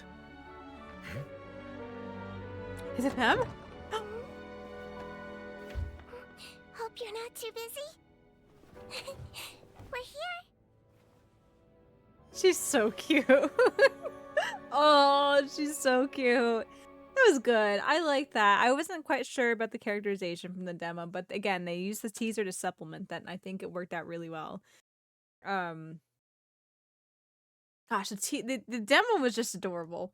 Like, she's the chibi character. They really leaned into her cute little pink and blue aesthetic and really leaned into it, the music for her. I don't know if I associated that song with her. I don't know if I knew what her song was. So now that I've heard it, it's just so cute. They really leaned into the moe on that. Like, she's just adorable.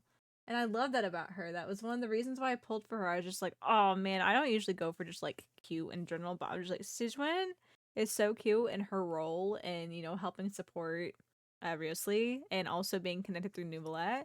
Just like a triple whammy there where I was like, oh yeah, I need to pull for her. I need to pull for her. That was really good. I would say at least an A. At least an A. Doesn't trump Arlecchino. I would say high A though. Cause that was just I felt so happy about it. And subjectively, I feel like I enjoyed that more, and the subjectiveness would say put it to S, but if Arlecchino didn't make it to S, Sijuan's not gonna make it to S. Sijuan was not better than Arlecchino. So I think we put her just right down here. Because that was super cute. It was very cute. You got to see the gameplay very well. It was just it. If you don't like that kind of character, you're just not gonna like it. Cause it was very, very Sijuan. Like to me, it just was very Sijuan. And the teaser one, I think, showed the personality better. And I liked how they formed it in the way of letter. And then the end where they showed up was just it warmed my heart. I was just very happy with it. So I liked that. But she's just so pure-hearted. And seeing the juxtaposition where she's like, nothing really happens much around here. Whenever there's like a boxing match in the background, I don't really see many people in the infirmary, but I'm just so glad that they trust me. And there's a whole like dog pile of people punching each other. Like the juxtaposition on that, the comedy in that was really fun. I liked the comedy in that. So I'm gonna rank her high. Biased opinion maybe, but I thought it was nice. I thought it was very entertaining. I thought it was really good. The demo was very eye-catching. The animations that they used, I think, was really good. I like the transition that they used too from just the animation to the splash art. That was really good. Again, maybe a biased opinion, but I liked it. I thought it was super entertaining, and we got to learn about her character too, so that was a bonus to me. Okay, I liked her. We're moving on to Emily, which I actually don't know much at all about Emily. I haven't played any character trailers. I haven't seen any content for Emily other than just her design. So this is going to be entirely new for me. Kitty, where are you? Worry, confusion, anxiety. All these emotions are like the aroma of a long night of endless rain. But add a drop of something unexpected, and you never know what can bloom. Life is like a soft breeze that sweeps across the land.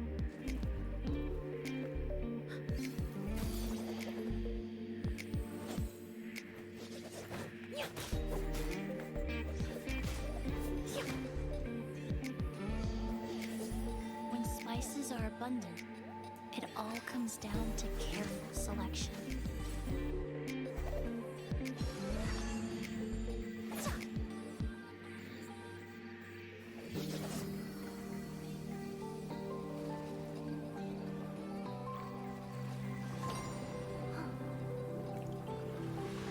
Water.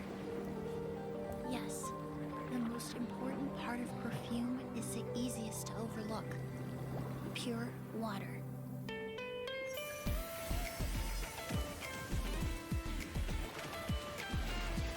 With no color or odor, all other ingredients have nowhere to hide.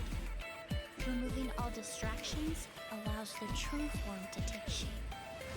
Then I like the animations. The air after it rains, the nectar of a feisty flower, This new perfume is and really popular. Wanna try? oh, fried food? Here.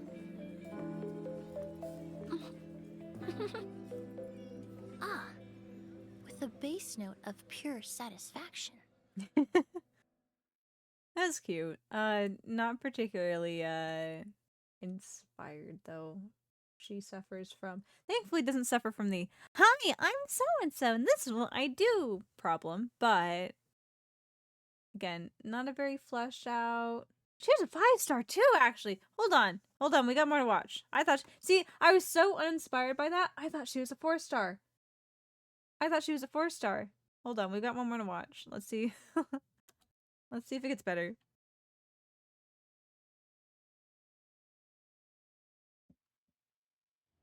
A perfume can tell you a lot about the person wearing it. Mint and fruity aromas express a yearning for youthful vigor, while notes of cedar and amber show a desire to appear mature. And though a fragrance fades with dilution, evaporation, and aging, so long as you filter out the impurities to remove interference, the perfume will still tell its story.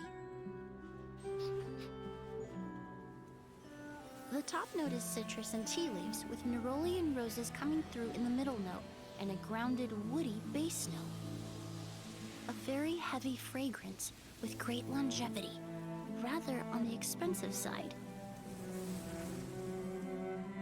Rest in peace. Perfume can tell you a lot, even when the wearer can no longer speak for themselves. Hold on. We'd arranged to go camping up on the summit. But when I got up there, I couldn't find her. She must have slipped and fallen. That's her friend's statement. What do you make of it? It's unusual to meet at the summit, especially for someone who's never been mountain climbing before. The claim that she fell is a lie. Oh? Why so sure?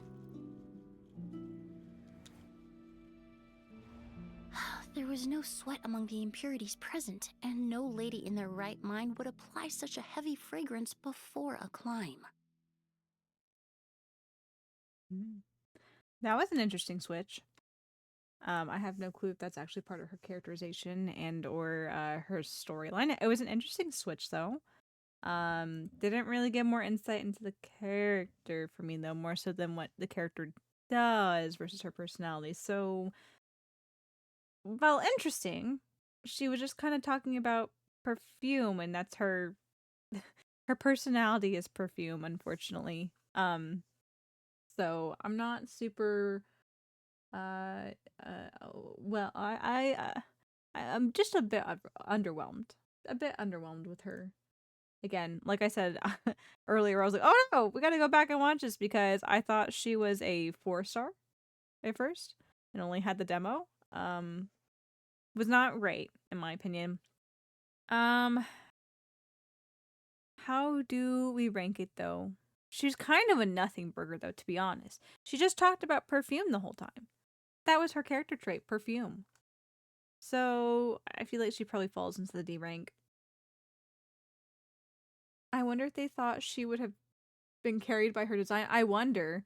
And like looking at more her design, and granted, like I'm not the one that they're marketing Emily for, but having the like the thigh split skirt all the way up to her actual like hip bone, and then also having an entirely mesh like I guess bust piece.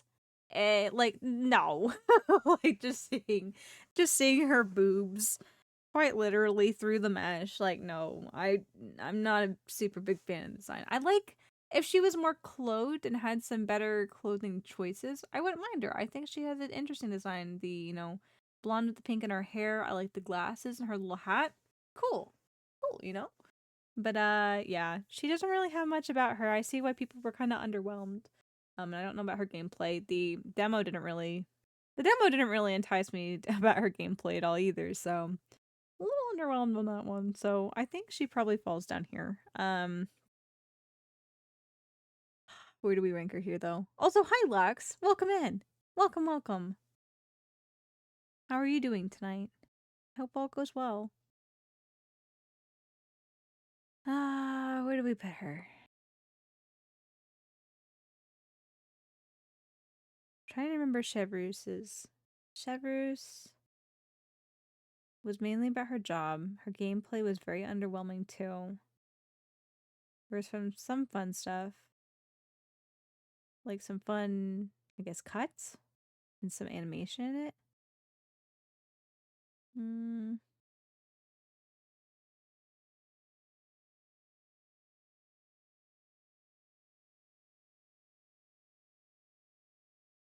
Trying to think how I want to rank her in comparison. Because they're all just kind of nothing burgers in this tier. I mean, even apart from the more lewd choices, her design is also. I agree. There's parts of it. I like the asymmetric skirt design. I just wish that they. I just wish certain things make me dislike it more. There's certain small things that make me dislike it more than the overall whole of the shape of the design.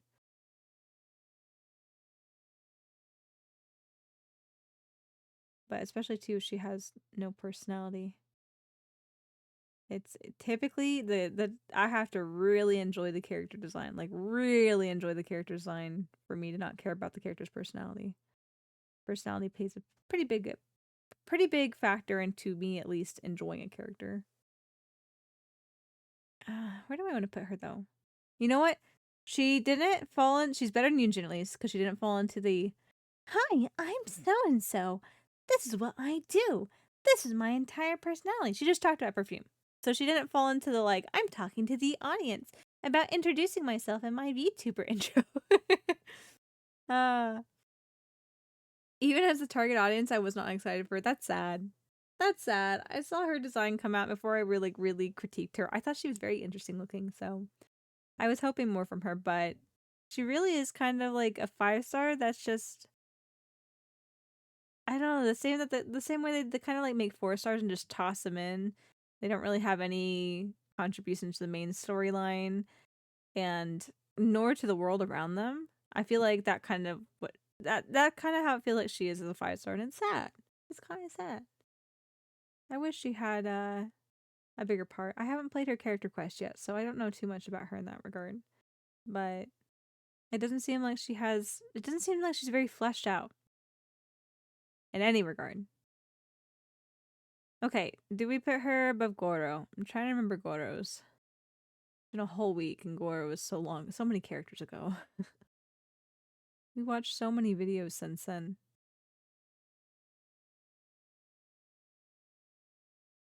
To be honest, I'm not excited about any character that doesn't appear in the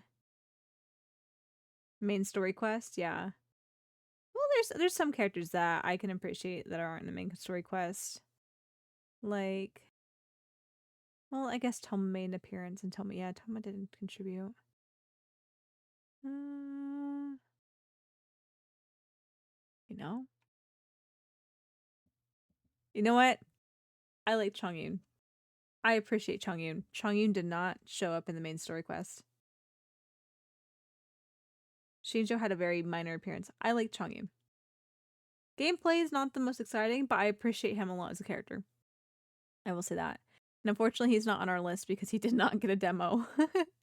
He did not get a demo. He did not get a trailer. No teasers for Chongyun. Unfortunately. But that's one I can think of off the top of my head that wasn't in the main story quest.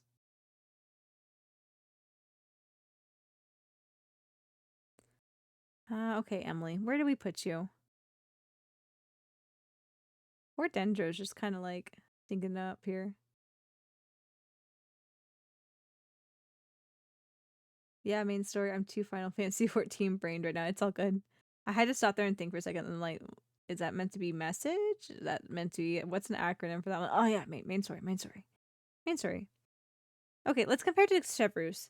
Chevreuse was very underwhelming, but had some interesting cuts. Emily's was just boring. Like, it was an entire nothing burger, and she talked about perfume. At least Emily had some more interesting, dare I say, more interesting dialogue than Chevreuse, so I think we'll put her there. Because I don't think, for being as much of a nothing burger where she doesn't really talk about herself, we don't really get to see anything exciting about the gameplay. There was nothing that was really stand out about any of this at all. I don't think should overwhelm Fischl's fun anecdotes, even though she had absolute crap demo for gameplay. I just noted the Aloy category. Yeah, we originally had Aloy in bad, but I'm like, but what? Like she's in a tier of her own because she was not incorporated. She was not incorporated in the least. Like there was nothing about her trailer that accentuated her gameplay, her incorporation to the world of Tabat. Like there was just she gets her own category there. She gets her own category, and we had nothing in bad for a while. But I decided to move stuff down so we could separate some more things out, just because we're getting more characters and now that we see the more modern quality, we're able to kind of compare and contrast a little bit better. I think Emily should be there. Emily can sit just above Chevreuse, below Fischl. All nothing burgers in the D category, but that's where she sits for now. I was so mad because I love Aloy in her own games. That's what other people are saying too. I've never played was it Dawn Horizon, I think is her game, or Horizon Dawn, something like that. I've never played those games, so I can't say one way or the other. But I don't know. I don't think a game like Genshin, I don't think benefits very well from crossovers, at least in the character sense like that. Like, I could see where they kind of got the inspiration to do it, but Genshin is so focused on its own plot. And granted, there might be other dimensions and or a time loop type thing, like time shenanigans going on. So I could see where you might incorporate talking about different stuff. Or heck, yeah. There technically are different dimensions.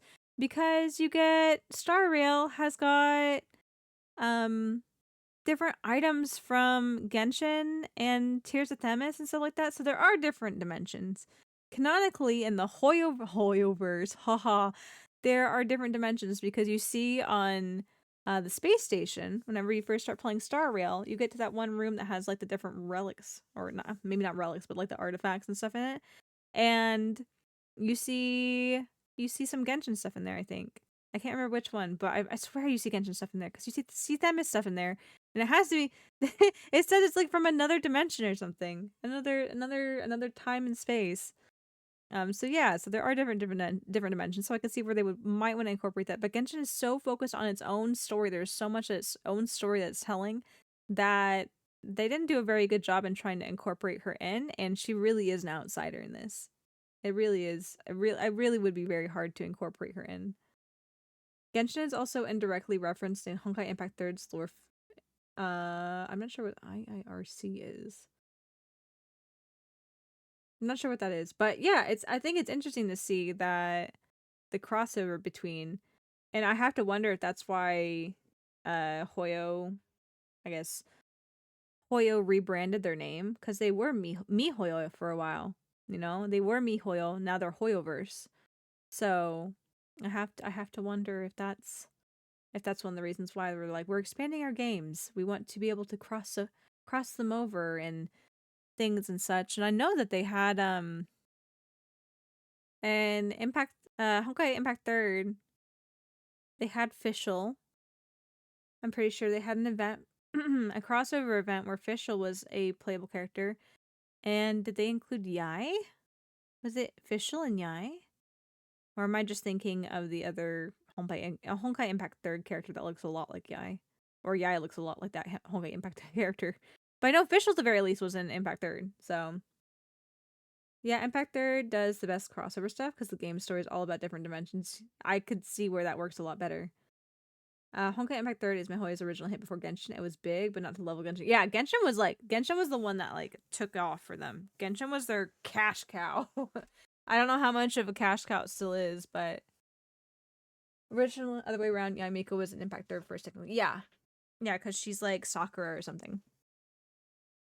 I know a little bit about designs and stuff. Where it's like the same. It's like the same mentality of like, oh my gosh, there's a character in Impact 3rd that looks like Raiden Shogun, but it's the other way around. It's oh my gosh, what's her name? Is it Rei? Because we have A in Genshin. Oh, I'm losing my mind now. But we meet a character real soon on. There we go. Raiden Mei. Mei, that's her name. Raiden Mei. So it's like, oh man, Raiden Shogun A looks like Raiden Mei from Honkai Impact 3rd. So I see the parallels. One of the reasons why I picked it up and just quickly dropped it because it just was not for me. One of the reasons why I picked up Impact 3rd at the beginning was because I wanted to see the lore implications and see what the different crossovers kind of could allude to, you know, but I didn't have the time or energy to want to invest in it, to be honest. It just wasn't necessarily my cup of tea. Plus, Not to say I can't enjoy games that have all girl characters. I played Love Live. I played Love Live for a long time. But I wasn't super enthused with just a whole bunch of girls in mech, which I'm not super big into sci-fi. So it just didn't work for me. Did not work for me. Do you already know about her Star Rail equivalent? I always butcher the name, but it's like a Arcaron, I think. But yeah, I think it's where some people might be like, oh, they're reusing designs. I think it's kind of fun that they are they have similarities between the characters. It's like to me, to me at least, it kind of reminds me of like the clamp mentality, the clamp mentality of using their characters, where they have different characters in different dimensions that may have the same name and may look exactly alike, but they're entirely different lives. They have entirely different lives, entirely different circumstances. And I really like that about the Clampverse. I love that about the Clampverse. And seeing that through the Genshin, like Hoyoverse, I think it's super cool. I think it's super cool. I like it. Oh man, we've hit the top of the hour again, guys. We've been talking, having a good time talking. But yeah, I love the crossover between the different games. I think it's really cool, and they've built a brand for themselves. And I like how they incorporate their designs and stuff and kind of crossover with using similar ideas but different, you know? Similar but different. Reusing is a bit of a stretch given that they have different designs. Yes, I've seen some people complain though about the quote unquote reusing. I don't think it's necessarily reusing so much as taking the concept and applying it to a different universe, you know? Even if they had the same exact design, the characters themselves have such different circumstances. I think it's exciting. Oh, it makes sense. They're kind of all alternate-ish worlds inhabiting one universe, so sharing designs makes sense since the characters are meant to be direct parallels. Yeah, like it is a symbolic imagery showing the parallels, and I think that's super cool. I think it's super cool. I like it. I like it a lot. Anyway, before I blabber and the ads start rolling because I'm blabbering too much, let's go ahead and take our hourly ad break to keep the pre-roll ads off for you guys. So if you want to hang tight here real quick, we'll be right back after this, and we will continue going on and looking through more and more of these, which we have so many to go through still, so I don't know if we're going to be able to finish off before that night, but we're going to do our best. We're going to do our best. So we'll be right back. See you guys soon.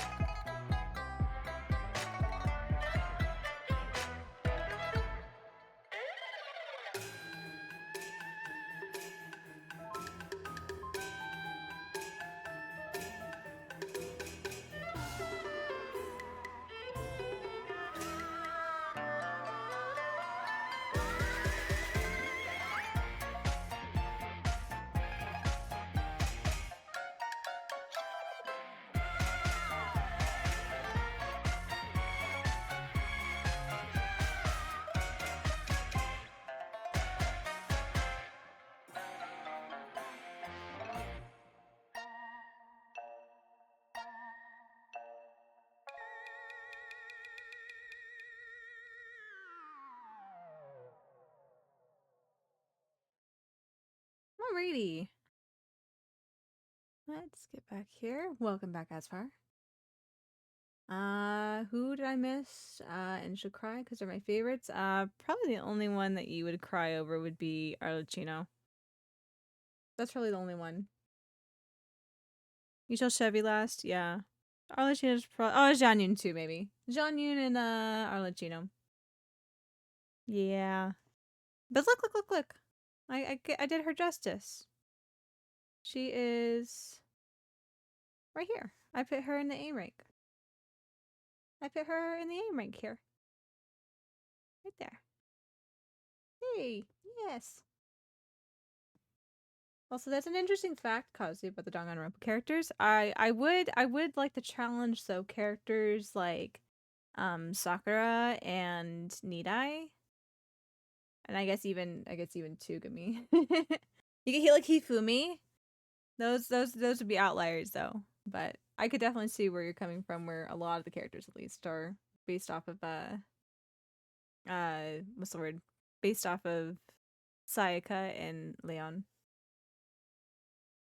I love Arlo so much because it's like a shift in genre to horror. I know, it was so mysterious and like kind of unsettlingly rifty. Like it was interesting.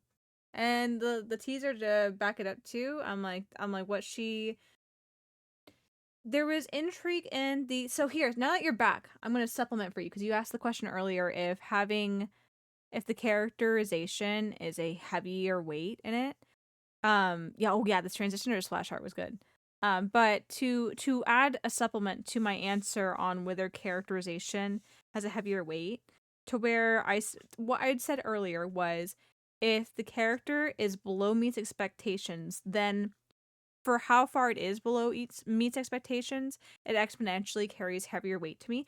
But the only exception for that is that whenever you get a character that creates intrigue for you to creates intrigue for you to think, oh, there's more to this character, I think makes up for it.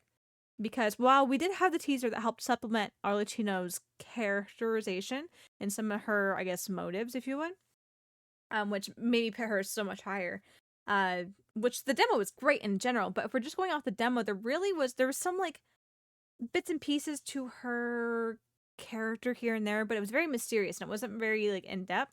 So it wasn't a lot of info to go into her characterization, but the intrigue was there, and I think that's what made it better. I think that's what it made it better, to where it's like, oh, what does that mean? Like, I need to know what that means. They're obviously sprinkling the breadcrumbs here. So I add that as an amendment to my reasoning from earlier, as we've gone through this and I've come to that conclusion. Also, Sijuan after Bold Choice. Sijuan was so fun though. Sijuan was so fun, and again, it could I stated this too when I put her up there. I was like, this could be a biased choice, I know. But the demo was very fun. It had great animations. The music was really great. The animations with the music were great. Her splash art transition was decent too. And it was just very fun-loving and pure-hearted like Sijuan. And I thought that was great. Didn't have much characterization. 100% biased, but I'm biased to her too. But I thought it was just great. I thought it was super great. And then her teaser, I liked how it was in the form of a letter, so we got to learn more about her through her own words. But it wasn't like a, hi, I'm Sichuan. I'm the head nurse at the Fortress of Mirapede. Like, I didn't have to hear that, which is great. But her letter to Newell, was just so pure-hearted. But it was funny with the juxtaposition where she's like, not much goes on around here. And then there's like guys beating each other in the background. That was just great. And the ending too, where he finishes the letter, Newell finishes the letter, and like she peeks the door open. She's like, we're here now. And it's just like, oh, it's just so great. Yeah, see her relationships to other people, to other Millicent and her dad in Realisly, yes. It was just good. It was just very pure, and I really liked it because I'm like, that's how I envision Sijuan, right? We get more, more characterization in her character quest, but I think there's just enough characterization in this to, like, get you intrigued with her. Like, if you're not for the cute, pure-hearted moe, it's not for you. Sijuan's just not for you, which is fine, you know? That's 100% okay. But I think the trailer and the demo embodied that just pure fun-loving curiosity and just positivity that is Sijuan. I thought it was great. Yeah, the trailer was simple, well executed. Exactly. Moi cute. Exactly. She just has such, oh, it's just so cute. It's so cute. I pulled her and instantly benched her in Friendship 10. No regrets. No regrets. She's just so fun and cute. I love her. She's so sweet. I know she's way older than I am, but she's my daughter. I just want to care for her and let her be able to have a fun, nice little life where she can be happy and pure and curious. I just want her to be able to live like that. But yeah, great. That's why she's up there. Biased opinion or not, I don't care. I think it was really great. I wish they didn't ruin her Hydra app because now I can't even justify using her. See, I use her because I use her. I appreciate her, and she's my healer. Now nobody can complain that I don't have a healer. I use a healer.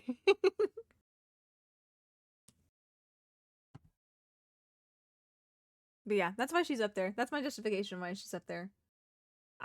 She's one of those characters that it was just so precious. It was just so good to me that I don't really care if it's a biased opinion. She's up there. I'm letting her be up there. That's what's gonna happen. Oops. Here we go. Thanks, Sijuan, you made Michi have a healer and use Michino to her fullest. Just don't get hurt. See, I can't just not get hurt, you know? Like, I've got Zhongli, so, like, I could have run a team like that if I really wanted to just buff up his shield.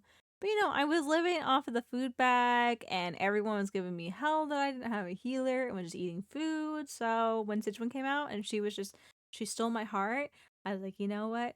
We'll work on her because it's Sichuan. Not because it's a healer, but because it's Sichuan. And since she just so happens to be a healer, I'm like, you know what?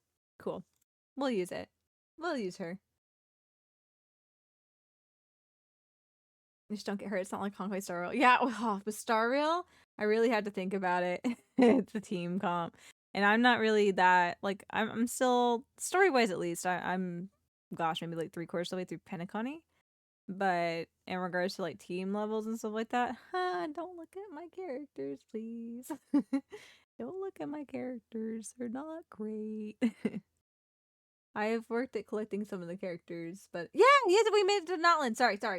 Yes, continues next. We made it to Notland. But my team's just like they're so. Like we have to like sometimes reformulate to retry. What do you use as a team? It kind of depends. I'm kind of at the point where I have so characters that I just kind of mix and match dependent on elements. I don't really have a team, quote unquote. Most of the time, I have Imbibed Lene, and he's one of the better characters I have, but even still, he's not like super high level by any means. Imbibed Lene is usually in there. I've been trying to work on Adventuring. I will usually use Bailu too to have as a healer, just because I'm baby with certain stuff. Yeah, of course you have Imbibed Lene. Look at this. Exactly. You can get Run Mei for free, so you can use Firefly now to her bestest. Oh, I see. I do have Firefly. I'm working on building her.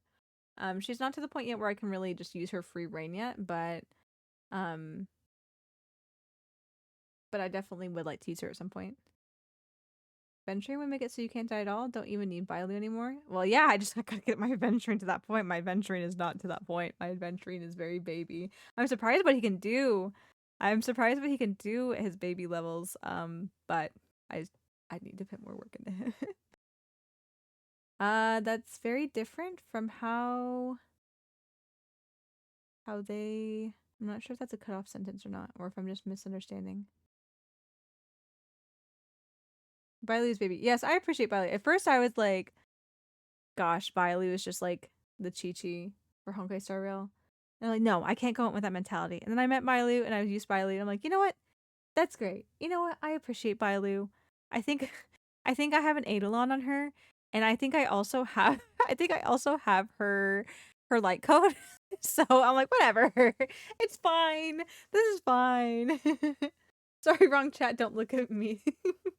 It's all good. It's all good, Lux. Inventory so strong that sustains in the game now have to give so much utility so they can be used besides just why not inventory. Yeah, I don't have enough knowledge in team building in Star Rail. And I'm okay with that. I'm okay with not knowing a lot. Like if I want to build a character or a team for something, then I will ask around and I will look stuff up and work from there. I don't have enough storage space in my brain to also put in Star Rail team building right now.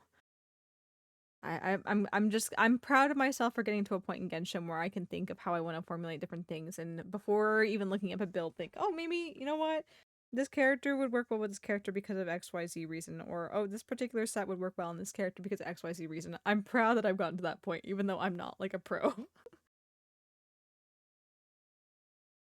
You're surprised I pulled on Firefly? Why are you surprised I pulled on Firefly? I pulled on her most recent rerun. I think it was the end of last year. She's so cute though. That's why I pulled for her. I pulled for Firefly because she's just so cute. Plus, like, maybe I'm just a little bit biased because her design and my design are similar in certain aspects. So I think I was just charmed with that. Just didn't think she was your type of character. I know Michino Takeshi had Firefly. Yeah, I do have Firefly. But the designs, I was just very charmed at how similar our designs were, and I thought it was nice to have just like a friendly face but kind of mysterious when you get to Penacony.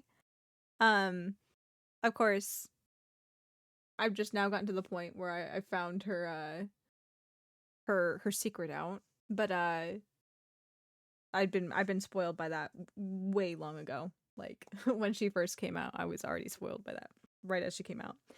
So there's a lot of things in Star Rail that I've been spoiled, but not like super like some huge things, but like I have no clue where they kind of piece into place.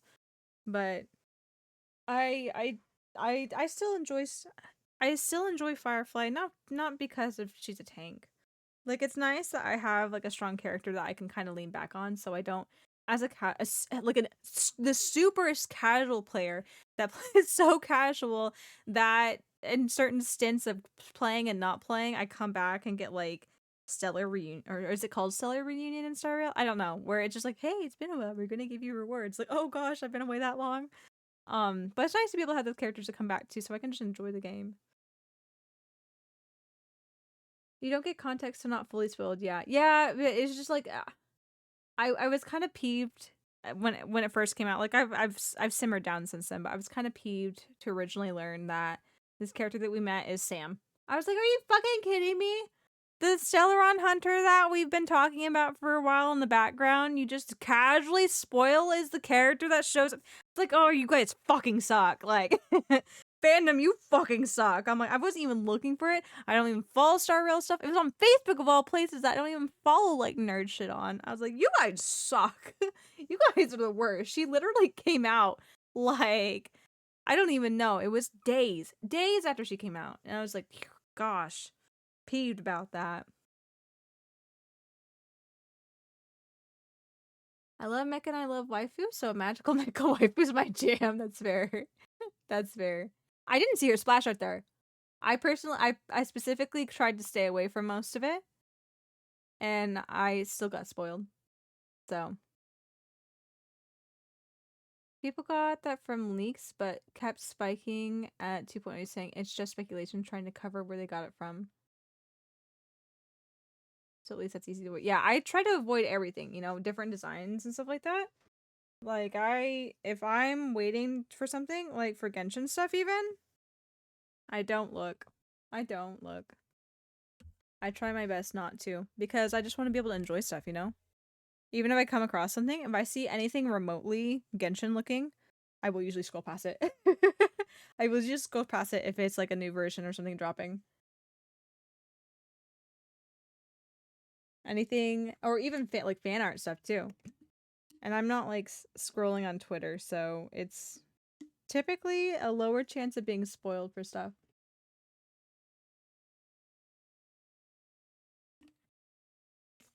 I look at leaks, but enemy boss leaks and story, I avoid like the play. Yeah, I don't mind like terrain for new areas and stuff like that, or like character design sometimes. Again, if it's not too much of a spoiler, if it's not a huge spoiler to the story, then I don't mind seeing like character leaks and stuff, or even like gameplay leaks for stuff.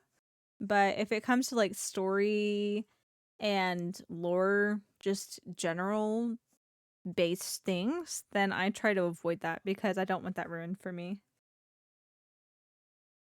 I managed to avoid it, but only because I played before she came out. Yeah. The fandom was not very kind with the people that weren't right on top of the version when she first came out. I'll just leave it at that. You know, fandom etiquette in this day and age has gotten... Not that I've ever really been part of a fandom, but even just from being mostly an outsider and different stuff, the fandom etiquette in this day and age has gotten so bad. Especially with certain fandoms, like the bigger fandoms, obviously, you're going to have more people to contribute to it. Fandom etiquette has just gotten so bad. It's so bad.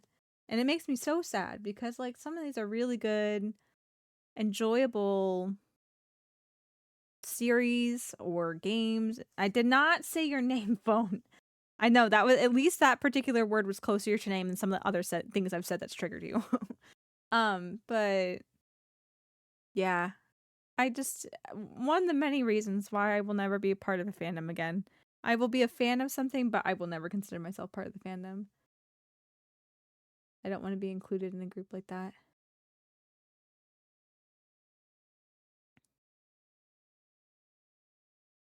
Like, I would have seen her art on the wish screen and would have known. Yeah. You're right that it was spoiled 5 minutes after the update. I swear to God. Yeah. It was bad. It was bad. Just in general, because now people want their own opinions from a stranger's mouth. So if it's even remotely different, they rage. Yeah. Yep. They want an echo chamber. Yeah, I just watched Michi and 2 others with Hoyo games. It's just, I don't know. It's not very pleasant. As much as I love Genshin, it's not very pleasant to be around the stereotypical Hoyo player. I'll just leave it at that. Not using that as a blanket statement. But the stereotypical Hoyo player is kind of insufferable to be around in regards to Hoyo games. Yeah, if they watch Michi put Sigma A, they'd rage, but we don't mind having different opinions. Exactly! And I even admit it too. It's not like I'm blindly being like, what do you mean? What do you mean? Sijuan's obviously A tier, you know? Obviously an A tier. What do you mean? Obviously she's the best thing that's ever happened. No, I recognize that I have a potentially biased opinion and I gave my reasonings to why I enjoyed it so much, and that's why I put it there. So I think too, these people that don't want to hear differing opinions and will rage at you are also the kind of people that only have good things to say about the things that they like. I think if you really truly love something, like it is something of a passion of yours or a character that you really like, I think that the people who truly care about them are the ones who can also point out the flaws in it too. You know, sing their praises, you know, enjoy it, have a good time. But if you really are going to defend your character that hard, which I don't think there's not really there's a time and place for it, but in in just posting on the internet, I feel like more times than not people just attack each other. But if you really are at the point to defending your character, that you care for that character so much, I think true love for the art / character / story, whatever, is showcased whenever you can criticize it. I think being able to criticize it shows that you have an even deeper understanding and you still love it despite the criticism, and that makes you a stronger fan because you're able to see the whole picture and recognize it for what it is. When I use Chi-Chi, hold on. When I used Chi-Chi and Hyperbloom, I kept getting asked why I use blank because I want to use Chi-Chi, a brick. Yeah, exactly. Having a good time. They just don't have good things. They're so extreme on both sides. Exactly. Yeah. They can't decide one or the other. You either are for me or against me. You can't be middle ground. Sometimes I think they hate the game that they claim to love. I think it really is just their extremist view where okay, here. Let me phrase it like this, right? I think that a lot of players of the game, which again, there's no right or wrong way to play a game, but if you're attacking people, then this is terrible. I think there's a lot of people that are infatuated with the game. They don't actually love the game. And the difference between infatuation and love being infatuated is just attracted to the game, attracted to only the good things, right? Like, it's just very much so an initial gut instinct, good feeling kind of attraction to the game. They are infatuated with the game. Truly loving the game means that they would be able to point out the things that they can criticize about the game, the things that are not so great about the game, but they still enjoy the game. They still find enjoyment in the game through the hardships of being like, oh man, this really sucks. Like, this new boss kind of sucks. But they still enjoy the game. They still enjoy the characters. They still enjoy the story. I think that's probably a good analogy that I can put forward there. There are so many people that are infatuated with the game but don't actually love the game. And that's why it seems like they hate the game, because they're so fickle, because they're infatuated that they don't really have a deeper understanding for the game. And so they talk about it like they're super passionate about it, but they aren't really that into it because they they haven't truly accepted the game for what it is. And not only that, these are free to play games. You don't have to pay a single penny to get the quality that you're receiving. Yeah, you could, if you're rolling for certain characters and stuff. You don't have to though. You could still play this game free to play and be able to enjoy all the story, and you get reruns for the characters if you play long enough and you're patient. And even still, it's not the end of the world if you don't get the character. Like, I understand it's a gotcha, it's here for money, blah blah blah, whatever. But there's so much other quality to this game that they are providing you for free. A lot of people, I think, forget that this is a free fucking game, and they're bitching about like anniversary rewards and stuff. Like, you ungrateful little shits. This is a free game. Be thankful for it. Maybe it's not what you wanted, but holy shit. Ugh. Genshin sucks because the anniversary rewards aren't as good as last year's. Like, shut up. Shut up. They still gave you anniversary rewards. They gave you something, okay? Okay, let me stop ranting here. I'm so behind on chat, I'm sure, because I stopped the chat to scroll up. Only seems praise and tell one thing they hate, then it's all negative. Exactly. There's Nuanced Dog. Like, I love Malvika, but I can't call out how they Mary Sue her a bit much. Yeah, there is some things where she's a little Mary Sue, but Malvika's great. I appreciate her. Wait, do you mean use her as a healer and not to trigger Hyperbloom? She's the driver and healer, Farina riding the healer. Interesting. I'm not infatuated with Michi. I truly love platonically and professionally ignores the lip bites moments. So I can just agree praise and just wholly enjoy. Yeah. And I think that just stems from a lot of things of where we live in a day and age where people can't have a civil debate or even a conversation or differences. We don't even have to like go head to head against it. If anyone sees anything that is against what they personally think, they're going to go attack it. They're going to go attack it regardless if the other person instigated or not. They're going to be like, oh, your opinions. Oh, shoot. Sorry, shoot. Oh, no. Kachina, I'm sorry. I know we're supposed to be doing tier lists, and I'm here so boxy about Genshin Impact and the terrible fandom. But I think people, it stems from everything, right? People in general just cannot see something that's different from what they believe and think that everything that's different from what they personally hold is something that's bad. They can't see that there is a time and place where you can agree to disagree. It's either my way or the highway, and I hate to see it brought into a fandom because it's all fiction in the end. Why are we getting so serious about this? Like why are we getting so serious about this? Why can't you have a civil discussion with someone and not go witch hunt people? Can we just not? But I'm honored to hear you say that, Asfar. I'm glad that you enjoy being here, and it's more than just like I'm here as a viewer. I enjoy your character model. Oh, I enjoy this about you. Like I really do appreciate that you enjoy just hanging around me as a person. So I'm glad that we can disagree and agree and have a good time together, because I think that just makes it so much easier to be around people whenever we can have an open discussion about stuff. They don't want the game to change against their will. Even still, I see there's a point to where Genshin owes it to their player base to support them in continuing to make the game. But at the same time, it's Hoyo's game too.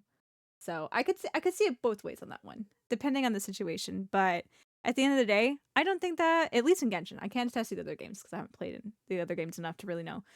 I don't think anything in Genshin, that anything that's happened in Genshin is egregious enough for the fan base to go off like scorched earth on Hoyo, like they do sometimes, or even just like the other players that have different opinions for them. Don't think it's ever, nothing in the game has ever instigated that. Oh man. One side is that one side wants to change everything. Genshin can never, Hokusaro can never, so on and so forth. Me too. I don't know how old these comments are. I don't know. It just irritates me because why can't we all just have a good time, enjoy something good? Why can't we all just enjoy something good, right? It's not the most best thing on earth, but it's good. We all enjoy it. So why can't we just get along? Why can't we just appreciate what's given to us and be thankful? Why are there so many ungrateful little shits? Like why can't we be adults and shake our hands here? You telling me to, yeah. We can't agree to disagree. Like, damn, I like Lily's taste in men, but damn, I can hate her as a person. What? As far. Oh my god. Oh my lord. I mean, we know that they give less primos during Lantern Rite to make up for it, so you will get those pulls at some point. I don't know how many rewards seemed like a moot point to me. I know. I think at that point we're counting tit for tat, and I don't think we should be doing that. I think we should be grateful for what we get. You know, I don't think we should compare it to others. Be like, oh my god, we're still getting something. You know, you're getting a reward, and I think that is the point where you should be thankful.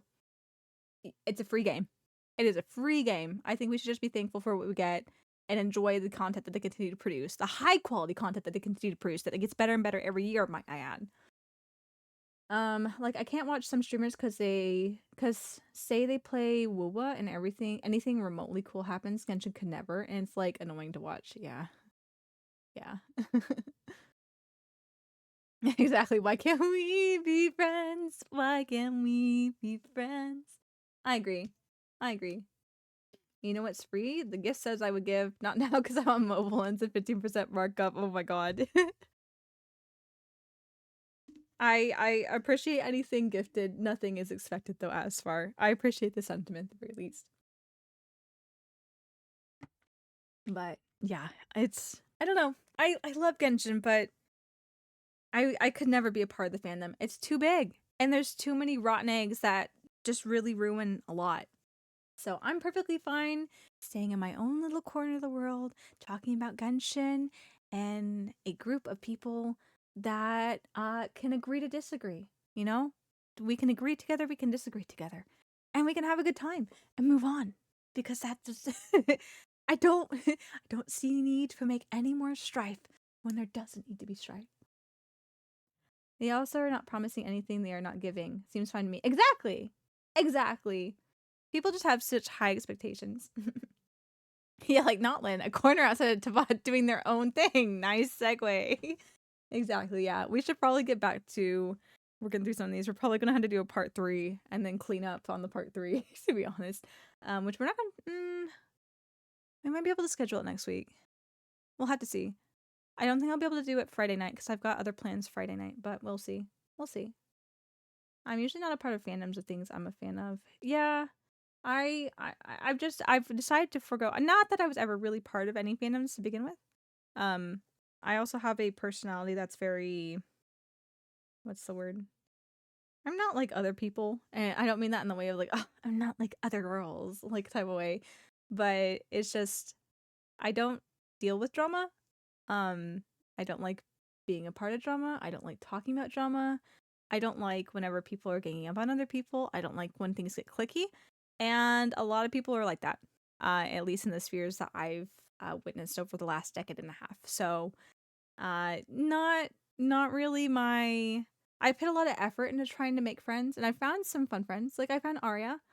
You know, through different spheres, and it was really great to find Arya, and I have a great relationship with Arya. So that was a shining a shining diamond in the rough, you know? Michi's not like other yokai. Yeah, I'm not like other yokai. I'm not like other yokai. I don't deal with drama. But I found people like Arya that were, you know, diamonds in the rough, but the amount of people, not that I was like going through people, but the amount of friend groups and people that I had to meet and introduce myself to and learn about and go through until I found someone that was actually like a decent person and that we clicked, it's very hard. And I just got tired. Like, I don't have the energy to participate in all that anymore. And I don't have the energy to, you know, try. And so it's sad to say, it really is, but I don't have the energy to put up with other people's bullshit. So I've just decided to cut it out. And one of the reasons I started streaming, because other people can find me. And if they like hanging out, then they'll stick around. And if you like me and you still stick around, then typically that I would assume that means that we're on a similar wavelength and you two also don't want to deal with bullshit. At least in my in my chat. And I can appreciate people like that. I really do. People that actually want to, you know, hang out as people versus, oh my gosh, let's talk about the most drama thing. Let's stir drama and go hate raid someone. Yeah, I'm starting to get to that point as well. Yeah, I hit that point. I hit that point a while back.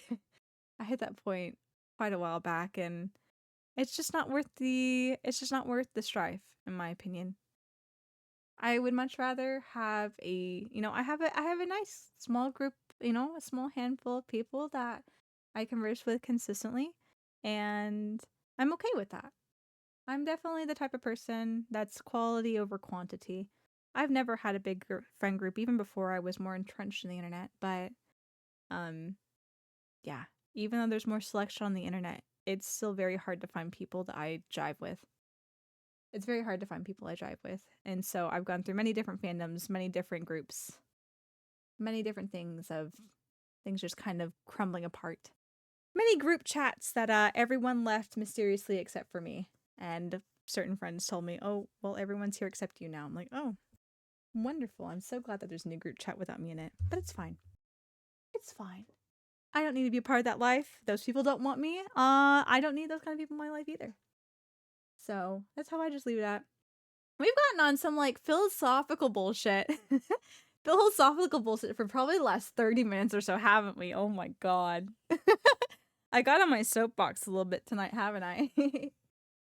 But anyway, just to cap this off, I'm having a good time talking. I do like being able to talk like this. I don't know for what reason I've lost the words because I'm when I'm not talking about the philosophical stuff, I start running out of steam. But I don't know. I think it's just important to talk about this every once in a while, you know?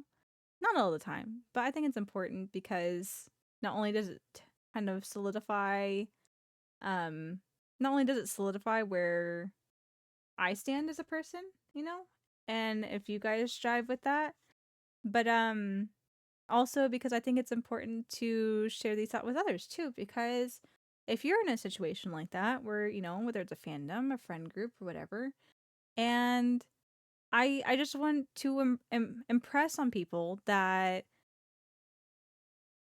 drama honestly is really draining and there's not really a good point to it in my opinion. And of course, everyone has their different perspectives and different interests in life, but I think entrenching yourself in drama, regardless if it's yours or not, or you're causing it or not, I think just slowly kind of eats away at you because you start losing the positivity in things, you know? And not to say that I'm a very optimistic person. I think I'm more optimistic for other people than myself. I like to call myself a pessimistic realist, to be honest. I plan for the worst case scenario that could possibly happen, and then based off of subconscious analysis, deciding what the most realistic expectation to get from it is. But I'm always on like the more negative side of the fence than the positive side of the fence on the realism side. But I feel like I'm a lot more optimistic for other people because I can objectively look at them from a third party perspective. And just talking about this, I think it's important to show people that maybe that's not the option, you know? Maybe they never really thought about it. Maybe they never really thought that, my god, this friend group that's literally only talking about drama all the time really is kind of draining me, you know? Like, I, whenever, I think it's important with people that you want to interact with that you can interact with them as people, not purely via topic. Not to say that those friendships aren't fine, you know, if you want to have surface level friendships like that, but I think you find a lot more fulfillment whenever you can talk to another person as a person. Any topics that are, you know, commonalities in between are good icebreakers, but I find the people that I jive with the most are people that I've been able to talk to just about me, you know? Like, for instance, like, Soph and I are really good friends, or I consider us really good friends. I think he also probably thinks the same thing. And there's a lot of things that Soph and I don't have commonality on, you know? Like, there's not a lot of games that we have in common, or, like, if we have games in common, then it's one has more interest in it than the other. Like, one has more knowledge in it than the other. But we just jive as people. And I really appreciate my friendship with Soph with that. Is that we mesh as people. We're able to talk to each other as people. And I love friendships like that. I love being able to talk to people with that. And, you know, we share, you know, little fictional fandom anecdotes with, you know, fan art, different stuff, talking about different characters, stuff in between with that. That's friends. Great. But I love being able to talk to someone as a person. I find that so much more fulfilling. Rude as hell, I don't blame you for being irked. Yeah. It's okay. It's all good. It's better that those people aren't in my life anymore. Yeah, she got in her soapbox and cleaned us up. Wait, I got lost at soap in my fantasy. I mean, what? So, as far. As far. Yeah, it's good to have a stance so they know what to expect from you and know it's fine to be themselves here and not be obstinate here. Exactly. You know? We're all going to respect each other here and we're not going to push anything on each other here. You know, if you have an opinion or a thought or a belief one way or the other, so be it. But we're not going to try to force each other one way or the other. Part of the reason why I also say that we don't talk about, like, controversial topics here, because I'm not interested in talking about most controversial topics, to be honest. This is probably, like, the biggest— oh shoot, I did it again. I've hit my keyboard. This is probably the most controversial topic that I'll typically talk about. And I think it's just to impress a point of, we don't want that here. We just don't want that here. Only drama I like are in my real life, because I'm very firm and don't bother me with it, and people never bother me with it. On the internet, people can't take a no and just shove it in the faces of anyone. Exactly. Aloy's birthday is today. Aloy tier. Woo! Is it Aloy's birthday for real? It's so funny. Oh gosh, poor Aloy. Aloy tier. Okay. I said maybe like 10 minutes ago that we were going to continue on with this, so I continue talking on. You know what, maybe we just chit chat. Maybe we start the Notland stretch for the next time, right? Because I'm gonna have to probably wrap up here fairly shortly. We'll probably only get through maybe Kachina. Maybe Mulani. Maybe. So I think we should just chit chat. We'll go into Kachina and go into an hour break. Yeah, exactly. We'll leave Notland for next time. We'll break into Notland next time. We can just keep talking here, you know? We can keep talking here. Let's go ahead. And since we're just sitting here talking, which I could have done this a long time ago, but I didn't realize I was going to, like, be monologuing for so long. Let's go ahead and do this. Have some background noise. Turn down just a wee bit.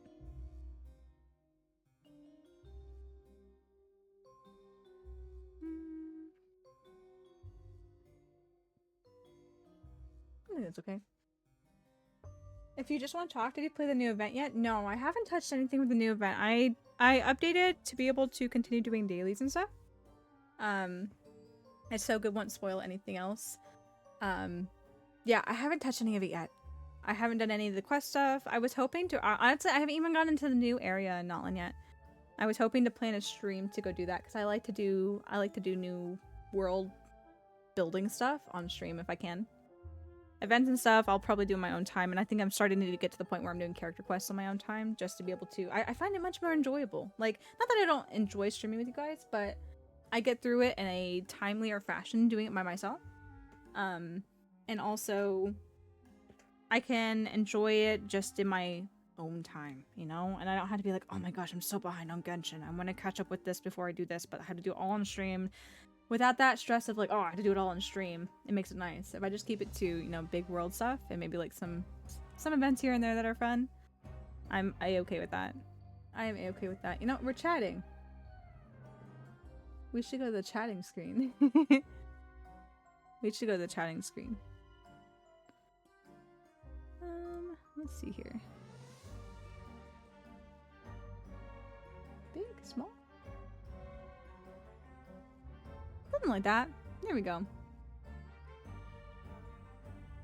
But yeah, I haven't touched any of the new stuff yet. We will get around to it somewhat soon. In the next few weeks here, I think. We'll work on it. I don't know if we'll be able to pull that out next week or not, because I've got a lot going on next week. Well, not a lot, but like on days I typically like to stream, I got stuff going on, so I don't know if we'll be able to do that. We'll see how much I get through painting this weekend. I feel like I probably, you know, depending on the timing, I have a game to go to tomorrow. I don't know. We'll see. I'm not sure how much painting I'll be able to get done this weekend either. We might just get a couple walls done again, and I'll still have the trim to do. But yeah, I definitely want to pick up and see what the new event, not the new event, yes, the new event, but the new version patch and stuff, and all that stuff. New Area has a small story quest, an amazing Calcite quest line. I'm excited. I'm always excited for Calcite. I'm always excited for Calcite. I love Calcite. What a great addition. What a great addition, in my opinion. He was such an interesting piece to add into the Notland stuff. A character that has no words, no dialogue, but still so much story to him. I wish I liked Genshin's story more, but I can feel myself losing focus when everyone we hit, whenever we hit a long stand around talking scene. Yeah, that's the as someone who excels in playing visual novels and story-based games, I don't mind the monologuing, and especially whenever it's adding into the, I guess, the lore of the world or the lore of a character. I personally don't mind it, but I can see where other people who are not, you know, I'm a voracious reader too. Like, I don't read as much anymore because I'm busy as an adult, but as a kid, I read books like water. So I could see where people who are not super story-based or reading inclined would get a little perturbed by the monologuing scenes. You should have Tomo lay on a piece of parchment, trace him, cut the hole, and use it to paint Tomo onto the walls. I don't know about that. I'm not super artistic when it comes to painting. I don't want to ruin the walls, even if I did a piece of parchment and paint it. I'd rather decorate the walls with fun stuff than paint. I did think about, though, so in my room, I'm painting 3 of the walls, the color that you can see from the pictures I've shared on the Discord. But I have one wall on the side that's going to be a lighter color, and I decided to make it a lighter color that's more kind of skyish colored. It's going to be my Genshin wall, and so I have a whole bunch of different cork boards for a lot of the enamel pins I have, and I'm also going to get these cute kind of travel advertisement looking poster arts I found on Etsy, and I'm going to have like a section for the 7 Nations and I guess Conria/General. So it's gonna be super cute. It's gonna be super great. I don't know the full layout yet, but I'm gonna pepper in different arts because I've got like a Zhongli wall scroll. I've got a couple of Zhongli fan arts.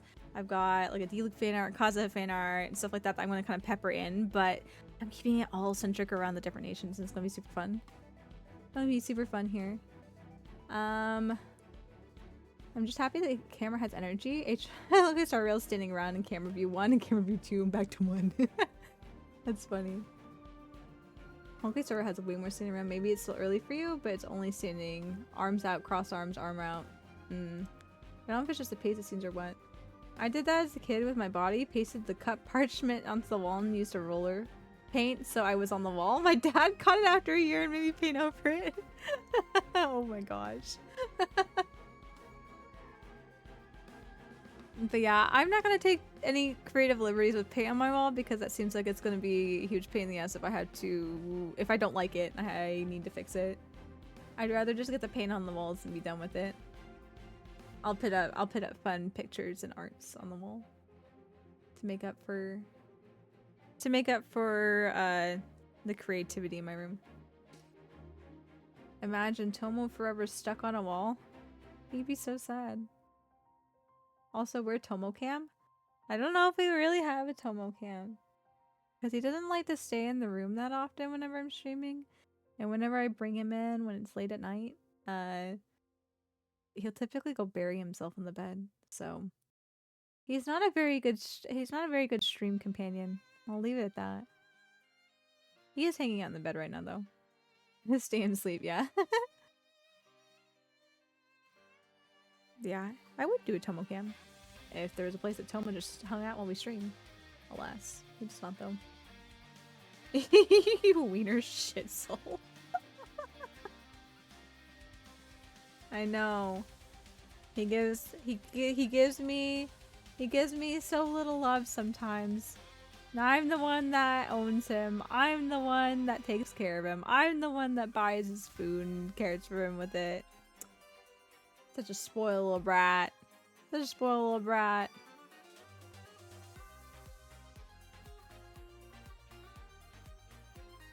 But yeah. I'm excited to get my room into shape. It's been a year and a half and I'm finally getting to kind of personalize it with my own touch and make it my room versus just the room I live in. The paint on the walls and then get all my fan arts and wall scrolls up. I'm gonna be so happy. Plus having like a whole Genshin wall that's more organized and professional looking versus just like thumbtack prints on the wall. It's gonna be really fun because I'm gonna get frames for the prints and everything. It's gonna be great. Once I get it all put together, of course I'm gonna share images on the Discord. Everyone can appreciate my Genshin wall. But yeah. That's gonna be fun. I'm looking forward to that.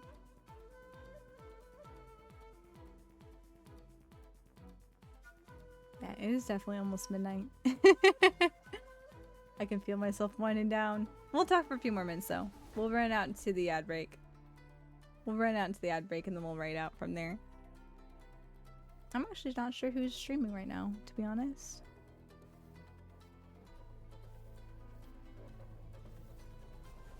I left all my energy in my soapbox rant. I had all the passion and energy flowing into that. It's like, I've said my piece now. I said my piece out. You know what? I think Kuri might be streaming. I think I saw her go live earlier. Let's see who's online.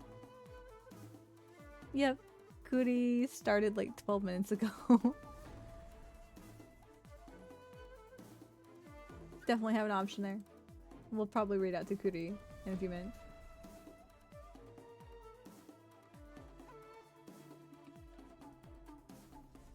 It's been so fun doing this ranking thing.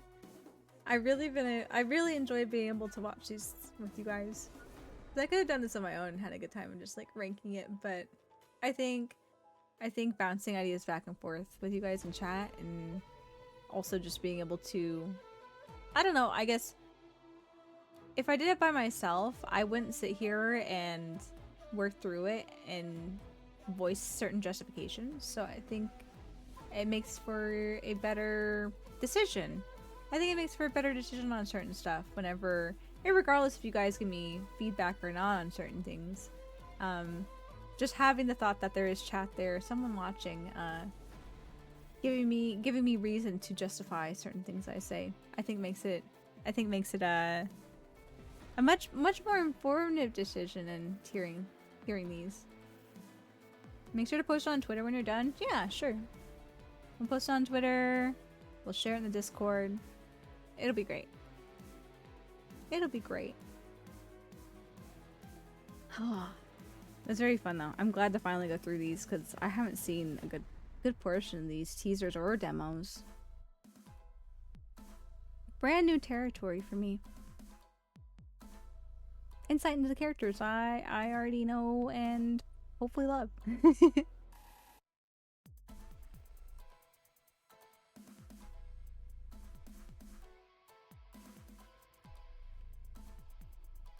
I'm trying to think. What do I got going on for the week? Training needs to turn tomorrow. I'm all screwed up on what day it is. Not only from the rescheduling, but just in general, I'm kind of out of whack. Work's been certain habits at work have been disrupted this week as well. So, what days on what days I'm scrambled egg brain, scrambled egg brain.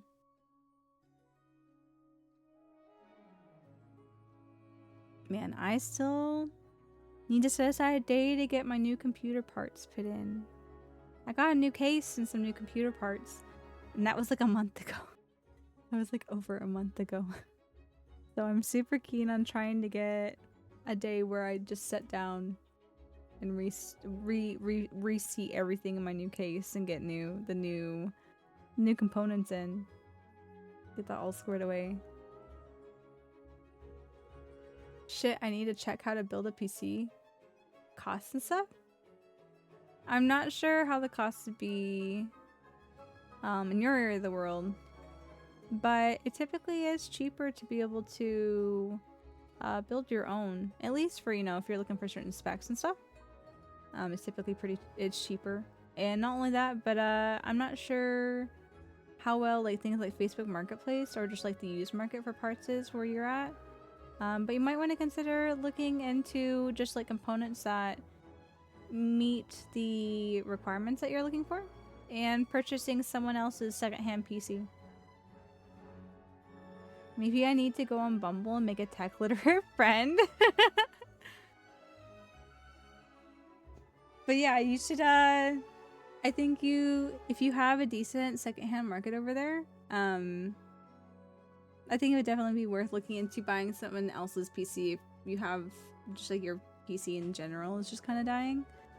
Because you might need quite a few parts, which is fine if you want to build everything from scratch, you know, and piece it together, but you might be able to get a cheaper cost for higher end stuff by buying someone else's just secondhand PC and then replacing parts as need be as you want in there.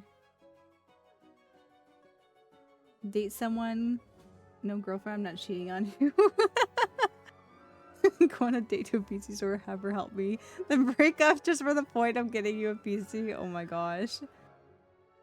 Oh my gosh. CPU is so out of date that stuff on my SSD loads 10 times slower. Dang, that's rough.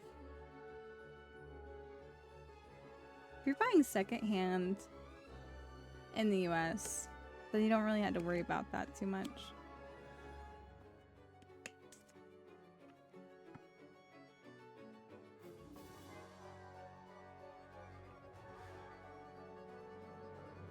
Yeah, I wish you luck on the computer building.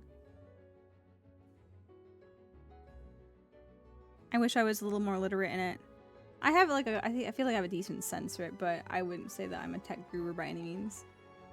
I did enough research to look into what I want, and I feel like I have a lot more knowledge and even still probably not even new knowledge at this point if you're looking for something that's more modern. A lot more knowledge in NVIDIA cards and Intel chips. That's what I did all my research into. Which honestly, the better bang for your buck, I think even now, is if you get AMD stuff.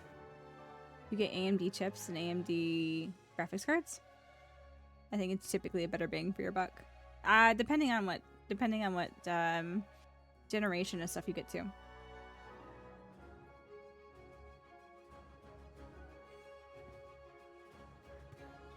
Oh, it's after midnight now. I think we should probably look at raiding out. I think that's probably a good idea. I can start getting ready for bed. Tomorrow's Friday. Well, it's the last day of the work week. It is also my longest day at work, so raid time, yeah. I think it's raid time. So let's go ahead and wrap it up, guys. Thank you everyone for coming to hang out tonight. I hope you guys had a good time going through the tier list stuff and also the last like hour of just banter. The hour of just banter. As far as that's not a command. That's never a command and never will be a command. That is something that I will never do. But I had a good time talking with you guys though. Sometimes it's nice to just talk.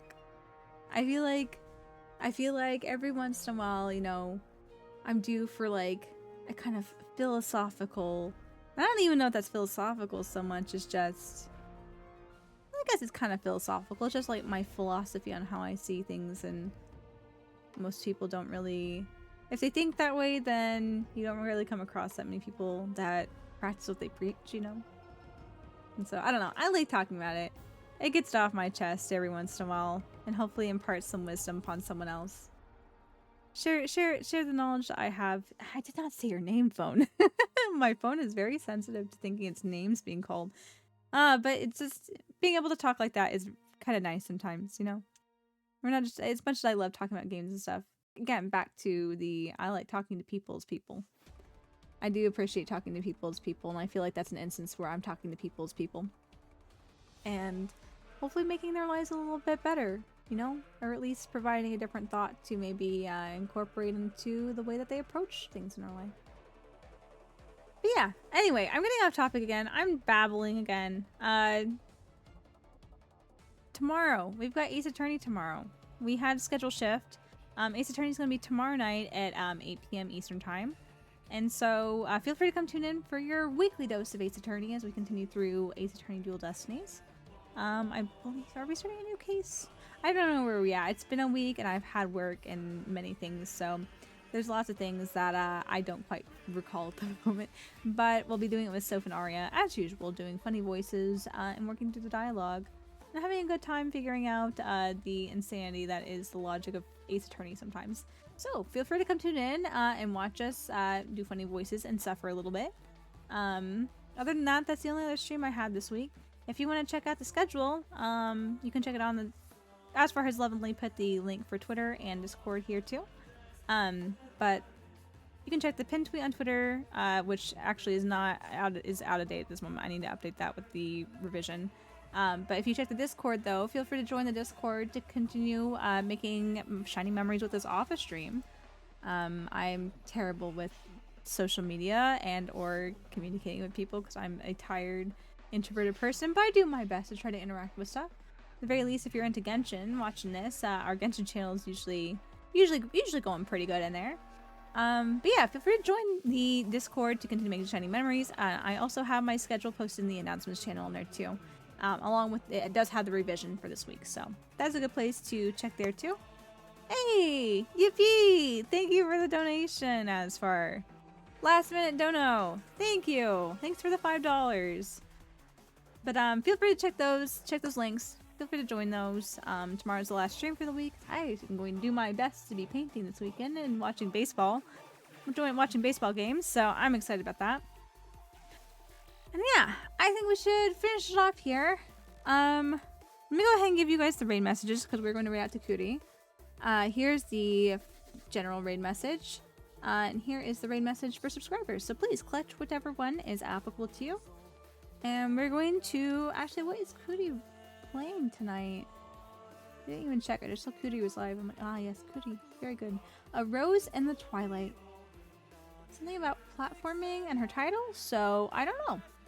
We're gonna check her out. She's chill. She's fun. I appreciate and enjoy being around Cootie, and I hope you guys too. You guys do too. I can't wait. It is time for me to get off and go to bed. that is the what's the word? I found all my words have been depleted. I have used my maximum allotted number of words in describing how I want to rank certain characters in Genshin, and also ranting about the Genshin fandom. I have used those allotted amount of words, and the passion put into those words is so gone. Oh man. Okay. Thank you guys. I'm gonna end it here. I hope you guys have a great night, and I hope to see you again tomorrow for Ace Attorney. So, until then, I will see you guys next time. Have a good night, everybody. Bye-bye. Bye-bye.